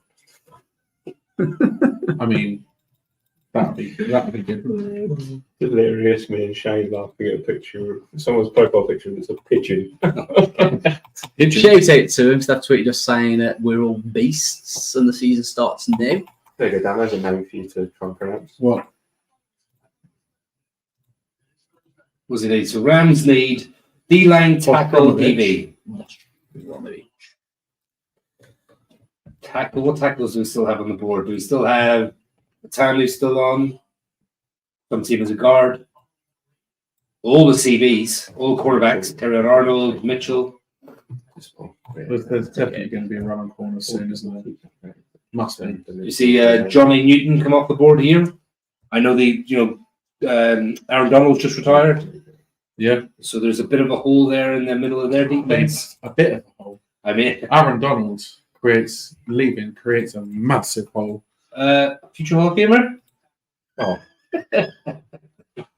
Rhetorical. Yeah. I mean, Just a point shit in the woods. if he's not first ballot, then there's something wrong, isn't there? Here we go. Pick his name. Just like if Eli Manning isn't first ballot, there's something wrong. Controversial. Oh. Here's the Bengals selection.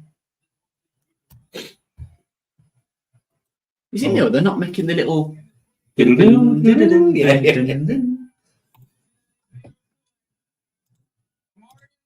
Wow, Marius Mims. That's another tackle off the board. That's what, 5 now? Get that protection for Joe Burrow.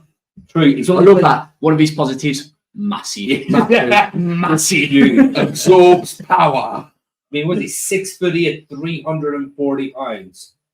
He has only played 8 games of football in college. A lot of niggling mental. injuries. He's only played 8 games. How good were those really games? young. He's really young as well, I think, isn't he? Just turned 21. Wow. The Rams are actually on the clock.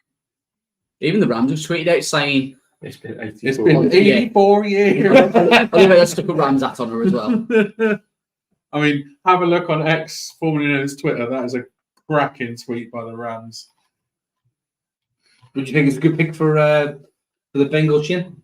Yeah, definitely. I mean, like I do like Marius Mims. I think he's one of them players that High upside, isn't he? Yeah, if he'd have gone back to college this year, played Stayed the whole healthy. season, stayed healthy, he probably would have come in and been one next I year. agree. But I mean, we laughed and joked, but he is massive. Like he's massive. Look at the size of the man. Yeah, His arms are like trunks. He's one of those players that, like, next year he'll see teething problems, but in 2-3 years' time, you'll be like, he's one of the best tackles in the league. I mean, he put up a 9.59 RAS score. Jeez. Wow.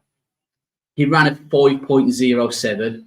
How can someone that's 340 pounds run 40 yards in 5 seconds? Just over 5 seconds. That's ludicrous. I couldn't Careful run. what you could say. I couldn't do in 5 seconds. I couldn't walk 5 yards in 5 seconds, let alone run 40 yards. Jesus Christ. Thing is, like, the size of him as well. I don't know if you saw this again. The size of him, he's very quick on his feet. Yeah, very agile. Yeah, very agile, So obviously, like, he hasn't got much tape out there, but from what people have seen, what we've seen, the potential, that, like I said, the upside is phenomenal.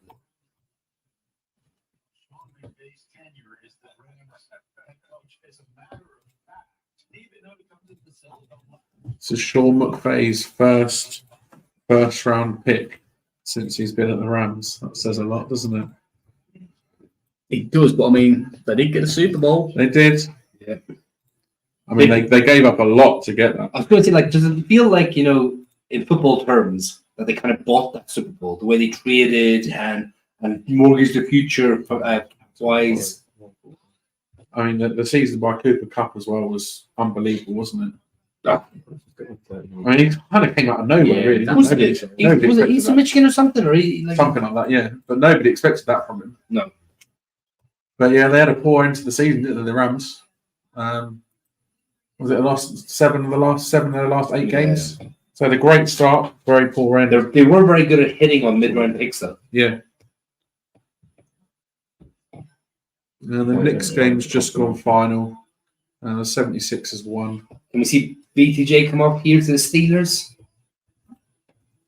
I mean, I think that could do You've it. only got George. So the wide receiver core is, you ready for this?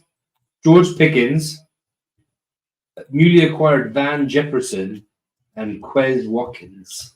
I mean, who's that? Steelers. Six bag. Dirty, innit? I mean, you've got Beach and Green, BTJ sitting you're there. screaming out for a receiver there, aren't you? I mean, this would be, pick 20 as well next. Yeah. Oh, that looks sick. That's on the beach that's Venice Beach.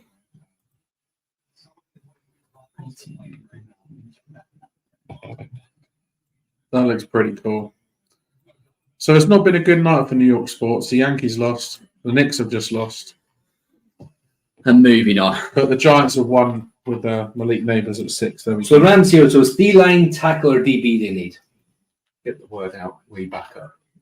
I mean, the tackles, there's a little bit of a drop-off in my opinion now. I mean, this Marius Mims was, if you don't count Fatanu as a tackle, Mims was my last first-round tackle. Interesting. And then was it DB they need? We talked about all the cornerbacks, all the safeties on the board. I mean, they could easily go Quinn Mitchell, Cooper DeJean, Terran Arnold, Kool-Aid McKinstry, Nate Wiggins. The D-line, if you want to go D-line now, you're talking, has Johnny Newton gone? Is Johnny Newton still on the board? Still there. Still there. That's the first round. But then you're talking, Jared Verse is still on the board. Florida State, my second edge. Yeah. I have him as a top 20 pick. He's your pure... Edge one for me. Is age one for you? Nice. He's your proper, old school 4-3 defensive end. I think for the Rams, you've got to go D-line here, surely. Aaron Donald sized hole is... Yeah. If you come away with massive. someone like Johnny Newton or Jared Verse here, you're laughing. Yeah. For me, it'd be Verse over Newton, but either one, like you said about Aaron McDonald. Aaron Donald, he has a farm somewhere, doesn't he? Old McDonald. If anybody needed a clue that it might be nearly 3:30 in the morning, there's one There for we you go. right there. Old McDonald, we've got row your boat. I have him as a second round player, not a first round player. Here comes Ruka. Still seeing from that squeeze he got earlier. It's So the Steelers are on the clock. Here we get in a FedEx.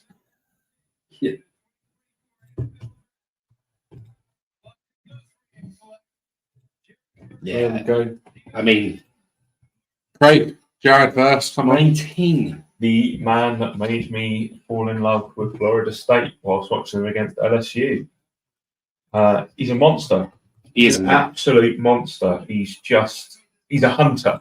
Yeah. I think that's the easiest way to say it. He's not. Hunter. He's probably, he's probably not. There you go, bully. Yeah. When you, That's the best way to describe him, isn't it? oh yeah, Absolutely. he might not be the best in the run game, but he will hunt quarterbacks. And look at this, just absolutely dominating people. Like that's what we saw Dex do against the Colts. He is quick. He is just he's just an absolute beast. As I said earlier, he is the prototypical 4-3 defensive end. He's different to Latu. Latu's your drop end, your light end, your speed rusher. He's your big defensive end. He's 6'4", 254 pounds. He ran a 4.5 V at 40, and his size is phenomenal. Like stats for last year, would have 11 sacks, 60 pressures. Was he had 24 stops as well? Like that's tackling behind the line of scrimmage.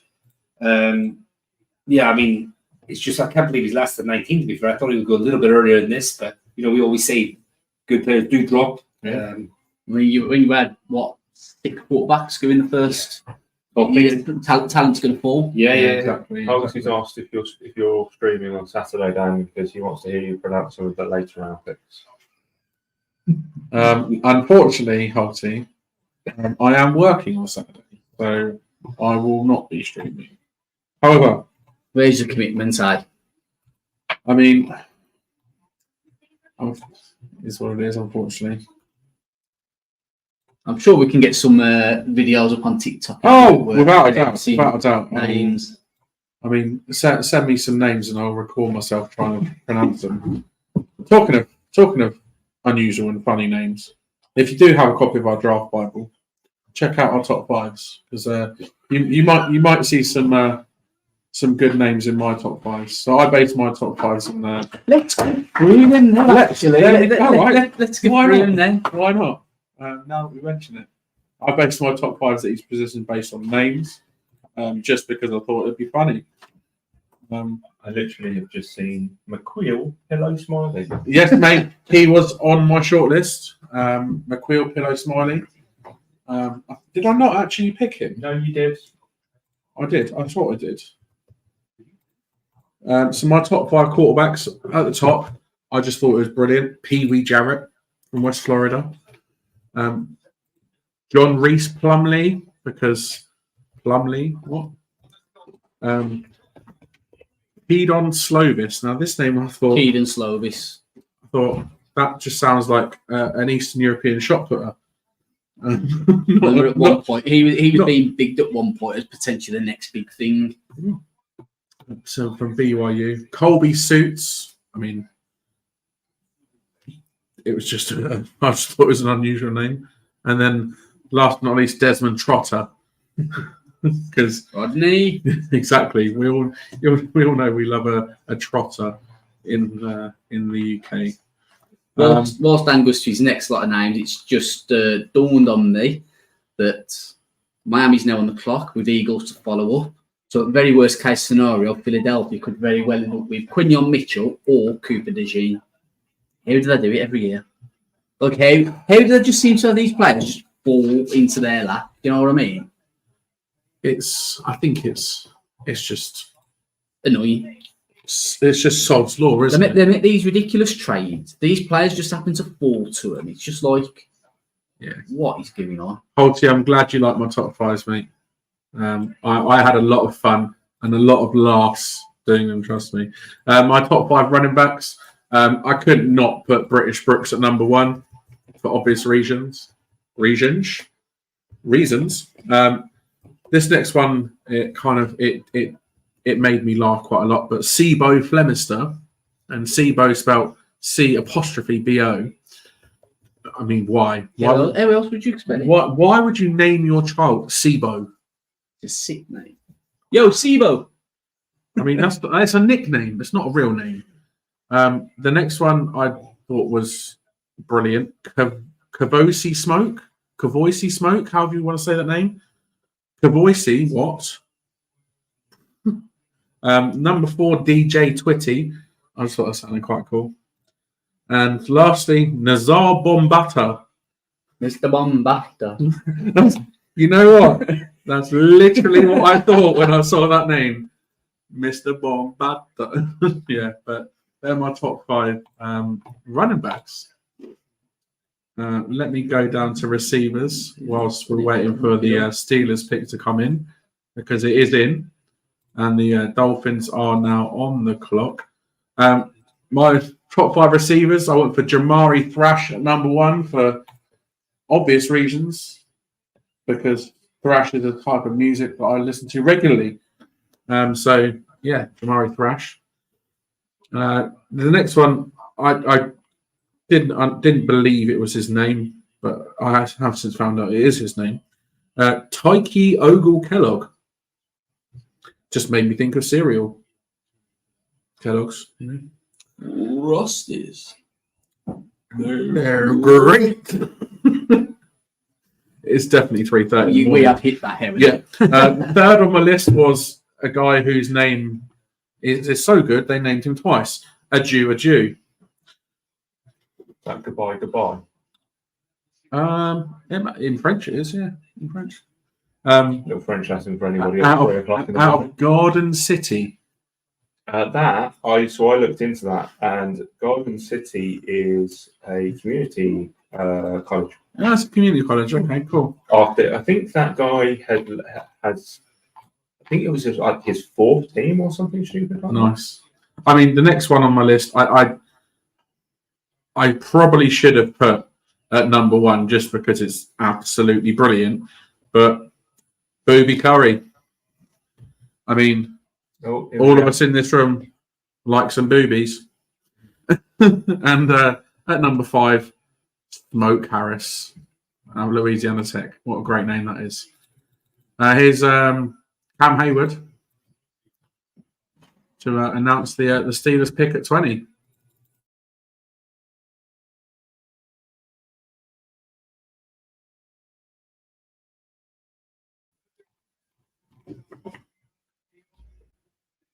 Are we still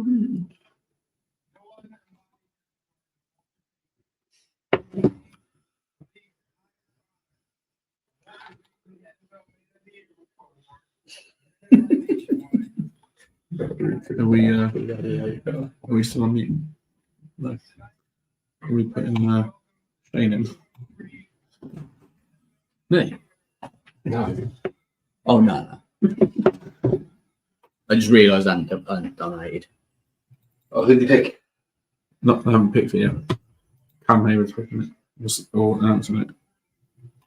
Do we know who they're picking? Yeah. Okay. Well, I don't think Dan does.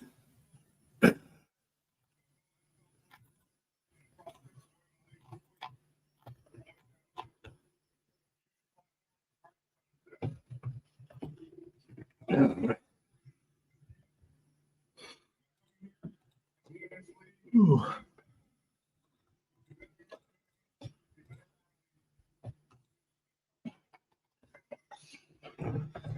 Are we on mute? No. So for those that are still watching 5 Live on YouTube at the moment, don't be shy. Come and join us. We can have you pop up on the screen like we did with Dale before the night started, when it was still Thursday night, and give us your thoughts and opinions on the draft, on the Giants draft pick. So Steelers select Anything tackle or- Troy Fatanu. That's is that 6 tackle? I'm sure it's 6 tackles in the top 20. If you count the ton as a tackle, that's 6 tackles. Well, they're tackle. I'm just going by what's on the screen. Nah, they're wrong. What you got him as? Tackle. I had him as tackle, right? Do you know why as well? He played. And his comps, Elijah Vera Tucker. Who was a tackle? Who still can play tackles? But yeah, He he played played He guard. plays guard. I get that, but he could actually kick out the tackle. He played 1 snap at guard last year, and 991 snaps at left tackle. Now the reason he's getting picked in the first round is because he's a good player.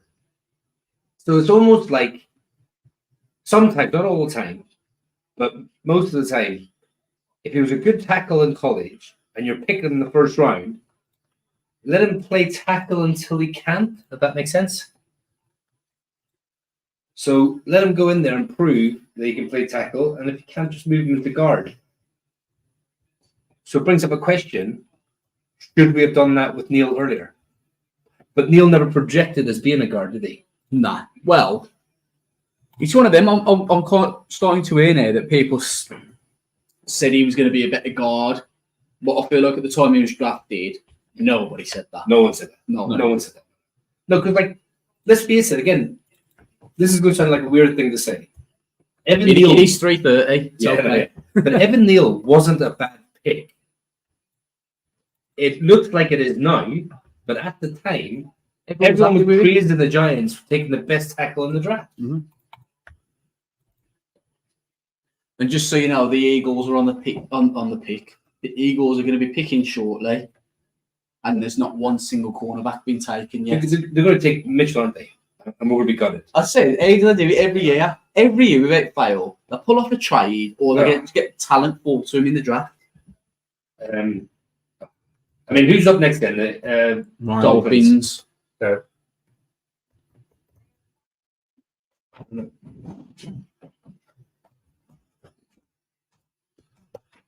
Being 23, I forgot. Rose Jackson's on there. What's the big Dolphins needs then? Are we looking at I mean, the most mocked guard? Graham Barton. Guard. Was it Dolphins guard, D-line, edge? I mean, it feels like a important pick here, doesn't it? They've lost Robert Hunt as well in free agency. So, but then do they potentially just look at BPA and say, you know what? Is Johnny Newton still there? And they lost Christian Wilkins. Yeah. So could that just be like an instant replacement to come in and plug up that sort of interior gap for them? What other edges do we have left? Chop. Do we see Chop go? Potentially. I think that'd be an excellent pick. I wonder why you say that, Shane. BPA. So are we just saying chop chop? Chop, chop, chop. Pick is in. Pick is in. We have seen it, by the way. We have seen it. These guys have seen it. Oh no. Hey, I know. you want to stay on top of this production stuff? So it is like, for me, it is Johnny Newton I love here. Chop I can see, but I do love Johnny Newton. I mean, don't forget, they did lose Xavier Hurd as well. They released Xavier Hurd, the cornerback. True. No cornerbacks gone, lads. Matt, we're at 21, but there's no cornerbacks gone. It's crazy, isn't it? Have you called him that? I just say it. Then the Eagles Not next. thick of the tape. So they had it as Yeah. Old Dominion. So Eagles are on the clock. Yeah. CB1 is available. How is CB1 available at pick 22? Makes no sense. Like, we went CB last year and we had to take CB4 Do you know what, right? at a similar position. If we had our pick, I've got the, 39, was it 39 we had? If we had 39 and this sort of like drop of cornerbacks carries on, I'd be shouting for Shane to come up. Yeah.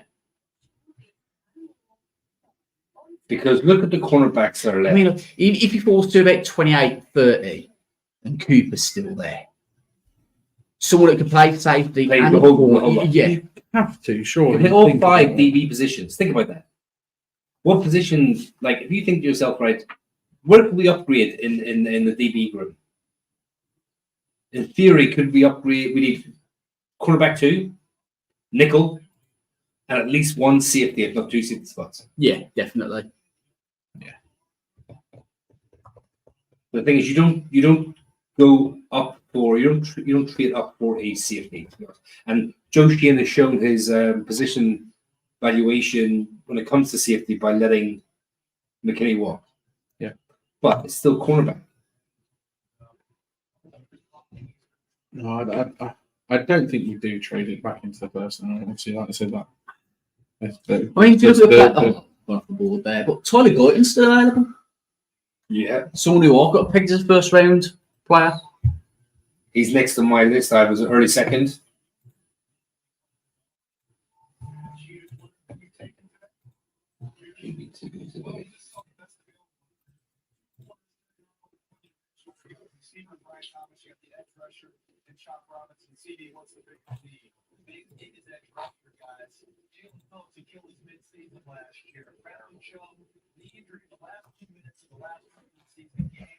I forgot they got Bradley Chubb. Yeah. That's right. And the trade women, Mm. they turned that fucking bong sucking Egypt into a hole of picks, didn't they? Mm-hmm. Didn't they? Wrong sucking Egypt, I think he did. Okay. Bone sucking Egypt.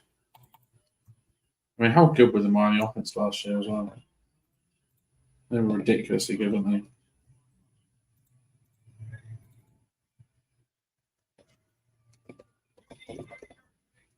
He's got picked 24.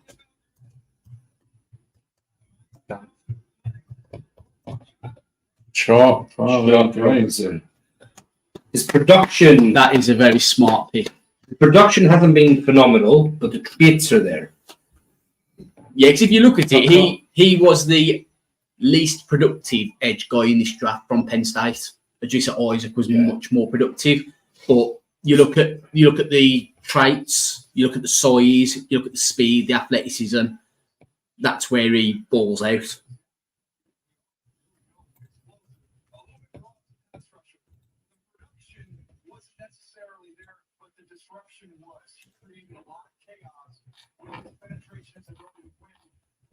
These penetrations. Easy. It's nearly 4 a.m. All right now. Yeah, we are into hour 5 of this live stream. We are at pick 21. So less than 3 hours into this first round, and we're almost 2/3 through. You look at I don't know if it's just me, but you always look at that bottom, and the second you start seeing round 2, you're like, oh, home stretch. Yeah. Philly, you're on the clock. I'm always because recently we've been picking quite high in each round. So when it comes to this point or a few picks time, I'm always a proponent of trade back in, because there's always players I want, and the 5th-year option, in my opinion, is quite big. It's Massive. massive. Literally just seen that up there.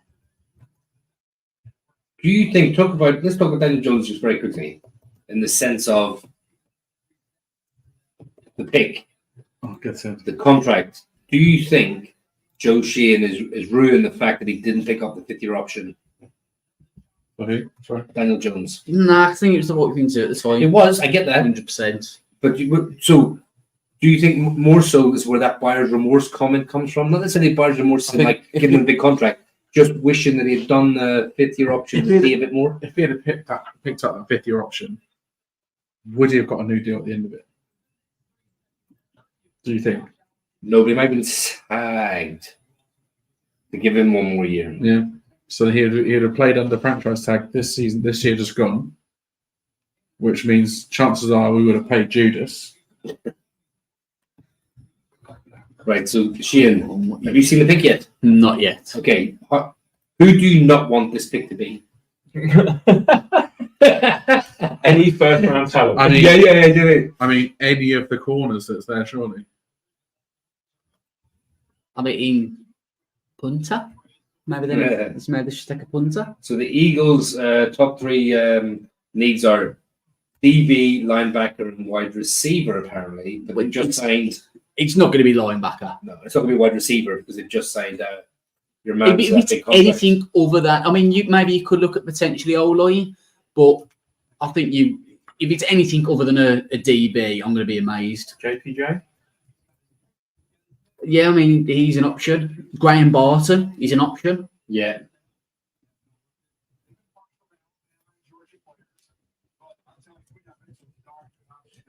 So DJ. Yeah. JPJ though, I think they're moving Landon Dickerson back into center now, aren't they? Yeah. So Barton at guard's probably the more feasible option. Yeah, I think it's Barton or one of the cornerbacks, and the reason I say one of the cornerbacks is because it literally is take your pick. Yeah. They're going to do it, aren't they? Yeah. Why can't they just make a pick that we question? We go, that seems like a silly pick. Yeah, that's a reach. Yeah. Why can't they have a reach? Because it's the motherfucking Eagles. That's why. They're going to pick someone who. I've seen the pick anyway. Yeah. Of course he is. Yeah. I mean, I'm we should myself. Don't do it. Don't do it. Okay, I won't do it. Don't do it. Don't look at my screen. What can you put that film on or that screen where it's like it's blacked out if you look from the side? You know that one where the lads get so the missus can't see them on their dating apps while they're on the sofa. You know those ones. Jesus. Well, the Eagles pick is in. We await the announcement. Wow, Holtby's he's keeping score. Why? Is that Penn State 2 in the Being one. Okay. We are. Holty. Say it with me, Kev. We are. No. No. So, Holty, who's your college team then? Put it in the comments. Also, on that subject as well, college team. Yeah. Have you picked one yet? No, He's been picking one for 2 years. no, it's been longer than that, mate. It's been probably been the last 10 years. Wasn't it LSU or who was it? Ohio? Was it Ohio? If you had to pick LG last year, you would have had a laugh. Heisman winner, Probably. 2,000-yard receiver. Tight end going to go in the first round next year.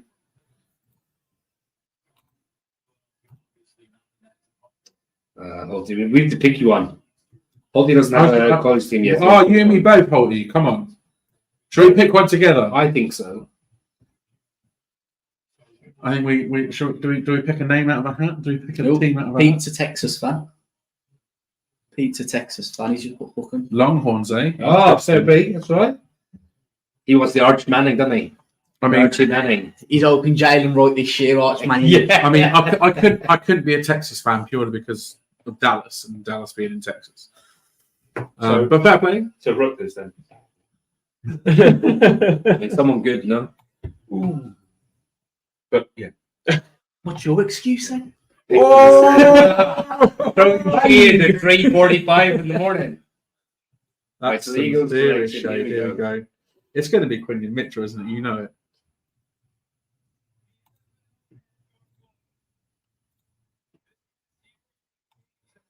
Just met the pick, man.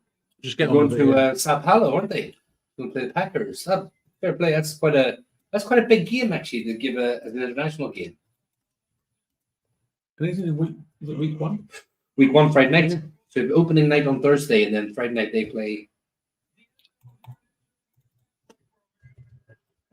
Just get on with the pick, Roger. Come on. So they got that Jordan Mailata from the International Pathway Program, didn't they? Mm-hmm. So Texas are not Dallas; they're Austin. I mean, it's still in Texas. Yeah. 24 of Green Bay. I mean, I want to support a team that I would actually want to go to the place. But to be fair, that If I had to pick Have to anything I think to the wanted to go, the bowls would be up for consideration for me. yeah, I agree. I'd like to get to Tennessee. Yeah. All right, we know you've been. Again, We know you've been to National, Kev. nice, but there's Even though they're in our division and I hate them for it. of course they do. did. I Wow. don't know. How do they do it every year? People let them do it. I mean, to Why be would fair, they? he does look like a guy who's going to Philadelphia. Yeah, he's not happy, is he? I've not seen a He's smile not happy. on It's his like face. what's his name? 2 years ago, when the Eagles picked him and he looked real pissed. The receiver. If you look right at any of his photos, Devontae Smith. if you look at any Are of you thinking about CD Lamb? No, I'm sure when there's. Devontae Smith's the only receiver they've drafted in the first round. I might be wrong. Does not look at There was a receiver drafted. Oh, there was someone drafted by the Eagles not long ago, and he didn't look happy about going there. To be fair, I wouldn't be surprised if he's just more pissed that he's lasted till 22. just being the Jacksonville pick. Yeah, Jags are on the board. Their pick will be in any second now. Is it who I imagined it would be? Oh, no, it's not who I thought it would be.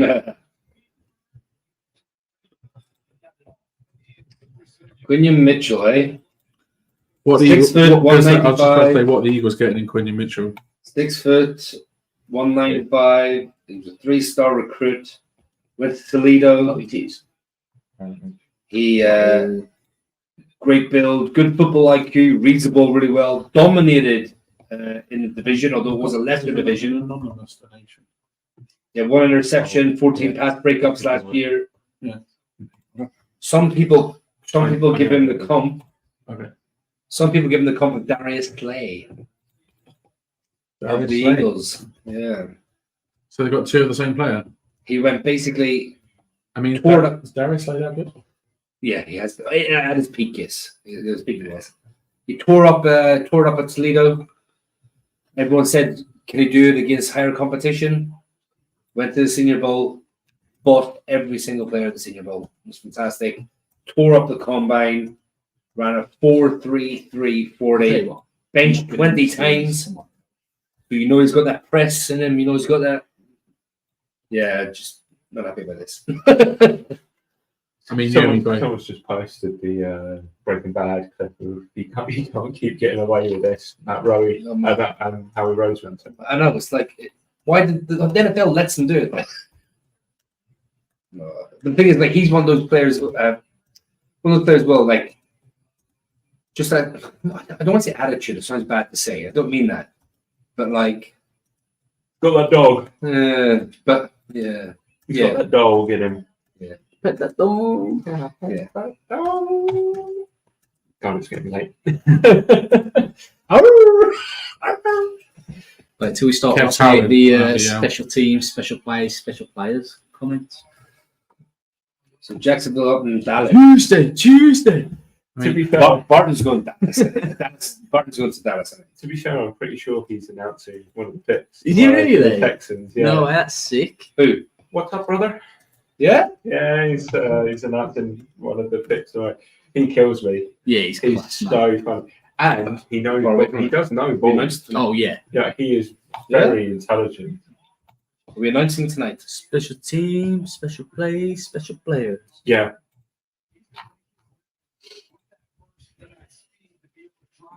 That's what I'm thinking. I can't see. I can't do that because of the shoulder.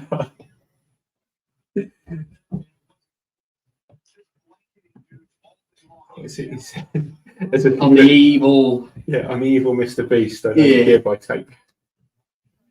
Yeah. My favourite one is I'm a one-man army, King Jong-un. There's a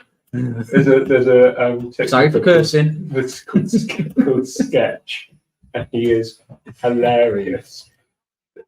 So there's some stuff, unrepeatable stuff that he said. What's the one? He's took some birds before, and they were like, they said to him, I've heard everything's bigger in Houston or Texas. And he says something like, I would love to disappoint you. So, who's the Cowboys taking? Or, I know you know the Jags. I mean, the most mocked for Dallas has been Tyler Guyton. Yeah. Where do you think the Jags are going at 23? I know you all know, but I mean, the most mocked has been that thing that we all love, bit of BTJ. I think does he swung of his neck? wow. Oh, it's an AEW storyline from last night. I thought it might be. So what? Wrestling. Is Is he the owner or the promoter? He's the owner, yeah. Well, the owner's son, isn't it? The owner's the one behind him. No, the geezer with the neck brace, he owns the wrestling company. Oh, sorry. That's what I meant. I Sorry. think they play team. Nah. Well, so Dallas' biggest needs, apparently, O-line, D-line, wide receiver. So the wide receiver core is Jalen Tolbert, Brandon Cooks, CeeDee Lamb, Latavius Bryant. Think he's in? BTJ. He's gone. There we go. Good player. It's another receiver gone. Oh, it's cool age for a second. Yeah.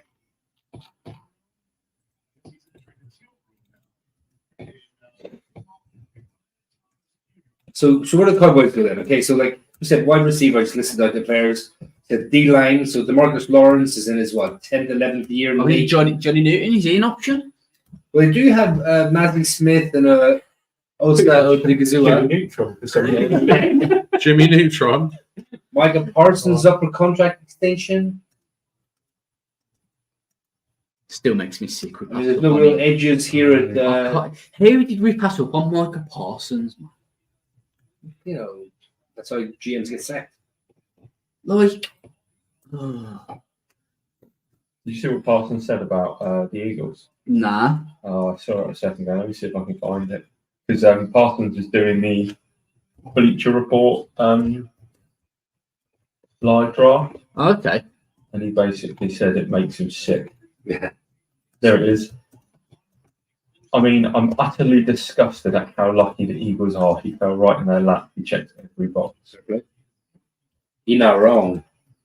26 is that. So some best players available then. Let's go Terry Arnold, quarterback.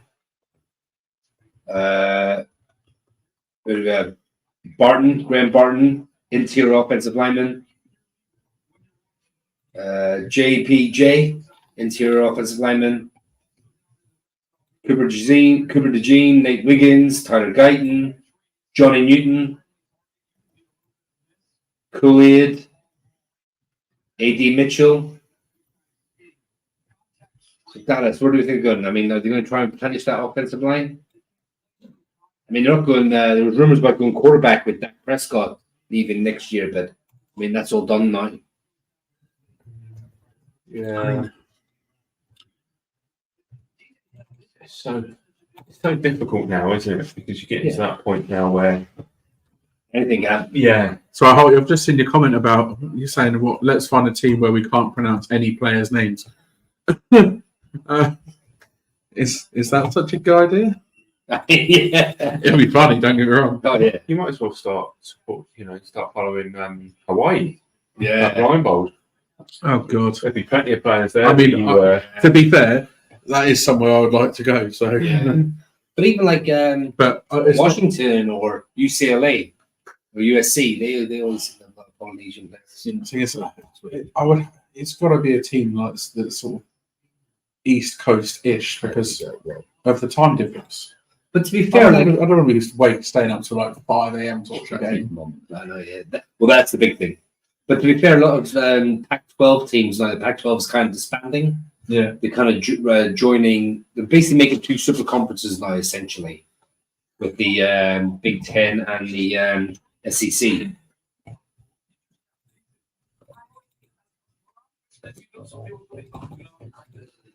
Randomized done. Nice. That's all got names. And to be fair, this is the first time they're doing 12-team playoff in college. So if you pick a decent team now, there's a chance you're going to watch college playoff football. Is that it now? There's a lot of entries in that. Jeez. 277 entries too. So. Well, essentially, the amount it is, isn't it? Yeah. Is it £1 per entry? Yeah. Oh, I've got 25 entries, get in. You're not winning any prizes, Shane. I want that game in chair. Yeah, just leave that game and chair here. Yeah. We will be announcing the winners of the raffle very soon. Obviously, the donations stopped at 3 a.m. So all those that did donate to our fundraiser for Annie's Man Club, we thank you very much for your fantastic and kind donations. Hey, the Eagles got Quillian Mitchell. Makes you sick. Because they're the Philadelphia fucking Oh, Eagles. Makes you sick. It's always the way, isn't it? It's always the way. Such a good player as well. I mean, yeah.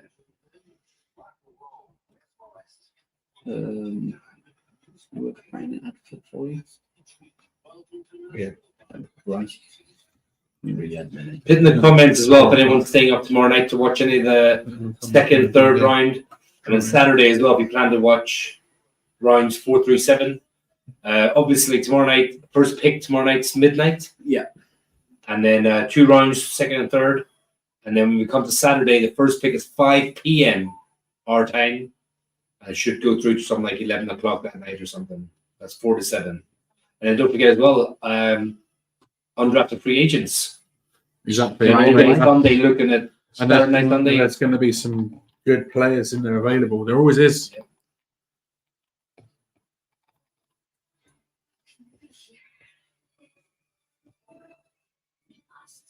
So just going to play a little video just very quickly. It is the trade Woo! as the Lions have traded up with the Cowboys. Oh, wow. Interesting. Detroit have come back into the first round. Wow, okay. No, No, traded up from 29. 20, yeah. They ain't picked today. Oh yeah, of course. Ignore me. Apologies. So what? 4 o'clock in the morning. Yeah. Lions edge DB wide receiver. DB. DB, it's surely. gotta be. Gotta Cooper. coming The up. run. There's gonna be a run, isn't there? Cooper or Terrier. Terry. Yeah. If I had to guess, I'd say Tyrion. I'll go Cooper, and I think they might look. I know you're going to like it, but I think I'll look at him as a safe bet. The pick is in. The Packers are on the clock. I was good at that. I was okay with the Lions. Got 9.5 minutes still left on the clock. Yeah. Is it Detroit's pick and the draft's in Detroit? Yeah. I mean, that is a sea of blue, isn't it? Yeah. The draft is a spectacle now, isn't it? Yeah. It's so good. I mean, like, Yeah. I love the draft, like, especially like for teams that aren't competing for Super Bowls every year. The draft is like our time, isn't it?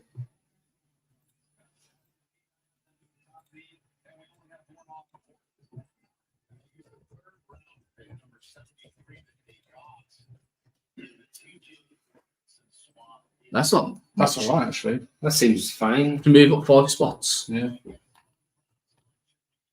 But then, so the way like it's not necessarily the right way to look at it. But if I said to you, right, that Detroit are 29 and they give up a third to go and get someone like Terran Arnold, you'd be like, sign me up. Well, I mean, what a turnaround Dan Campbell's. It's been phenomenal, hasn't it? It's been absolutely For phenomenal. them to be, I mean, well, you know, if you've watched the Detroit Hard Knocks, for them to be 0-16 just a few years ago, it's been a complete turnaround. To be fair, I don't really see in a nasty way knocking the Lions, but they've been a bit of a joke organisation over the last sort of. Exactly. Like, you know, more time watching the NFL, like the Lions have never even been remotely competitive. Like Matthew Stafford wasted so many years there. This could just be AD Mitchell. I mean, their wide receiver core is St. Brown, Jameson Williams, who hasn't really Injury. Khalif Raymond, Donovan Peoples-Jones. I mean, apart from St. Brown, there's nothing that really sets you alight.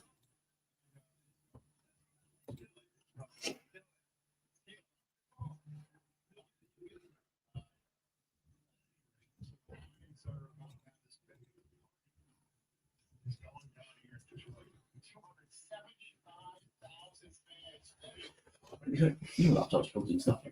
Yeah. Look at that, the drones. Yeah. Impressive, the drones. That's cool, isn't it? Yeah, that is sick. Man, stuff that can do with drones. These The light shows around here, aren't they? I swear, right? Stereo gets everywhere. Booyaka, booyaka.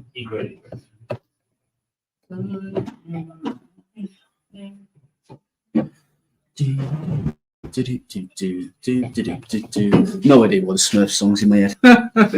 It's 4 o'clock in the morning. Yeah, it's 4 in the morning. Maybe because of blue. Yeah, but yeah, we'll go with that. Blue, yeah. Nothing to do with watching it in my spare time. Of course you don't. You just play Pokemon in your spare time. Yeah, like, gotta catch them all, that. Yeah, buddy. So can we go to NFL.com for fantasy this year? Thank you very much. Cheers, that's 1 year. Can you give me 1 year, please? Huh? Okay, I'll make you a trade off. Oh God, here we go. So, I've only got one child. That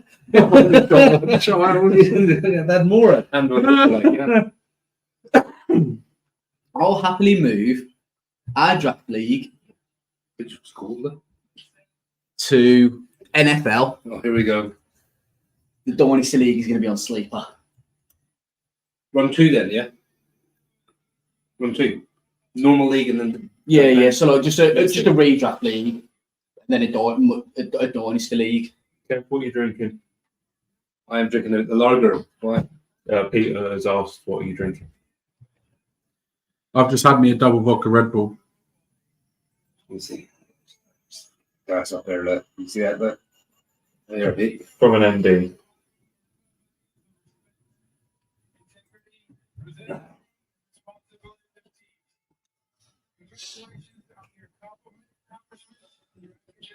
Okay, just get on with the pick, Commish. Let's go.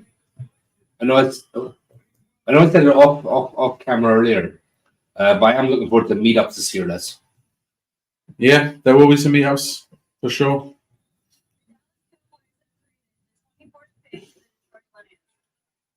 I know, so that's certainly. No, that's got cancelled written all over it. I told you, like That's a suit as well. Yeah, You know something? I'll give the players credit. They've all been wearing some dapper stuff tonight, ain't they? yeah. We said it like in. I'm surprised it's happened in the 20s though. See, no, I thought it'd be more In sort of late natural. teens. No, I I thought want the something more natural first than, like- corner would go in the teens, Yeah. not in the 20s. Yeah, I mean, I kind of thought along the lines of, like 11, 12, 13, one would come off. Then 14, 15, 16, one would come off. Yeah. 18, 19, 20, one would come off. But like you said, it's got to 20. It's like, blah, blah, blah, blah, blah. Yeah. It's been a definite run. The Green Bay Packers, right? Packers are on the clock. So the Packers at the moment, the biggest needs they need is a defensive back, Cooper offensive line, DG. Yeah, there we and go. linebacker. Is Cooper Jean the biggest Packers pick have you ever seen? It's got to be, hasn't it? Surely. There's that. the biggest Packers pick you've ever seen. Yeah, like He's been mocked there many a time. I remember talking to my mate John, play FIFA with on Friday nights. Yeah. I'd go through because he's a Packers fan. Yeah. His wife is a Bears fan. Oh, that's a rivalry in there, isn't it? And we've been talking about the Bears. angry sex. We've been talking about the Bears obviously so often because they're so high. But he was asking about the Packers and we were talking about Cooper DeJean a lot. Yeah. I mean, so it says there was it Packers DB O-line linebacker. Okay, we can all agree it's too early for linebacker. Oh yeah, who's left on the board? So DB wise, you're talking Cooley, McKinstry, Nate Wiggins, and the last sort of like first rounders I've got. DJ Tampa is second rounder for me, next to my board. Offensive line. Too late in the day. Probably to go be by- that. Was it Kingsley Spear-Matua, Tyler Guyton, Kieran Amjegabi, I'm sorry, what? Kieran That's all right. Amajagadi. Isn't he from Magic Roundabout? Amadiji. Kieran Amadiji. Let's all laugh at Kev of trying to pronounce the name. I'm a DJ. Amadiji. JPG still there? Love that. To be fair, we haven't really spoken about Kool-Aid still being available. Right, so who's good at the PFF stats and that type of stuff? We can pull them up quickly. I don't think I can do anything quickly. All I want to know is targeted, Kool-Aid and Terrion. How much they were targeted this year. I think the targets is in the draft I think Bible. so, yeah. Right, so Terrion, he was targeted how many times? 79, And Kool-Aid how many times? 39. See, because Kool-Aid was such a good player in his first 2 years, last year they didn't target him.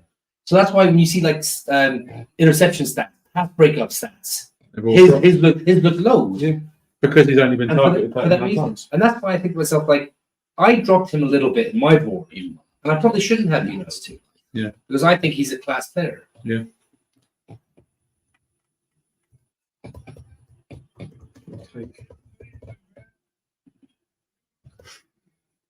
Because obviously this is home minute. 1 minute 30. Yeah. We're just going to quickly pop off for a minute and a half just to take a break before we round up the rest of the selections and obviously do the prize draw. So just bear with us. Starting a group or a club called Andy's Man Club, and the reason I came up with it because I've been passionate about mental health for a long time. 3 months ago, my brother-in-law died by suicide, and I want to do something where I could personally contribute and make a group and go and help other men, come up with a plan where guys could come together and talk. And if it ends up being like tonight's the first night, so I'm quite nervous about tonight and who turns up, but the outreach that I've received has been unbelievable, and it's so rewarding now looking at what we've done and why we've set it up. Along with Andy's mum, we've got a purpose behind it, which is mental health and Andy, and that his name can live on and create a legacy and helping. And if we can move this to Bradford and Leeds and so on, and other people get involved and they want to set up an Andy's Man Club in Nottingham or up in Scotland, that'd be ideal. Okay, guys, are we ready after 3? 1, 2, 3. It's okay, stop! Andy's Man Club. Andy's Man Club. Andy's Man Club. Andy's Man Club.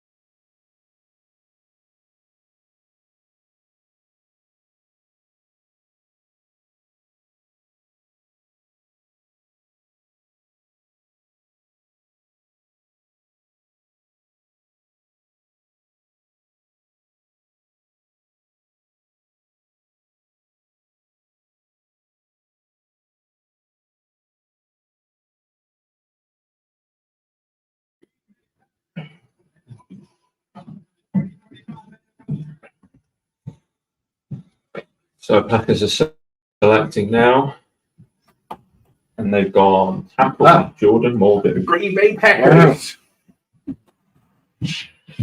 Jordan Morgan off the title town. So Jordan Morgan also came in for a 30 visit, the New York Giants. I had him as a second round player, 6'5", 311 pounds. Went to the Senior Bowl, had a decent show in there. We've got 2 sacks last season, 4 penalties. Played 785 snaps at left tackle and left tackle only all season. Some people see him as outside. Some people see him as an outside tackle. Some people see him as a guard. Where do you see him, Shane? I think I had him. I don't know. He was in my top 10. I can't remember if he was interior or tackle.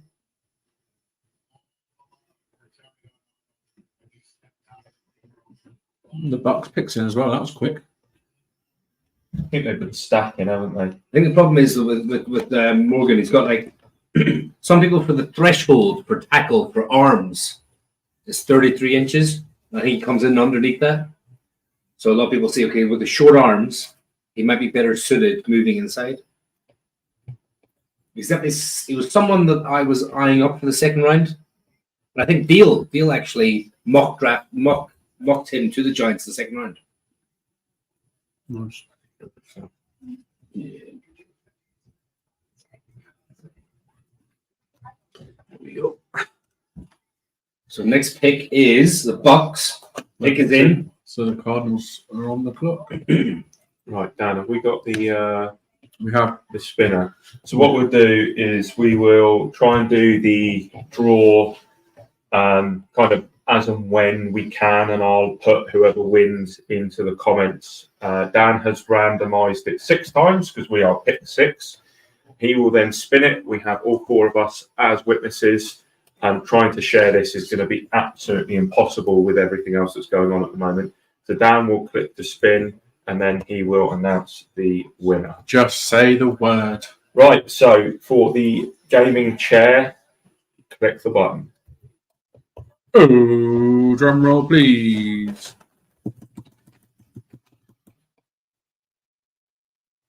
Ta-da! The winner is Wayo.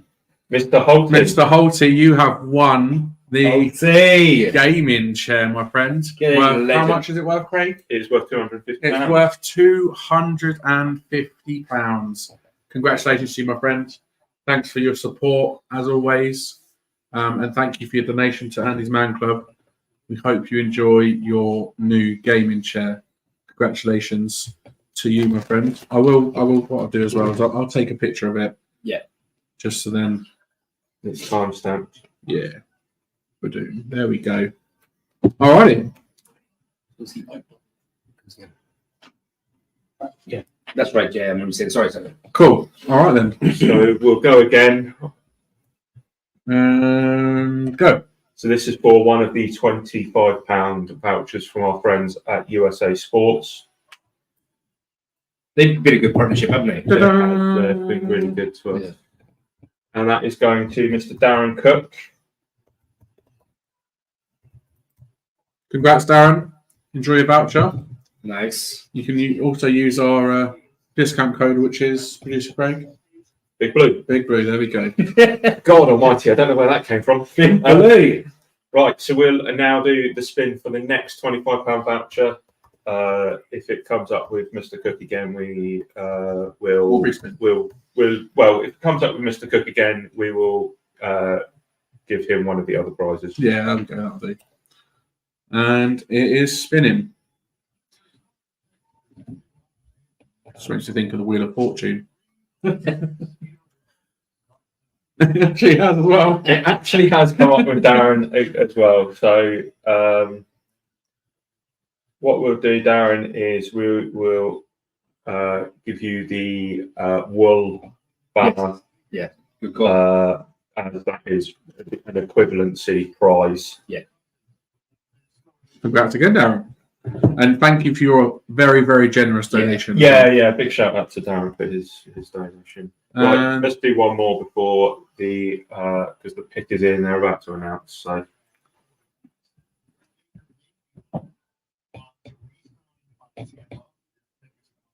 Ross Liddell. That's the other £25 voucher. Congrats, Ross. Thanks for your donation.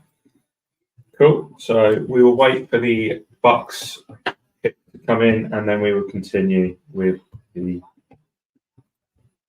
prizes.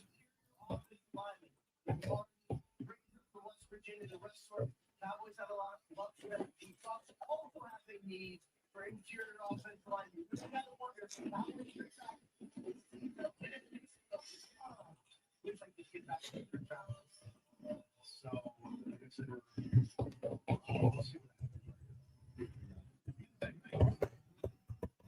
Bucks, where do you think the Bucks are going? At the moment, their needs say O-line, edge, and linebacker.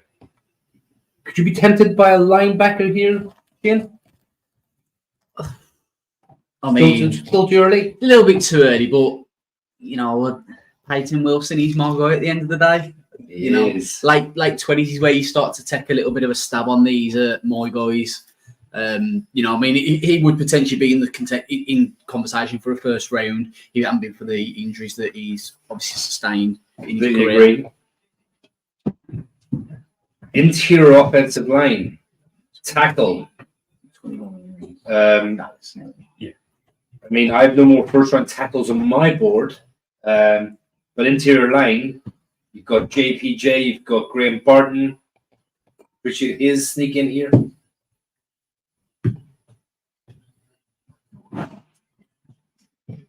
Pick is in.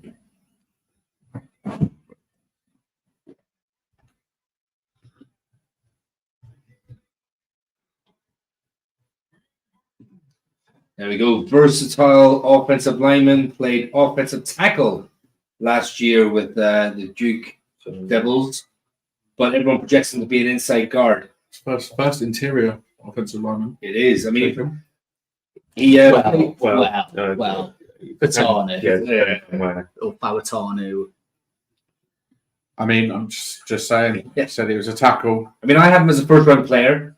6'5", 311 pounds. It's interesting they've got him on screen. He's a centre.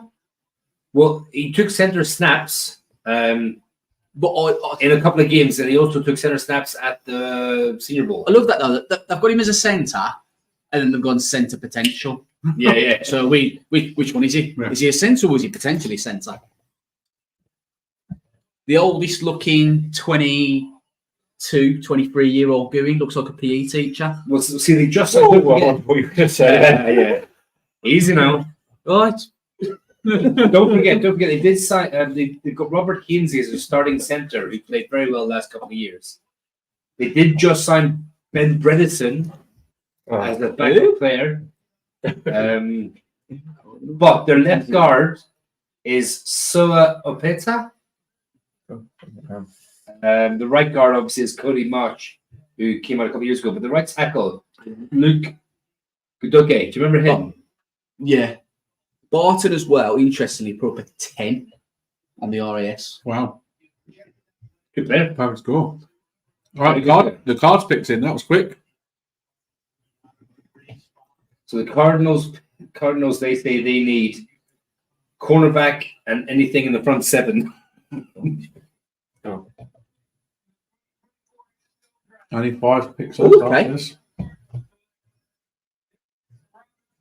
Oh, One of your guys, isn't it, Kev? yeah, Dennis Robinson. I mean, I have him as an interior player. I have him as edge. I know Sheehan has him as an edge. For me, he's a 4-3 end or a 3-4 end. Oh, mate. That's a jacket as well. But also, he dropped weight, so he came in at 6'5", 285 pounds. He has played D tackle before for Missouri, but he dropped weight to play on the outside. But he has said that he's comfortable doing either, and if the team wants him to play more inside, he will put on the weight to play inside. For me, I always saw him as someone who would be an absolute great addition next to Dexter Lawrence, because we have our age guys anyway. Mm-hmm. But sort of put on an extra couple of pounds. He doesn't have to get to 300, but he's currently 2 years 5. If you go up to 290, 292, something like that, he could easily play as a 3 technique next to Sexy Dexy. Good pick by the Cardinals, to be fair. Really good player. He was one of them that I was intrigued where he was going to get. I was like, is he going to get into that first round or is he going to drop into the second round? Like he's on the cusp kind of thing. It's kind of hard to place, wasn't he? The thing is, like, with a lot of these players now that's coming up in the late in the 20s and early second rounders, it's kind of like, what's your flavor? Who do you like? A lot of teams might have someone in the late second, but you only need one team to have him as top of their board. Nice. All right, whilst we're waiting, whilst Buffalo on the clock. Hold on to Buffalo Bills are not on the clock. Wow. They're not on the clock. There has been a trade. Jesus. The Chiefs moving up from 32. Have moved up from 32. Wow. The Bills must like a couple of wide receivers then, because they need KC are going for a wide receiver. They must be. The wide receivers left on the board for me, first round talent wise, is AD Mitchell, and that's it. And that for me, that's it. That's the first round wide receiver I have left on the. I think Bills might have their eye on someone like Troy Franklin, and I'm thinking we can move back. A bit rich at 28. Yeah, we can move back, get a little bit of extra capital. Or are they after someone like Xavier Worthy? We've blown away that speed, and they've got to the point now where, like, let's just go get him. So someone's just made a very good point on X there that the Bills have traded back with the team they're trying to beat. Very good point. So what are they giving up? They obviously must know. He's not that, but there must have obviously been a conversation. You know who the pick is? Yeah. Because when we traded up last year, and Joe said to I think it might have been the Jags GM, like, look, we're not taking an offensive player, I think it was, or whatever it was. He told them, like, look, we're not. This is what we're doing. So they must have an idea of who they're moving up for, and have got no concerns about it. So it has to be a gentleman's agreement, because at the end of the day, you need to deal with these people in trades and future, like. Let's look at Buffalo and Kansas City have got history in trading because look where when Mahomes was drafted. Yeah. You know? Yeah. Really? What could have been for Buffalo, eh? Yeah. I know, but they haven't done too bad out of it. But they're on a. Do you know what? Speaking of the Bills, actually, do you not think they're on a wee bit of a reset and a trade out, getting extra draft capital? Yeah. Kind of works for them. Do you want to do a couple more spins, Dan? Yeah, let's do it. Right, so next up we will go for the copy of College Football 25. Oh, big one. Oh, Big one. if I could win the game in chair, this is the one I'd want to win. Yeah, big time. 19th of July, it's released Friday. Let's go. It is Darren Cook, his third and final. Congratulations, Darren. Aaron's had the result tonight. He's cleaned up. Another Chiefs pick is in. He's got all the good prices. Go again? Yeah. Let's do it. Spin him. So that's Darren's 3. So if Darren comes up again, we've got a respin. This is for the draft hat, the 2024 draft hat. Sean Carter. Go on, Sean. We play Sean Carter. Congratulations, Sean. Enjoy your draft cap. And just on that, we have just hit 500 viewers for this evening. Get him. So thank you very much to anybody who has tuned in, or whether it is 5 minutes or the full 5 hours that we have been going for. I mean, if you'd been tuned in for 5 hours, then that's impressive. Absolutely. Right, let's do one of the Big Blue UK and Ireland t-shirts next. Some say this is the one. This is This the is prize. the prize. Which one, lads? Show Everybody the wants this prize. Lean up a bit there, Shane, and show what you could win. Both the two lads. Come on, then. Yeah, so look. It is Ross Another double winner. Liddell. Congratulations, Ross. You are now the proud owner of one of these t-shirts. And then that leaves another t-shirt, a mug and coaster set, and the Salute to Service scarf from the MetLife game we attended last year. Do we Available. Do we get them pics on now? Yeah, the adverts are on. So let's do the scarf. Scarf, yeah, Salute to Service scarf. That's actually quite cool, that one. Scarf is going to Holty. Holty! Congratulations. And that's why you buy the tickets, Couple of double. and watch us live on YouTube. Yeah. 2 prizes left, is it? Yeah, do the mug and coaster.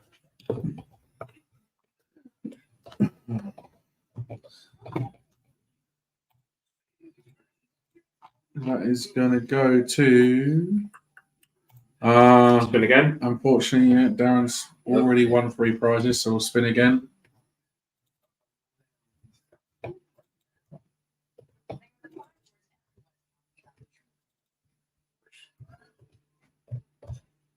It's a new name. Stephen Georges. Congratulations. You've won one of our mug and coaster sets. Congratulations, Stefan. As you can find on our Etsy store, etsy.com/Big Blue UKRL, something like that. Yeah. I think that's wrong, but you can find the link to the store in the description. And then the final one, the last Big Blue UK and Ireland t-shirt goes to Great timing.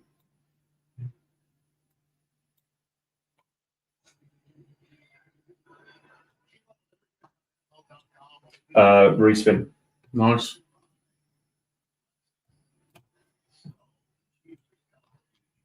Pick is in for the Chiefs.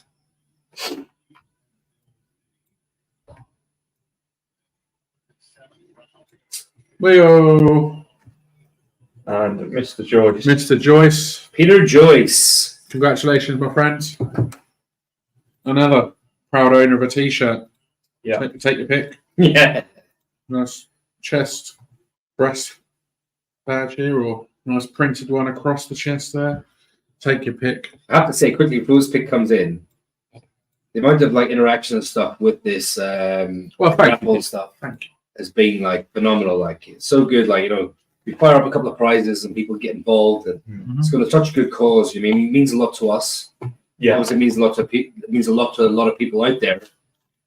It's just something small that we're trying to do, but it doesn't work without engagement. So basically, thank you all for engaging and getting involved and basically having the crack. Absolutely. We will sort out getting the different prizes out to people as soon as we possibly can. I will reach out by email to the people or via DM to get addresses, etc., to get certain things sent out that we have. 10 prizes total, yeah? Yes. Perfect. I've sent pictures of all 10 names. Cool. So here we go. The Chiefs pick is now. The pick is in. Roger Goodell is on the podium. Cowboys are on the clock, or should I say cowgirls are on the clock? So what do we say? The Chiefs moving up. And who are they moving up for? I said AD Mitchell or Xavier Worthy. Either Texas wide receiver.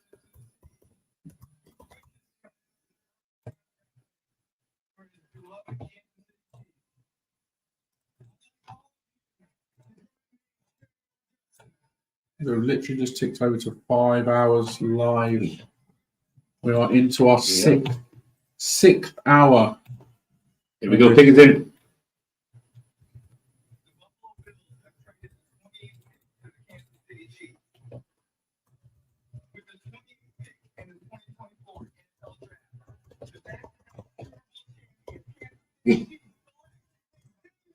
Whoa, speed!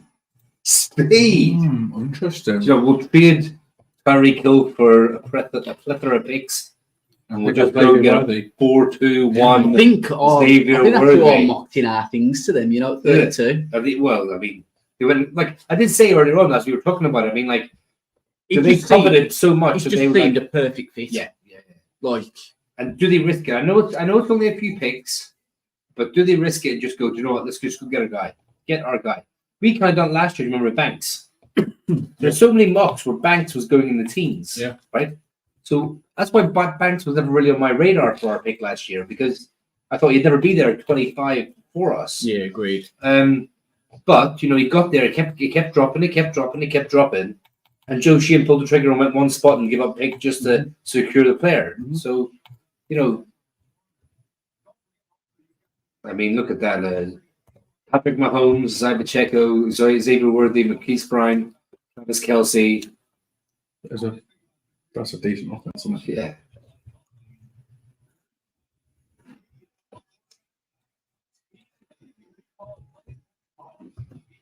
So, who's on the board? Where's Taylor Swift when you need her?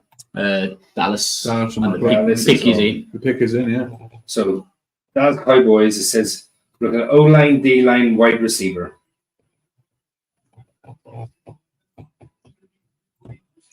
I mean, offensive tackle now. I mean, I can't see anything here. Do they go receiver here? It's tricky. I mean, AD Mitchell, Texas as well. Texas player, Do they go somewhere like that? Peter said running back. Could a running back sneak in? I keep coming back in the second round to Jonathan Brooks, Texas running back, the Dallas Cowboys. Every time I kind of think of like where the running backs start to go, I think that's it. I think Dallas's pick in the second round is round one. I mean, we all know that the Cowboys love her. The Cowboys pick a 56 overall. 24th pick. Cowboys love an O-line pick as well, don't they? They love an O-line pick. They do. I mean, and they've lost a few. Who's the right tackle on the left? Got injured and left. I can't remember his name right there. He just seems the most obvious one. You saying that, I think I know who it is now. No, I'm on about the Worthy pick. Who? I was on about the Worthy pick. Oh, yeah. It just seemed blatant. It just seemed like, if any team was going to draft Xavier Worthy, it's going to be the case. Has the compensation come up yet?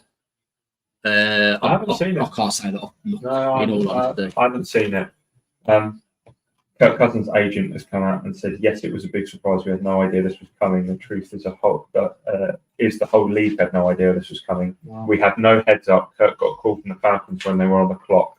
First, we heard it never came up in any conversation. Right. I will call the Falcons dirty for that because he was never. Sorry, pick us in.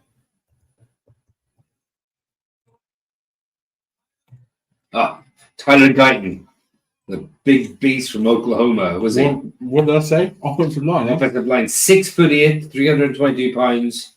6'8". 6'8". If he's 6'8", how big is his mum? Yeah.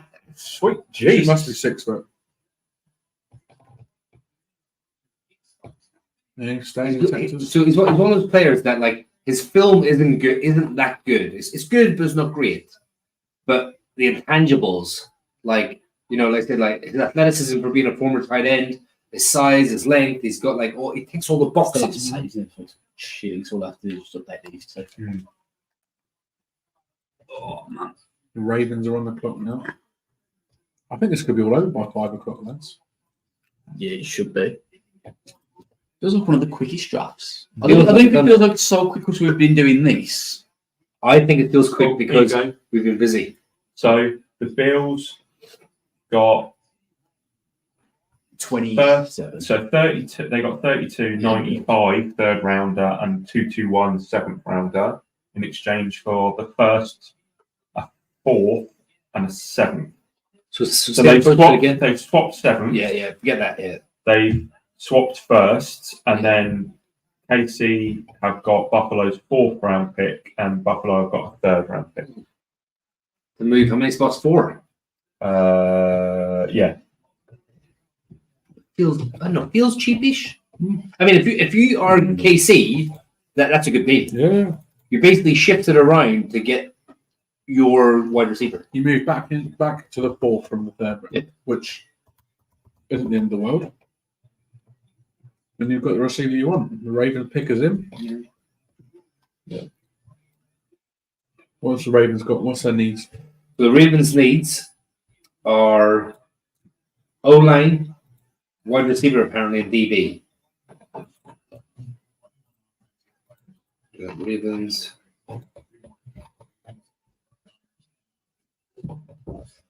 I don't know if it's just me. I just came across a presser video with Dave's, and Dave's just wearing a suit, and I hate it. Yeah, see it looks awful. Yeah. Cornerback. They should have cornerback written all over it. I agree, Neil. It is a good deal for the Chiefs. That does seem like the Chiefs have kind of pulled the pants down a little bit there. Bit of paper machine. Good. I agree. I think Bills aren't really getting much. No, they get a 3rd round, but past the 4th over, so they get to move up in the 3rd, which doesn't seem like amazing. And they've moved up like 6 spots in the 7th. Yeah. 7th, whatever. In it. Seventh, you're basically playing darts. Yeah. But I mean, like, yeah. Cooper Jr. Yeah, I mean, for me, Cooper Jean. We still got Coolians on there. They might target someone like Nate Wiggins and his speed. I mean, Nate Wiggins had a 4.28 40. Very good. Which is absolutely like flying. The only problem with Nate Wiggins is he's 6'1", which is good, but he's only on 182 pounds. Very slight. So he's slight, but again, if you're building for the future, you bring him in, you would imagine he wouldn't lose that much speed if he added a little bit of weight on it. The thing is, he's aggressive, Nate Wiggins. I've seen him play, and he will lay the hits. He doesn't mind putting his head in there. He doesn't mind putting his nose in there. It's just a bit slighter, so bigger receivers can kind of just throw him off a wee bit. Like. So we've got the Niners are now on the clock. Pickers in for Baltimore. So these 3 picks, and the first round's done, lads. Mm-hmm. I do agree, as I said earlier on. It feels like it's gone quicker because we've been doing this. Mm.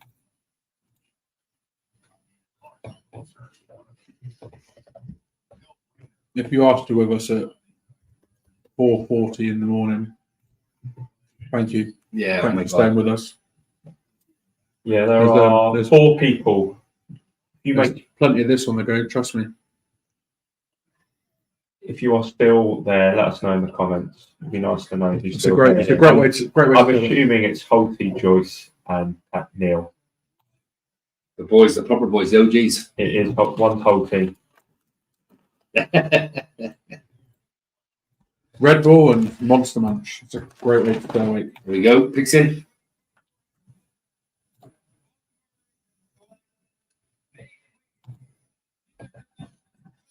Told you. That's it. Their type of player, to be fair. Where did you have Nate Wiggins on your quarterback list, Shane? CB4. I mean, they've got him at 173 pounds, and whatever that is. DRC is Very- a come.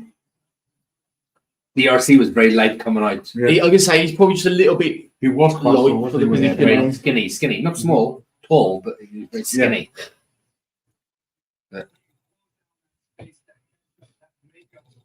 We were right as well for the people who are still with us. I don't mean death. I'm not getting that morbid this late.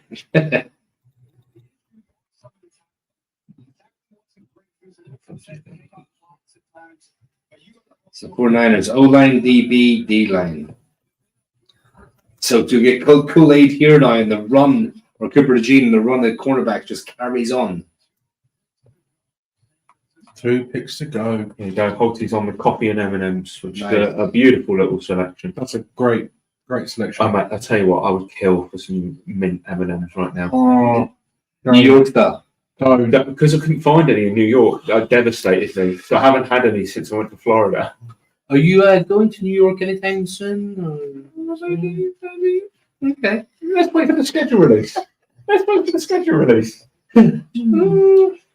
Maybe we are, Kev. I was wondering how high we could go then for a second.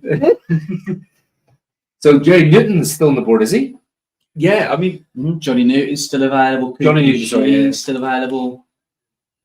I mean, I don't know. Mitchell's still available. 49ers, I mean, see, they got one side they got Bosa, the other side they got Leonard Floyd. In the middle they got Hargrave, good, but they got Malik Collins, a bit of a placeholder in the middle. So does someone like a John Newton come off the board here now? I just seen a tweet. The Lions' first round pick since 2021. Panay Saul, Adrian Hutchinson, Jameson Williams, Jamiah Gibbs, Wow. Jack Campbell, Terry Arnold. Do you know what that is? Pow! Yeah. Home run after home run. The Giants since 2021. One playing not even on the roster right Oh, my now. God. One's looking like a bust. So talking about cornerbacks, right? San Francisco's cornerbacks, look at this. Devondre Campbell in the no, that's right, hold on. Javarius Ward, Isaac Yadam, do you remember him? Wow. And Diamador Lenore are their cornerbacks. I love that. I'll talk to you later. They need help on quarterback. LFA's latest tweet. Buffalo can't get past Kansas. Need a wide receiver on the clock. Also, Buffalo, take our pick in the fastest run on earth. Yeah, Brilliant.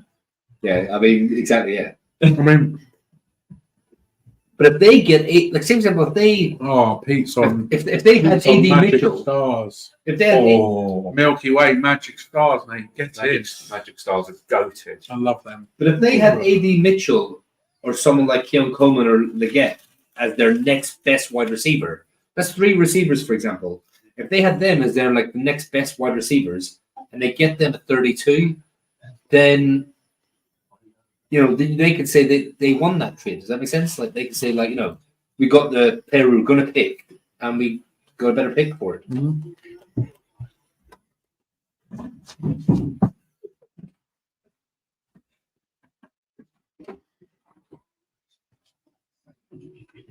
The Bills live by 2 principles. Everyone should get a possession in overtime, and the Chiefs should have the best offensive weapons in the NFL. It's so true. It's almost like they just roll over for the Chiefs, isn't it? Speaking of the Bills, any danger you could make your pick? Yeah, yeah, I'm on the phone. The Niners one's been in for a while now. Oh, we've got up to 5 viewers on YouTube. Jesus. 504 from X. Holty's disappointed in Steve for going to bed early. Peter, we would love to be able to do this live next year. I think that is the dream. Live in a pub, I'm all up for that. Whether a pub would have us until 5 a.m. is another question. Yes. Yeah, Ooh, you know, okay. Nice pixie.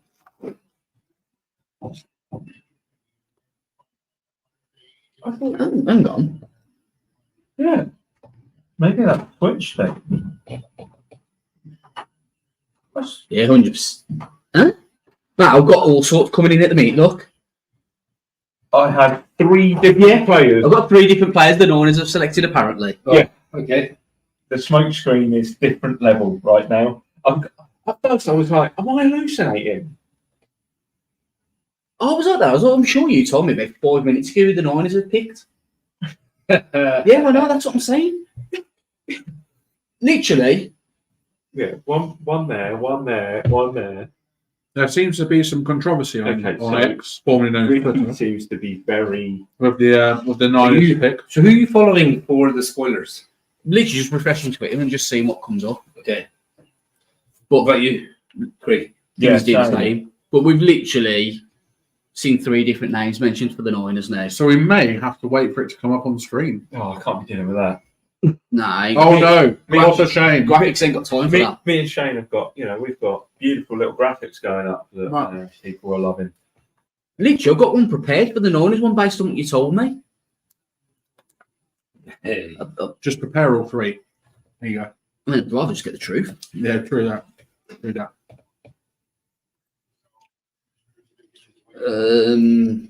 So the Buffalo Bills are on the clock with the last pick. Oh, there you you go. Oh, the Bills. Oh, the right. clock. You've The seen- Niners traded up twice, potentially? That would do. I don't know what's. To be honest with you, it's 4:45 and I don't know what's going on. No, Do you want to? we've descended. You want to just into not, chaos. you want to close your laptop, guys. Just enjoy the last pick. Just the last. We've come this far. And enjoy it. I can enjoy tomorrow night. What's he saying? What's he saying? Ricky Pearsall. There you go. Ricky Pearsall. Can we just acknowledge, Talk to me. that somebody sitting on this table had Ricky Pearsall sitting as his wide receiver 5? Oh. Oh! Look at you. I am as Man knows ball. I know. Adam is my wide receiver 9. Isn't he like the 8th receiver to be taken? I don't know where I had him on mine. No, he's 1, 2, 3, 4, 6. Ooh. Panthers.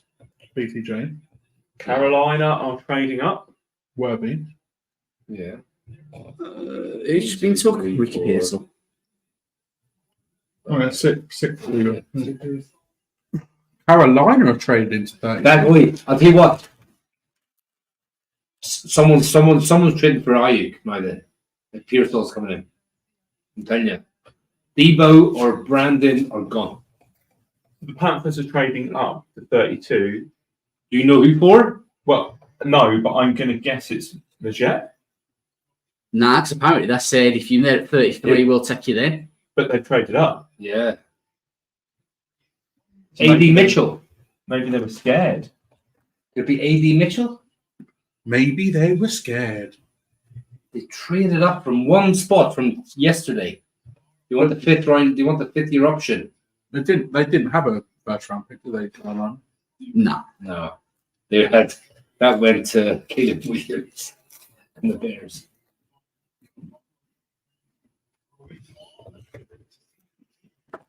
So Buffalo trades. What did they give up? Oh, there you go. 32 and 6. So basically went from 200 to 141st. That's all right. So one That one spot. spot. That's great for the Bills, to be fair. One thing that might have I been think overlooked. Buffalo have sort of started. One thing that What might have been do you think? overlooked at the start of the night, I was thinking, we might trade up and we might not have a first range draft pick next year. And I'd really missed that first range draft pick, but Yeah. we've still kept it. Yeah. So we've still got our first range next year. Happy days. We have.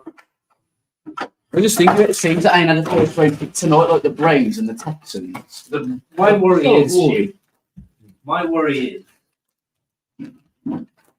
that we we'll have that first round pick, but it will be 15. And there's only 3 good quarterbacks next year. That's if we draft a quarterback next year.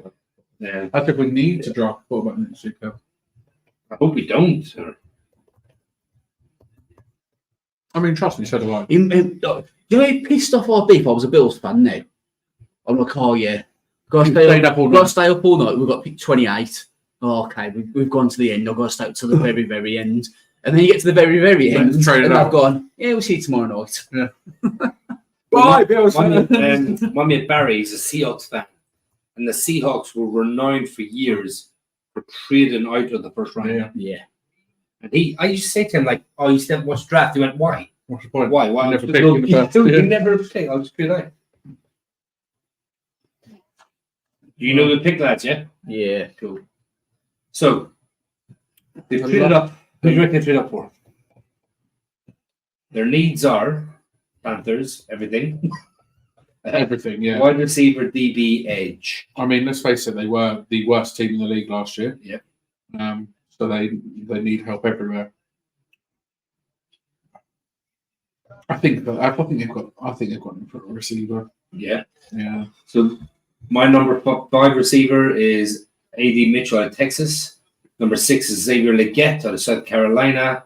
Number 7, Keon Coleman out of Florida.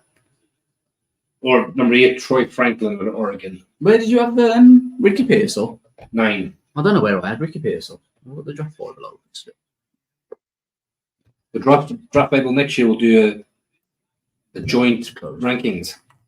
So you... Ricky Pearsall was 100% in my top 10. Yeah, that wouldn't be on the I'll draft be on Bible. the draft board, will it? Oh, Sorry, I'll have it in. yeah. It'll be on X. Your top 10. I've got it here. You had Pearsall at 10. 10. I knew he was in the top 10. No. So, Johnny Newton, not a first round pick. Wow. Cooper DeGene. Wow. First round pick. Paul McKinstry. Wow. Spoiler alert, come on. Yeah. Not saying you the pick is. Lad McConkey got a lot of buzz. He was one of them that. Benson. No, Jay. I told you. Cooper beat. Yeah. So obviously, we'll wait for the Carolina pick to come in. If we look ahead to tomorrow night, we just mentioned 3 players that are still on the board: Cooper DeGene, Kool-Aid McKinstry, Johnny Newton. All 3 arguably positions of need for us. Yeah. At what point do you look at maybe trading Pull up? the trigger and trade up. I don't think we can. I don't think we've got the luxury. We haven't got the ammunition to go. Yeah. See, I think we have. Right, here's the pick. Picks in. The final pick of the first round, let's go. Carolina Panthers.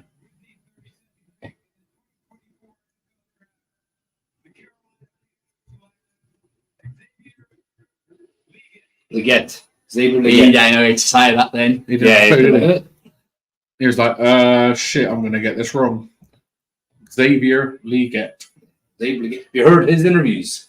Oh my god. They're brilliant. Oh my god. Yeah. It is, isn't it? Oh, it's brilliant. Brilliant. He has the greatest voice. Yeah. So there's a guy on X called Ryan Rasmussen. Yeah. Who, but we appreciate you fellas across the pond. Any of you are always welcome at our tailgate. And I said, see you in early October. Nice, I hope so. We'll cook up some banger and mash for you, whatever that is. Sausage. That's what bangers are. No, we don't want bangers and mash. Can you imagine if we went, could you do orange chips? Orange chips, Yeah, Shane? right. What is about orange chips? I told someone about orange chips before. I was like, what am I? I was like, chips are orange. Or a spice bag? Yeah. Get a cheeky spice bag. Spice bag. Let's get the spice bag going. I went to O'Neill's Love a last spice weekend. bag. Yeah. And they do spice bags in there now. Really? Yeah. And smiley faces. Your potato smiley faces. What? They sounded outrageous. I had them. They were called angry faces. Angry. They put naga chili, hot sauce, and Oh, nacho cheese get in. on Get in. Banging. Let him be going. You can't beat a bit of potato All right. smileys. There goes my second round pick. I want it. Not now, surely. No, I know you. So there's some big names still available for the second round tomorrow night. It's a forceful little open hand there, wasn't it, from the coach? Honestly, I am kind of phoning the Bills up and saying, what do you want for that 33? And who you taking at 33? Cooper. Yeah. All day. A safety or cornerback for us? In all honesty, both. Either or. He's got the versatility. Would you just have him change during game? If need be, change based on the Yeah. I'd have him. I'd say corner, nickel, safety, all through the game. No one knew where he'd be. His closing speed is so good. I can't believe he's dropped out the first round. I can't believe he's dropped it. There was someone. Well, I do. I can't believe it for reasons I probably shouldn't say on camera. Oh, yeah, it's cancelled. Yes, please don't. All right, so yeah, that is the first round in the books, gentlemen. Let's have a little quick recap of the 32 picks. Why not? Okay. I'm just going to run through them. Do it. So first overall, Caleb Williams to Chicago Bears. Second, Jaden Daniels to the Washington Commanders. Number 3, Drake May to the New England Patriots. Number 4, receiver Marvin Harrison to the Arizona Cardinals. At number 5, we had tackle Joe Alt go to the Chargers. At 6, the Giants, we had Mr. Malik Neighbors, wide receiver LSU. At 7, JC Latham, tackle going to Tennessee. Number 8, probably the surprise of the round. Michael Penix Jr. going to the Atlanta Falcons, where Kirk Cousins had no idea, which was quite interesting. 9, Rome Odunze going to Chicago. So Chicago got their quarterback and their receiver. 10, JJ McCarthy going to the Vikings after they traded up one spot with the Jets. The Jets then picked Olu Fashanu, however you want to say it. Tackle out of Shane's Penn State. We are. 12, Bo Nix to the Denver Broncos. 13, Brock Bowers to the Las Vegas Raiders. 14, Talisi Fuaga to the New Orleans Saints. 15, Laiatu Latu to the Indianapolis Colts. 16, Byron Murphy to the Seahawks. 17, Dallas Turner to the Minnesota Vikings after they traded with Jacksonville. 18, Amaris Mims to the Bengals. 19, Troy Patanu to the Jared Verse to the LA Rams. 20, Troy Patanu to the Steelers. 21, Chuck Robinson to the Miami Dolphins. 22, Quinion Mitchell to the Philadelphia Eagles. Wow. 23, Brian Thomas Jr. to the Jacksonville Jaguars. 24, Terrion Arnold to the Detroit Lions. 25, Jordan Morgan to the Green Bay Packers. 26, Graham Barton to the Tampa Bay Buccaneers. Darius Robertson, 27, to the Arizona Cardinals. Xavier Worthy to the Kansas City Chiefs at 28. Tyler Guyton to the Dallas Cowboys at 29. Nate Wiggins to the Ravens at 30. Ricky Pearsall to the San Francisco 49ers at 31. And then Buffalo decided to trade out the first round altogether and traded to Carolina for Xavier Legette. First round in the books, gents. A record 23 offensive players drafted. Wow. Unbelievable. So just looking at Daniel Jeremiah's top 150 prospects, you got Cooper DeJean sitting at 24, Johnny Newton's at 25, and then Mitchell is at 27, Kool-Aid at 28, Edgerrin Cooper at 29, and Ladd McConkey at 30, all still available. And technically, Ennis Rakestraw at 32. So, all what DJ is classifying as first round talent, essentially. There's some serious talent still available. I mean, if I'm Joe Shane, I'm looking at it, I'm saying, okay, I've got my own 3 players there. Cooper, Kool-Aid, and Ennis. The minute 2 of them go off the board, go for the third one. Yeah. So I've got first round talent that I've got left is A.D. Mitchell, wide receiver out of Texas, and Johnny Newton, Illinois, defensive tackle, and Cooper DeJean, Julian McKinstry, cornerbacks. And that's it. So to be fair, it's been a first round where there's not many that's dropped out. So it's been kind of like standard-ish. Yeah. But there's still talent there to be had. Definitely is. Well, lads, it's been emotional. It has. It is just about to tick over to 5 a.m. And as Pete Joyce rightly said, it's getting light outside, so we're going to call it a night there. 5 hours, 30 minutes, lads. Yes, exactly that. That is all we have time for tonight. We will be back on Wednesday to take a look back at every single pick the Giants make over the next 48 hours. There's going to be some exciting young players coming to the Giants over the next couple of days, so we're looking forward to going through all those on Wednesday evening. Shane, anything else to add? No, it's been an absolutely fantastic night. Live streaming with you guys in the same room. Like I said at the start of the show, it's the first time we've done it. Covering the draft the way that we have as well. First time we've done it. So thanks to you three for being part of this, and also to everyone that's tuned in at some point, whether it's been for 2 seconds or 2 hours or 5.5 hours. Wouldn't have been possible without you guys as well. So hopefully you've had as much fun as we have. Yeah, big time. I mean, it's been awesome. It's been a lot of work in the background going into it. A little bit stressful, organizing it, worrying about it coming up. But it's been great crack, and it's something that we really want to do again, especially a live stream, live sort of like podcast with us guys. But we came. It wasn't overly exciting for us. Neighbours is the most mocked players to the Giants, so no real drama there. We got an awesome player at number 6 to help this offense. So be pleased about that, because it is a really good pick. It's been a pleasure, lads. Who's Craig? Yeah, I think, Twitter has been Twitter. There are people who are upset because it wasn't a quarterback, but I'm glad we didn't reach for a quarterback at the end of the day. Yep. We've taken what, in some analysts' view, is the best player available. Like literally the best player available in the draft that would have been available to us at least. Some people have Caleb Williams at top. Nothing we can do about that. The Bears are always going to take him. But yeah, no, it's been good. It's been, as Kev rightly said, it's been stressful and it's been a lot of hard work. And thank you to all of you for helping me out with little bits here and there and graphics and all that kind of stuff. Hopefully the viewers have enjoyed it. For listeners, I have no idea how we're going to cut this down. You might just have to watch the YouTube one. But yeah, no, it's been a blast. It certainly has been a blast. Huge props to Craig, to Shane, to Kev for all the work they put in behind the scenes, all the work they put into the draft Bible, all the graphics you've seen up on screen, getting all the clips that we've had up on screen as well.